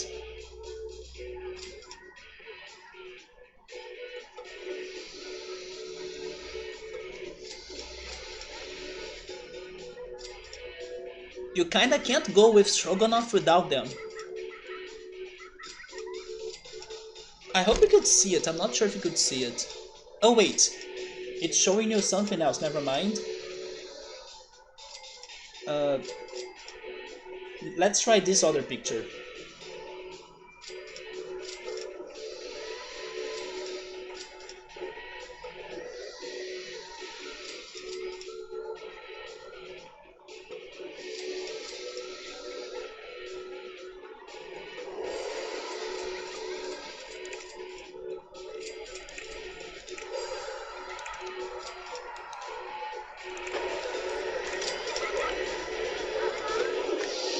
I kinda wish that this coaster could be next to the bridge as well.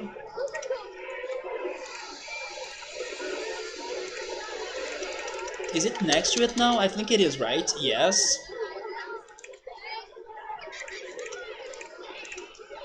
And it's...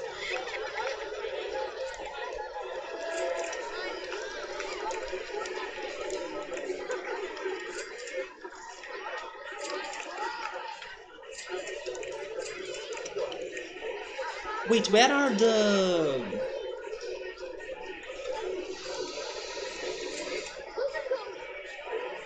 Why this model of coaster doesn't have the thing I wanted to have? I could swear it would have it. So the hickory sticks are skinny hickory smoked flavored potato chips. Hostess used to be the first or number one potato chip brand in Canada, but they eventually lost their position due to brand erosion in the 90s. The biggest one here is called Elma Chips. They have all sorts of chips. Today, the Hickory Stick is the only Hostess product still in production. Really?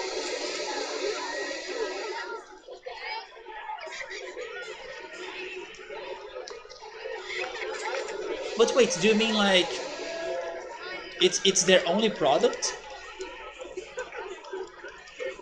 All of their other chips they lost the competition or something? Oh, don't worry, man, it's okay. I'm just a bit surprised that it's like the second time today. Normally, it only happens once I stream.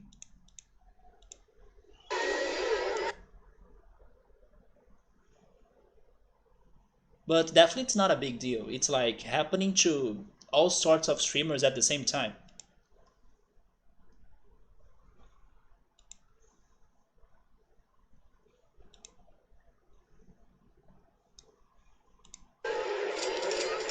But this coaster doesn't do what I wanted to do, so maybe I should go for another model. I want to have the twist, yes. I want something twisting. So, I mean, the hardline coaster could do that too, right?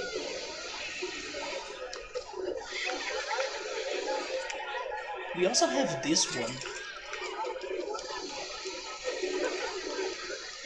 But you feel like you have seen other of their products, other chips?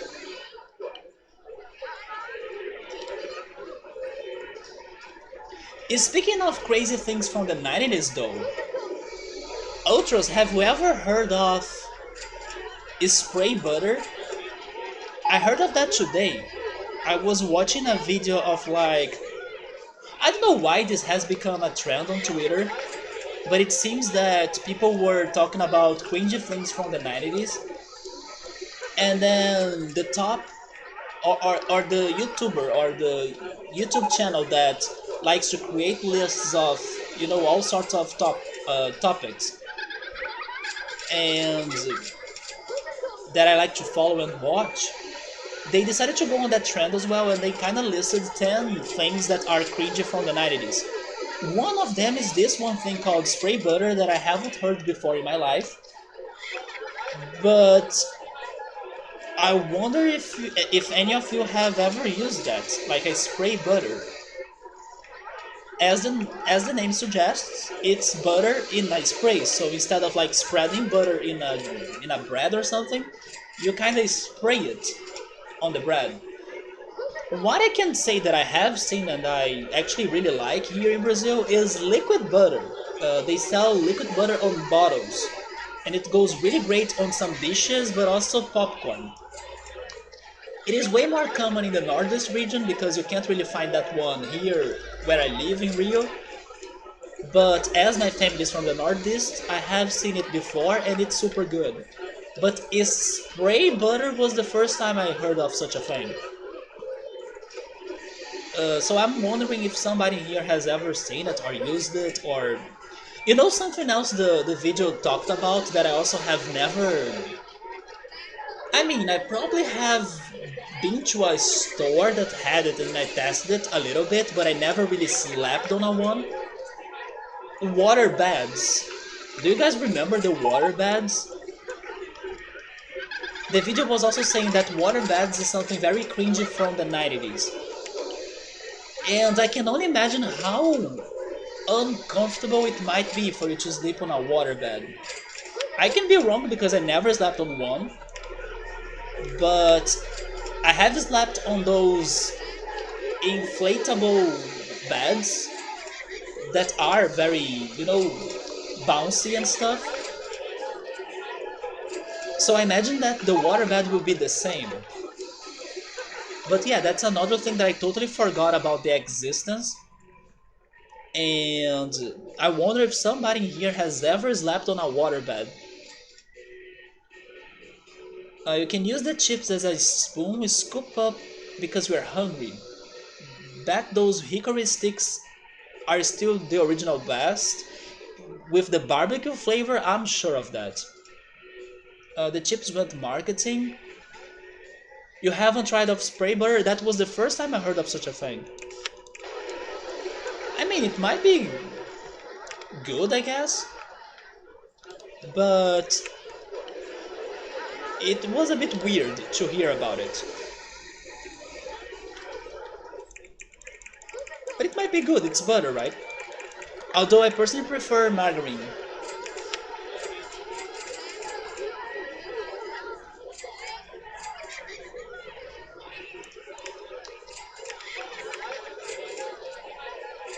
You never use it? I actually have never seen it, or I didn't know about its existence. But the liquid or bottled butter is good. That one I have eaten before.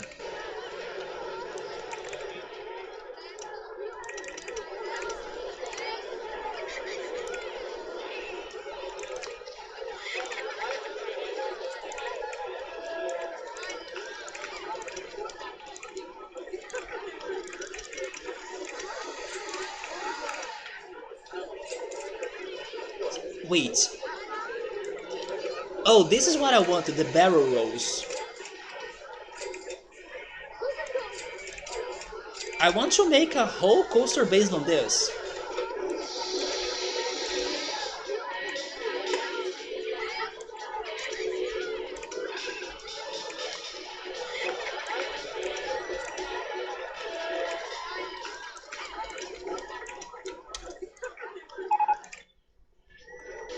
Oh my god, it looks amazing!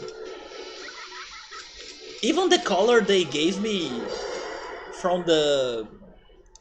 Uh, I don't know, from this random pick of theirs, fits everything. Fits the path, fits the orange Fanta. It's perfect. So now how am I going back though? Margarine is the real butter. Isn't it crazy how every year they change which one is the healthiest one for you to be eating? In the beginning they used to say that margarine was healthier than butter, and then now it's the opposite.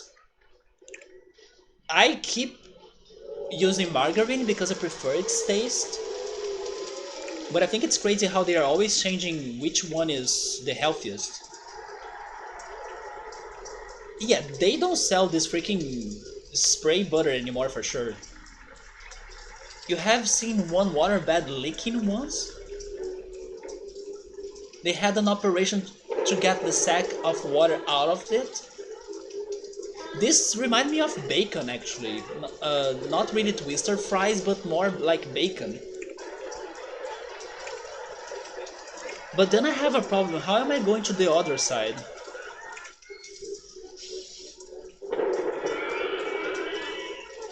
I could go underground again, but...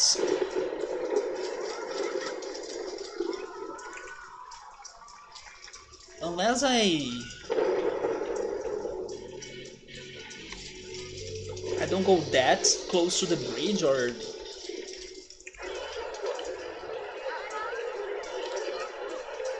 Oh wait, maybe I should try one of the corkscrews, right? But I don't know if I'll have enough speed for them. But I can try.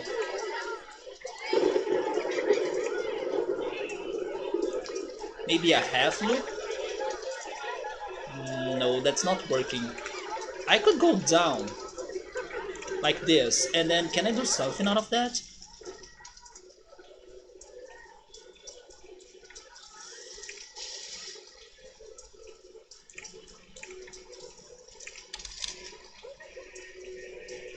No, I won't be able to cross it.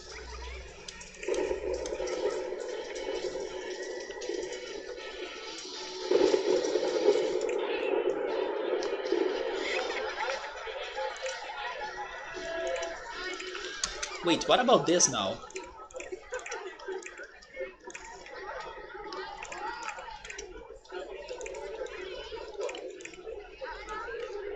I like the way this looks like. Although I can't go under it, because they have the same level.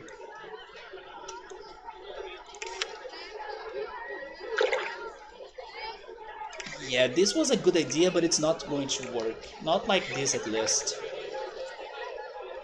Hmm.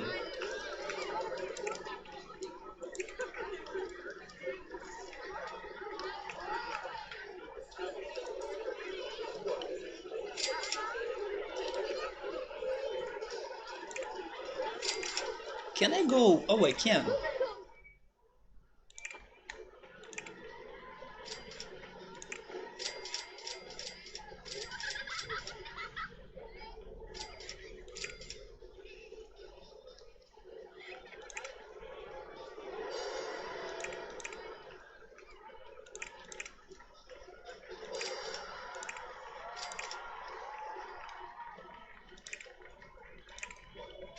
Why does it need to be the large one? I want the small one.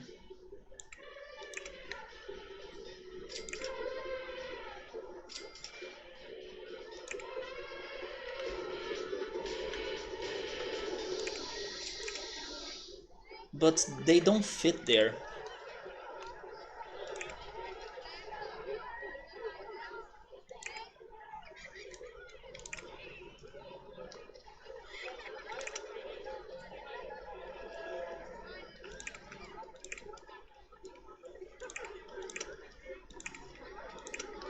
Okay, I finally found an answer.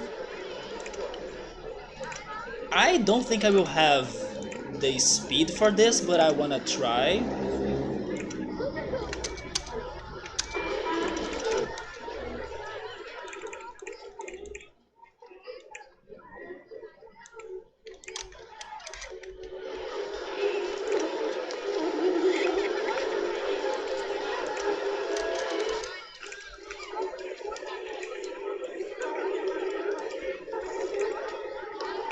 Oh no, and now I don't have money anymore.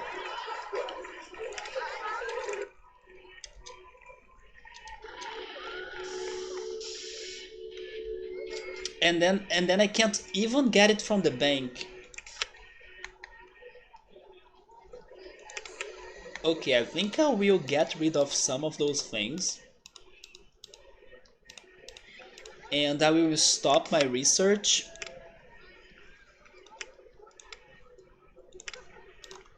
Because now money is a problem.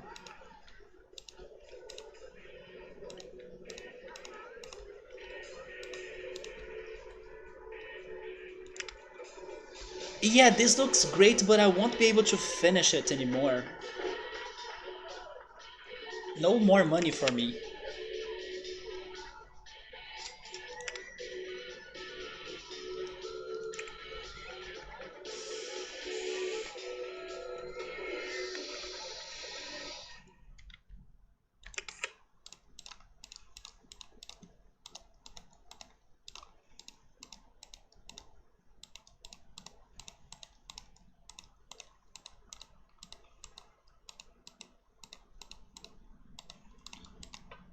Maybe I need to wait some more time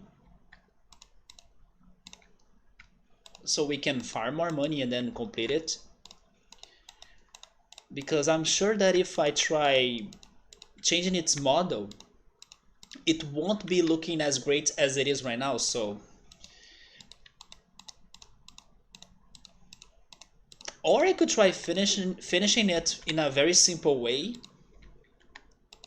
and then after we get more money we can try working on it again to complete it. But I don't think it's going to work actually, because we are not getting a lot of speed at the beginning. And as I have a very long loop, or like a very long spiral to go up, I don't think that coaster is going to work. But I can try.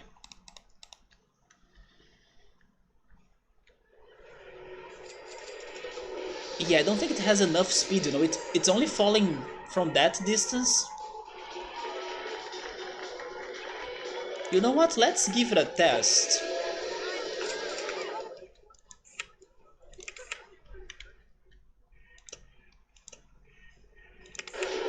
Oh, because it's not complete, of course.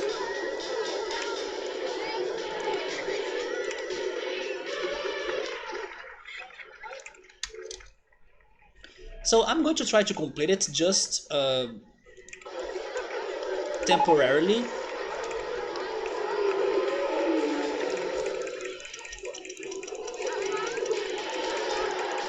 I don't have money anymore. Oh my god! This looks great on the bridge as well, don't you think? It looks a little bit like Roman or something? With like pillars and stuff. You know what? Maybe a transport ride should be like this. With the supports above the bridge. Also, what are the levels in here? This is 15. That's 13. I'll need to go up at some point.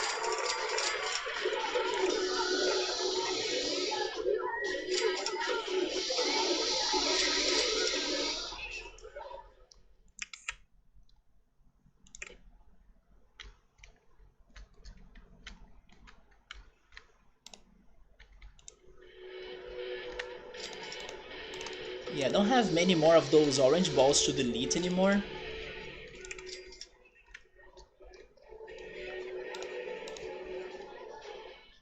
At some point I will build them again because I do like the way they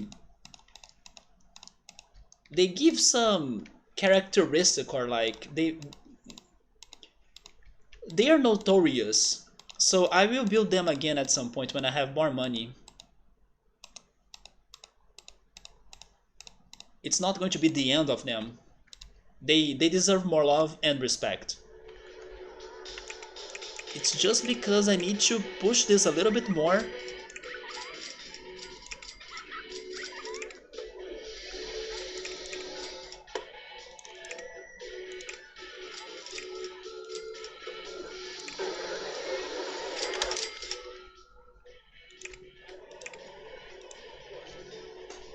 Yes, I will work with that idea for sure.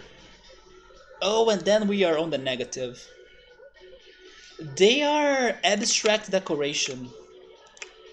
It's just a geometric sculpture. Yeah, there they are. We also have the space themed decoration in here. This one will always remind me of Pokemon 2000 the movie, because this looks like the ship of the villain of the movie. The villain that captures Articuno, Zapdos, and Moltres, trying to lure Lugia. It does. I'm going to build it back, but only later. Right now I need to finish this coaster, hope it works, so I can make it open and then make profit. Because I have no way of making a lot of profit in this level anymore, as I demolished the first coaster.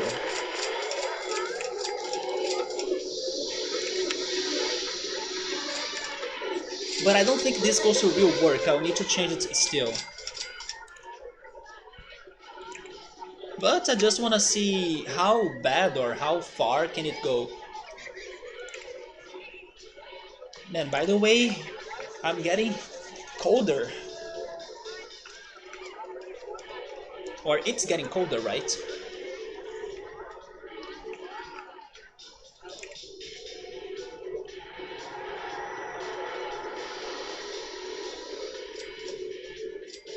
Are my guests going to the rides all good and everything, or... Oh yeah, they are complaining, you see. I need to change the prices for the scrambled eggs and space rings.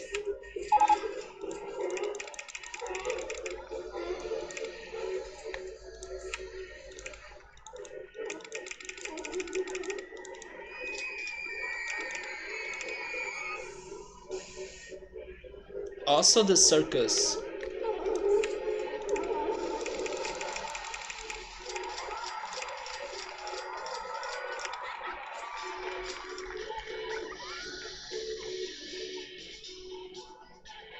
I was not expecting this coaster to demand my whole loan. Or in order for me to finish it, to have all of the money I got from the bank to spend on it. I think it's because of this coaster model. It's an expensive model, but it's the one that does what I wanted it to do. Like it's the one that has the barrel rolls. I'm actually surprised it's called barrel rolls.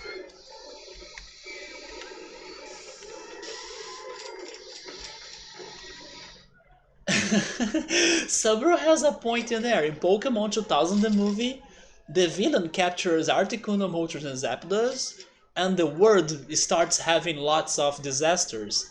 But in the games, you capture them and all good. That's true, man. That's why you can't compare the game and the anime. Or the movies, actually. Did you know that in the Pokemon movies, there are theories that they have a different dimension or like it's another alternative reality that happens? Especially because in one of the more recent movies, they finally made Ash to mention something about his father. But even though that was like something revealing or something like very new to happen on the franchise, you can't necessarily consider it canon because the reality of the movie, according to the fans or like to the theories, is another one different than the anime itself. So even though Ash talks about his father, you can't really say it's the same Ash from the anime, you know. Wait, what? No, no, no, I don't want to turn.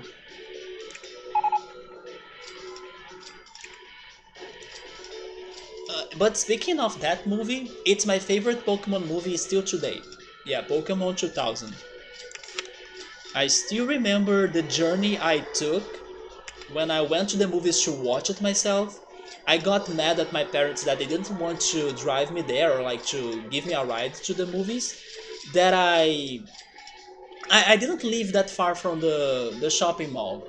Actually, I still don't live that far from the old shopping mall of the city because now there is a new one and then the older one closed its doors.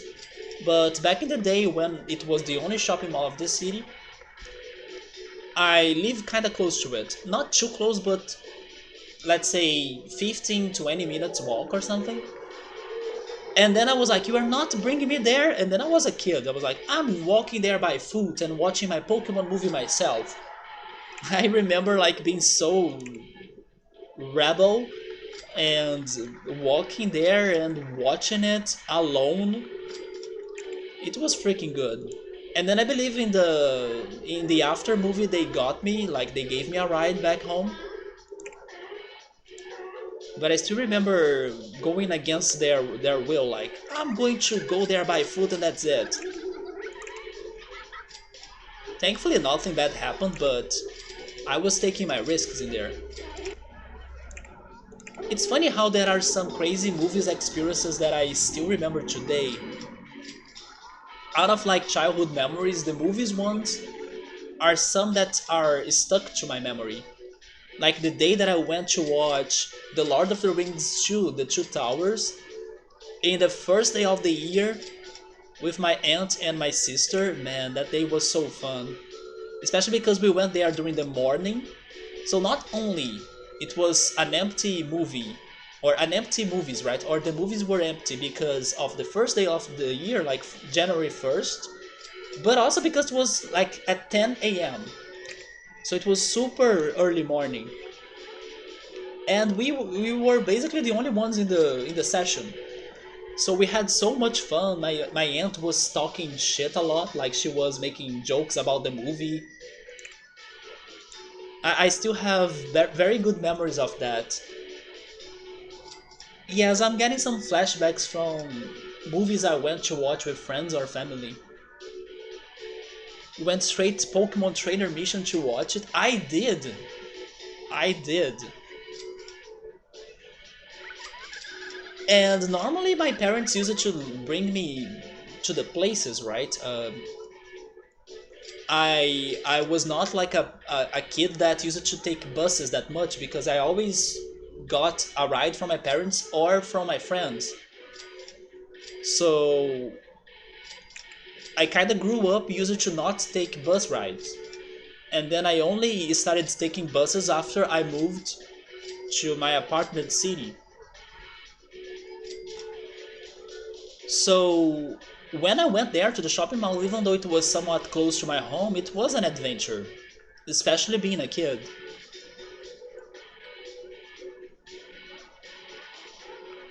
We had the whole cinema for us, basically.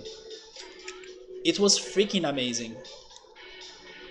And I was not sure if I would like the Lord of the Rings movie that much because the first one was a bit impactful to me because it had its monsters and I was like, this is scary. The Lord of the Rings movies have a lot of graphical scary things.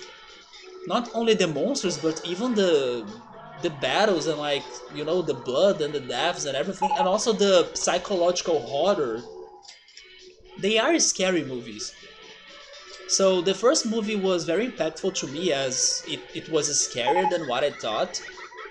But thankfully, I started liking the franchise on the second movie, maybe also because of this cool experience with my family at the movies. And still today, the second one is my favorite, The Two Towers. But speaking of those movies, I should go back to the Hobbits movies because I watched a couple of them, maybe not all of them, but I don't know, I feel like I did not pay too much attention to those Hobbit movies that I could not really feel them that much, so they are not any special to me like the original three, the Lord of the Rings movies were. I now feel like I should go back to them and maybe watch them, paying more attention to them or maybe with lower expectations as well or something. Or maybe in the end they won't be as great as the original trilogy. For example, the same happened to me and the Fantastic Beasts movies. Like, I watched them, but I don't know, I still prefer the original Harry Potter movies. Could be because of nostalgia as well, like Chill Mode said. So, do you guys think this coaster is going to work? I don't think it will. I wish it could work, and maybe I don't need to go this high on this loop right here, because I'm too high from the path, right? Maybe I can go like a... No, never mind. I need to go that high because the other one is down there, and that's going to be at the same height as the path. Yeah, it needs to be this high, but I don't think I will have, unless this crazy drop right here, this final drop, this bacon drop, can give us the boost we need. But I don't think it will. And not only we need to go above the spiral, but also there are the twists, right? The twist will demand some kinematic energy or cinematic or energy for us to go through. Do you have lots of memories like that too? It's been forever since I went to the movies actually. I little by little stopped going there. Yeah, I don't know about that loop either.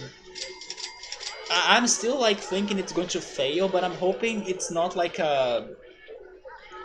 I hope we are close, because if we are close we can make some adjustments. But if it's like super far from reality, then I'm dead.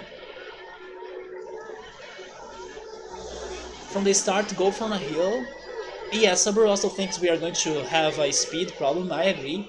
I wish there was like a booster, but we only have brakes. Wait, a launched lift? What the heck is this? Launched lift hill? What is that? Is that something that's going to boost me somehow? What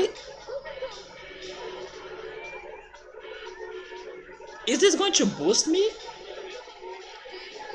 Okay, we'll need to test that later, because maybe that's a booster that I had no idea of.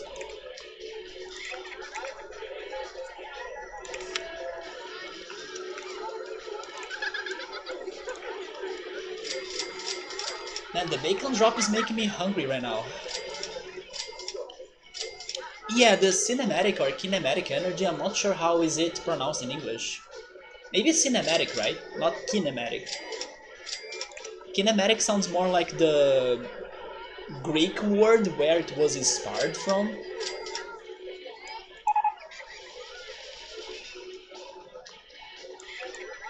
But kinematic of like dynamics or movement. As like it gets energy from here, I'm hoping it stays throughout the whole coaster, but I don't think it will. I was curious about that thing. I never noticed that. It said that Electro is not in here tonight, so we couldn't ask that to him. But I never really noticed that option, like launching the lift hill. If it is something that's going to give me more speed, I'm down for that.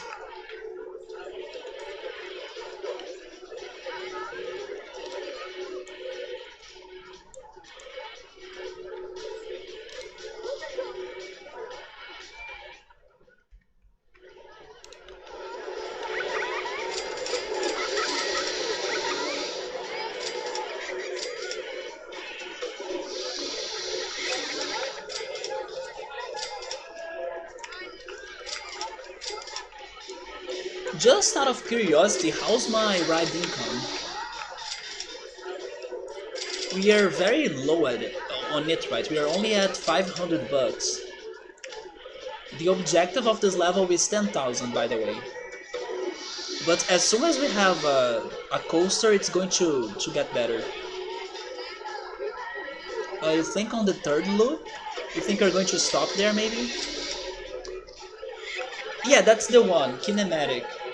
Oh wait, kinetic, right? That's right, maybe the word is kinetic, not like the one I said. That's true, maybe it's kinetic. Just like the Kinect from the Xbox.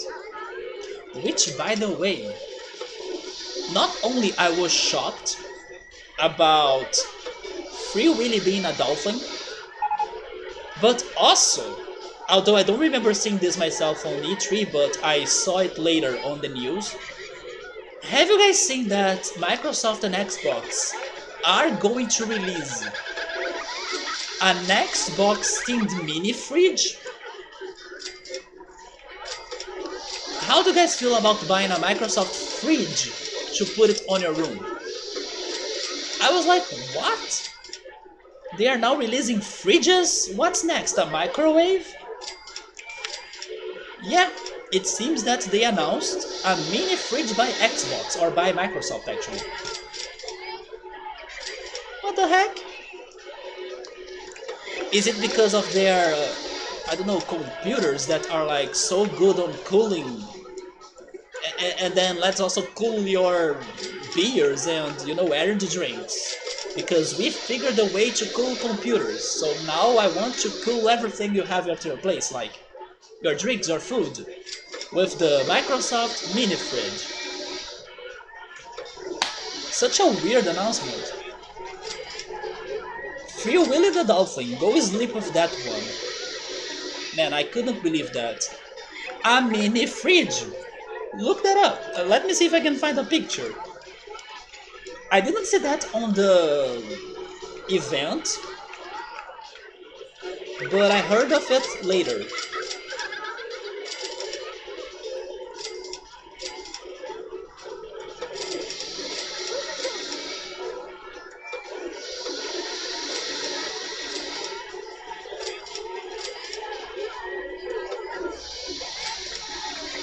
Yeah, it's right here. There is a world premiere video for the Xbox mini fridge. The Xbox Series X fridge world premiere. Look at this.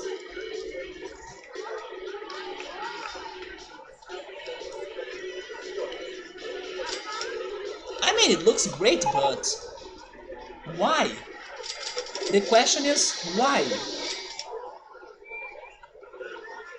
I understand people were memeing that the new console looked like a fridge or something, but they went all way for it.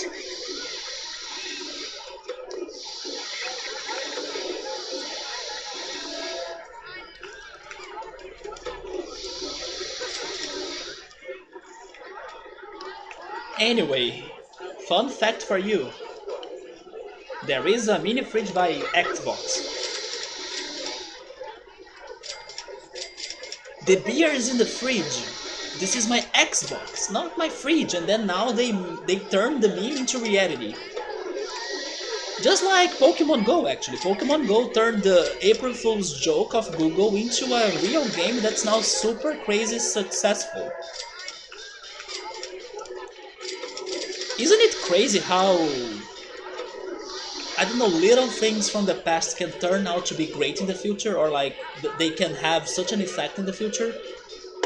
For example, I wouldn't be here if I mean, of course there are other ways that I could get to Twitch, like with time, but if it were not by watching the Twitch Plays Pokemon streams and learning about Twitch back there, or back then, who knows, probably I wouldn't be here streaming this game to you right now.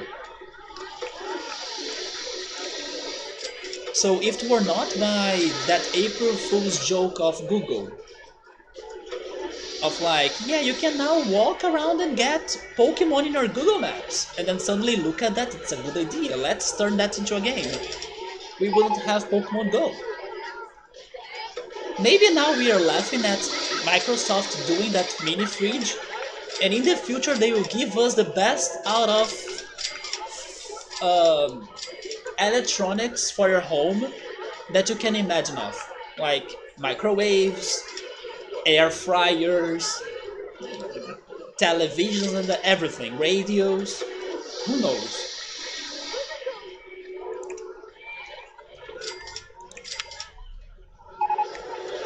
Here's another one that's crazy as well. I was thinking about this earlier today before starting the stream. If it were not by finding the White Nothing Band, which is one of my favorite bands, if it were not by finding their music and falling in love for this one music called Gemini, which is the last track of their, my favorite album, also by the same name, Gemini.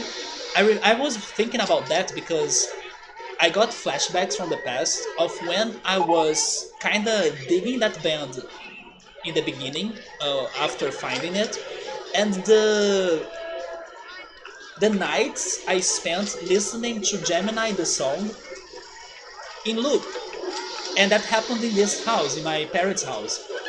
So I was like getting flashbacks of things that happened to me in this house. And then after that I realized that if it were not by that band or by falling in love to White Nothing, I probably still wouldn't have been to São Paulo. And traveling to São Paulo was fantastic. It was freaking a great experience. So I was thinking about the butterfly effect of like how little things of like listening to a new song or a new band, or I don't know, watching to this stream on Twitch Plays Pokemon, or like maybe now Xbox releasing a mini fridge. Who knows what is going to happen after this one action or after this one start, it's crazy. And then there is Google and Pokemon Go and so many other things. But if it were not for me to start listening to What Nothing, I probably still wouldn't have been to São Paulo. It was their concert that made me go there.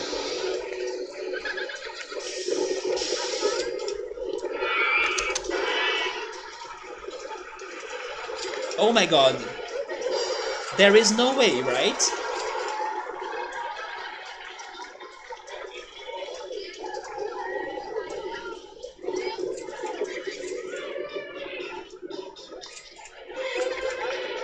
Guys? Holy shit!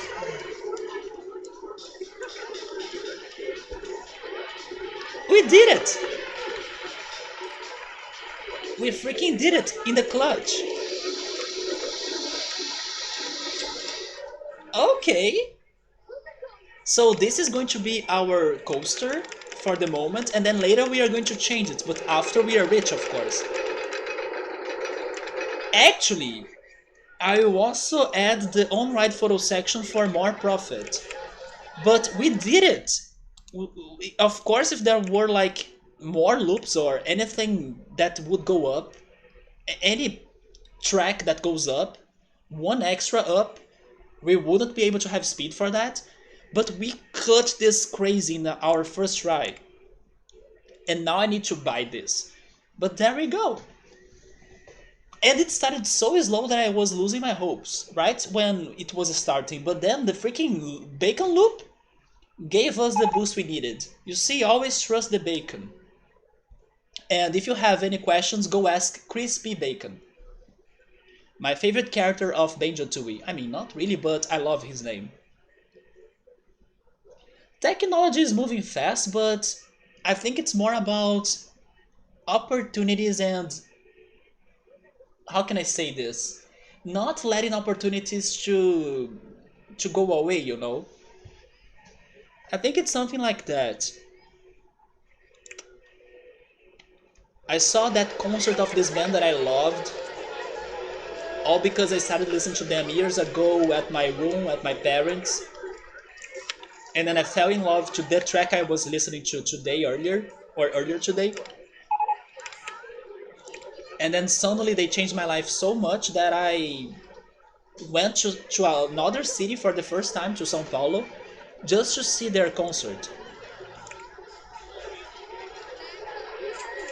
So it is funny how small things can give us opportunities in the future. And it's a little bit like the butterfly effect.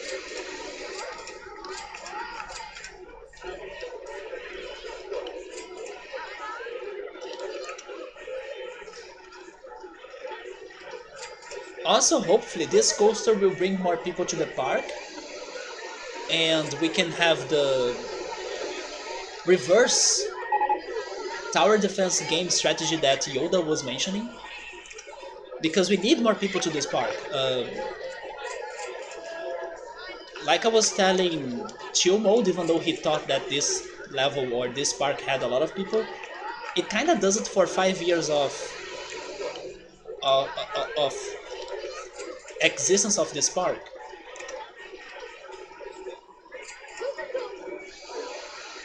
But I think that in 20 minutes I may be calling the stream because it's getting late. I'm still hungry,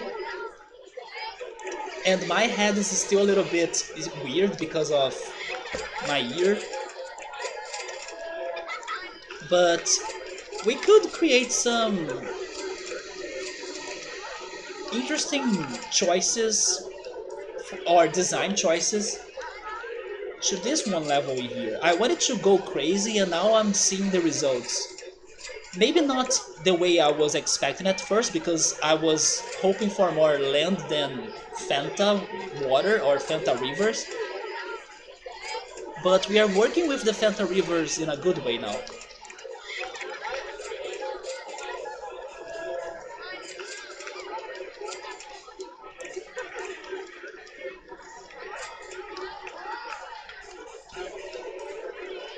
But I really hope that I can finally get some good sleeps that won't make my ears clogged, because I think it's the pressure I make on the pillow with my head when I'm sleeping and then air gets stuck inside of my ear or something. And then after it gets normal again, my head feels weird or it feels uncomfortable. It does feel like there is water inside my ear, but there isn't, you know.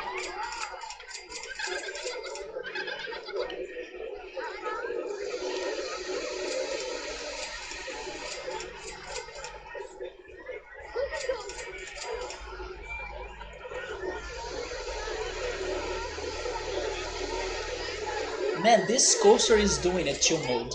I can't believe it is doing it. And we got to 400 guests.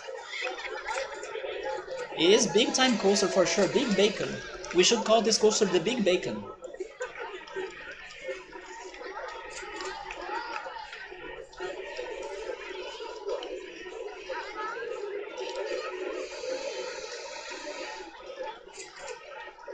It's funny that I don't have the merry-go-round.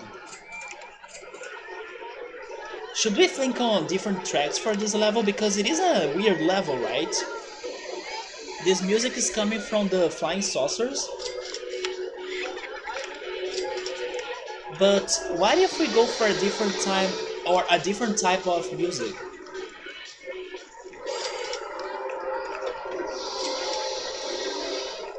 Let me just finish this path as well.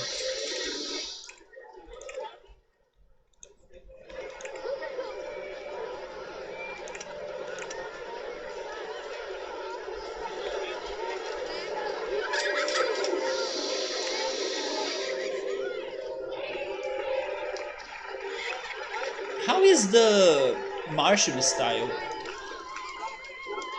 Oh, we had this song playing once, right? In another space-themed level. Let's go for the space style this time.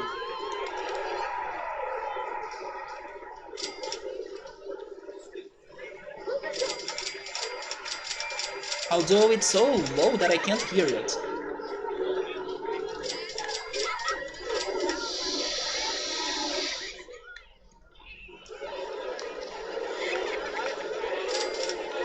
Yeah, the space style is very low sounding. Also, it's next to the circus, that doesn't help, but I can't hear anything. Also, nobody's there, so I believe it's very expensive.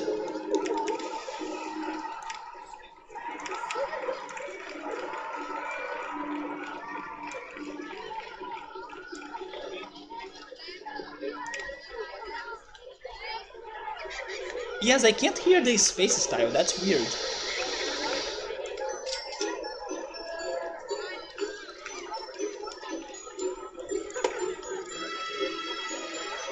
You think that it's going to break down and then we can glitch the song?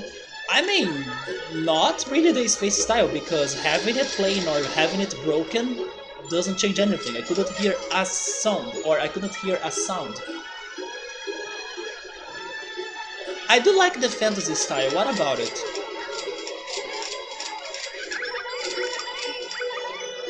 I think the fantasy style could be good for this one. For this level. It's a bit cheerful and mysterious. I guess it's a good pick. So we finally have our first coaster that's going to have some updates when we have money, of course. But for now, I think it's going to do a good job for us.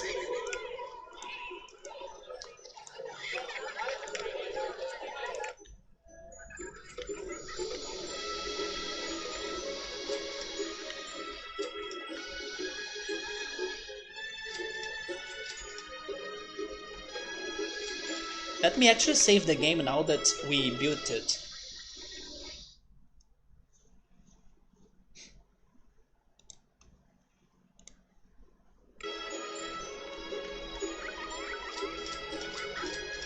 Saber, you were talking about the fountains, right? What if we place fountains on the corners, like one there, one there, one there, and one on the last one? And then maybe you could think about the other statues and water springs.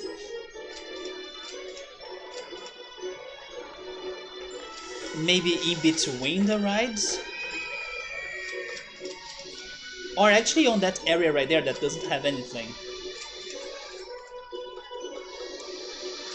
Man, it's so expensive, it's $55.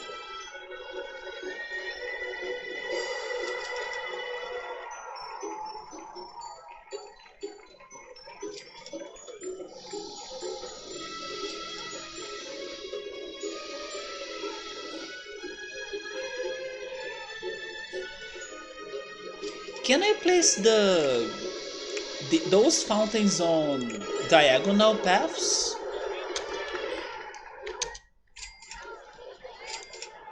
I can't, you see, it's only on the straight paths. Because otherwise I would have placed them on this wavy bridge. Oh wait, it's not there. It's there actually.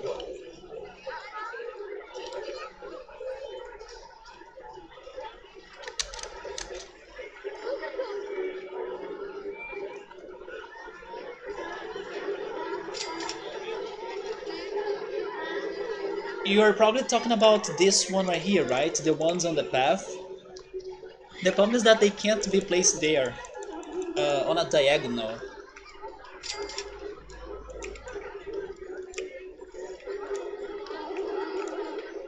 Can't believe how expensive this is. But there we go.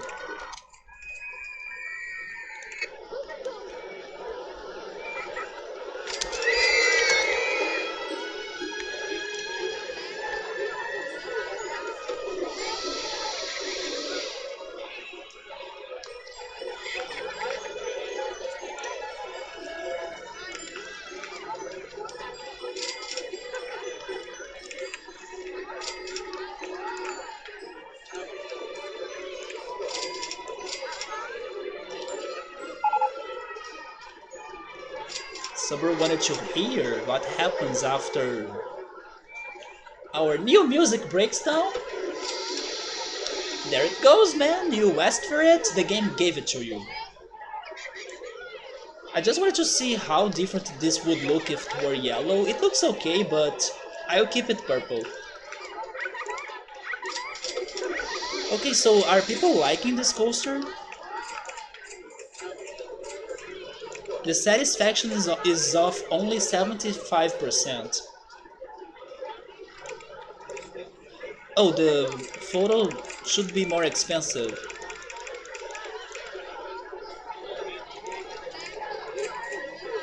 I mean, it is not a bad coaster. We surprisingly got a very high excitement rating, and it's not too nauseous, so...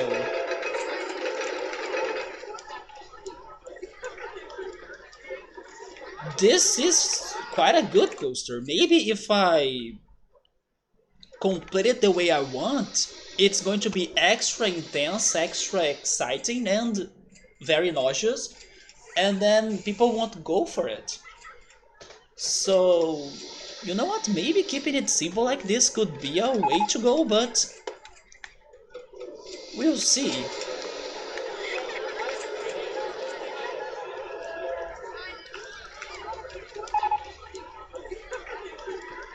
We have the best value park? What? I mean, the country sucks then because this is like very low. But finally, thanks to our new coaster, we are getting more people. And I should also work on new rides.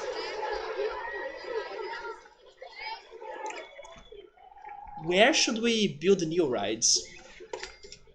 I mean, now it's also getting almost my time to go, so maybe I should save new rides for next stream. But man, this park is looking okay, right?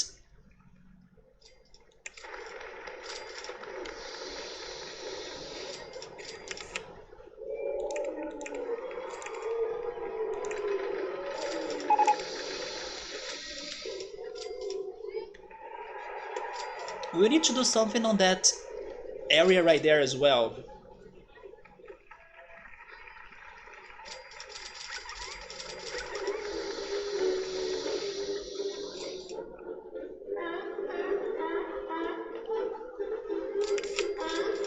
Yeah, look at the difference. Now we are getting a lot more of ride tickets. Or money from the ride tickets.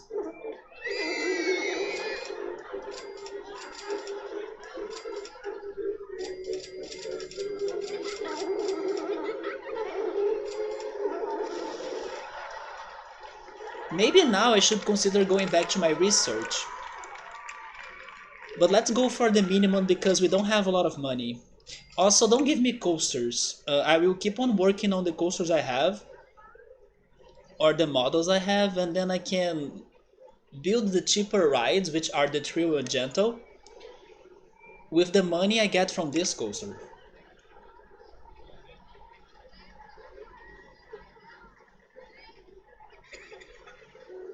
I do think so. It's very pleasuring to look at it.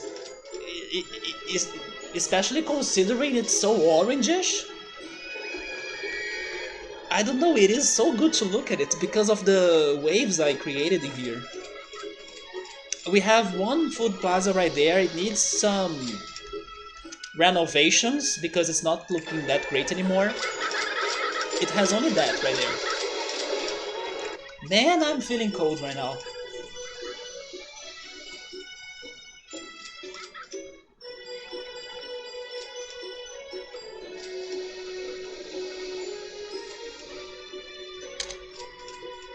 Wait, are those tunnels not matching?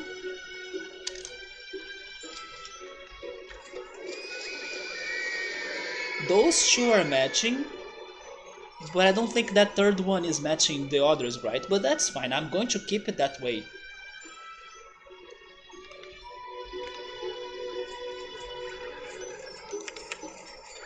The go-karts, they gave us, or they are giving us the go-karts, but they gave us the maze.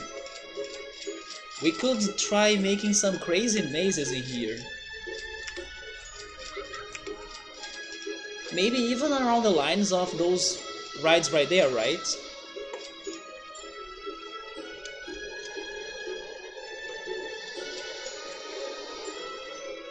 We could like have more underground squares for more rides on the water, or they could be a little bit more different, with a different shape. For example, maybe they could have circles or triangles or hexagons. We can test all of that next weekend. So I think I'm going to call it a year then. Let me save the game.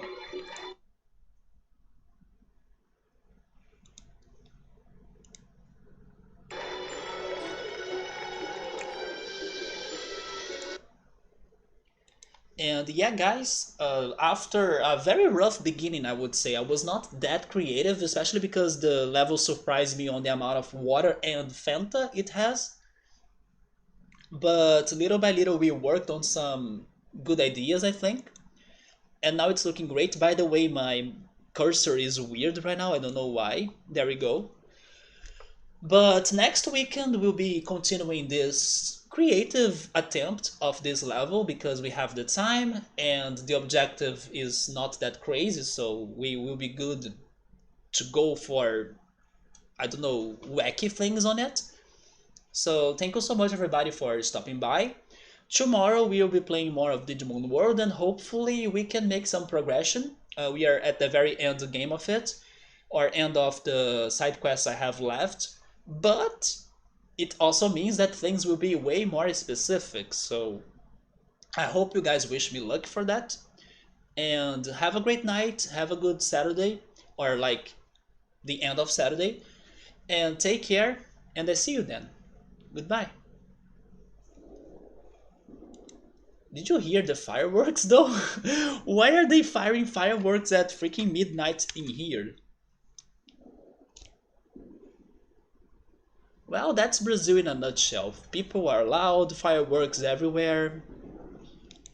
At least this time it is indeed fireworks. It's not like shots, right? Sometimes it's shots. But anyway, goodbye.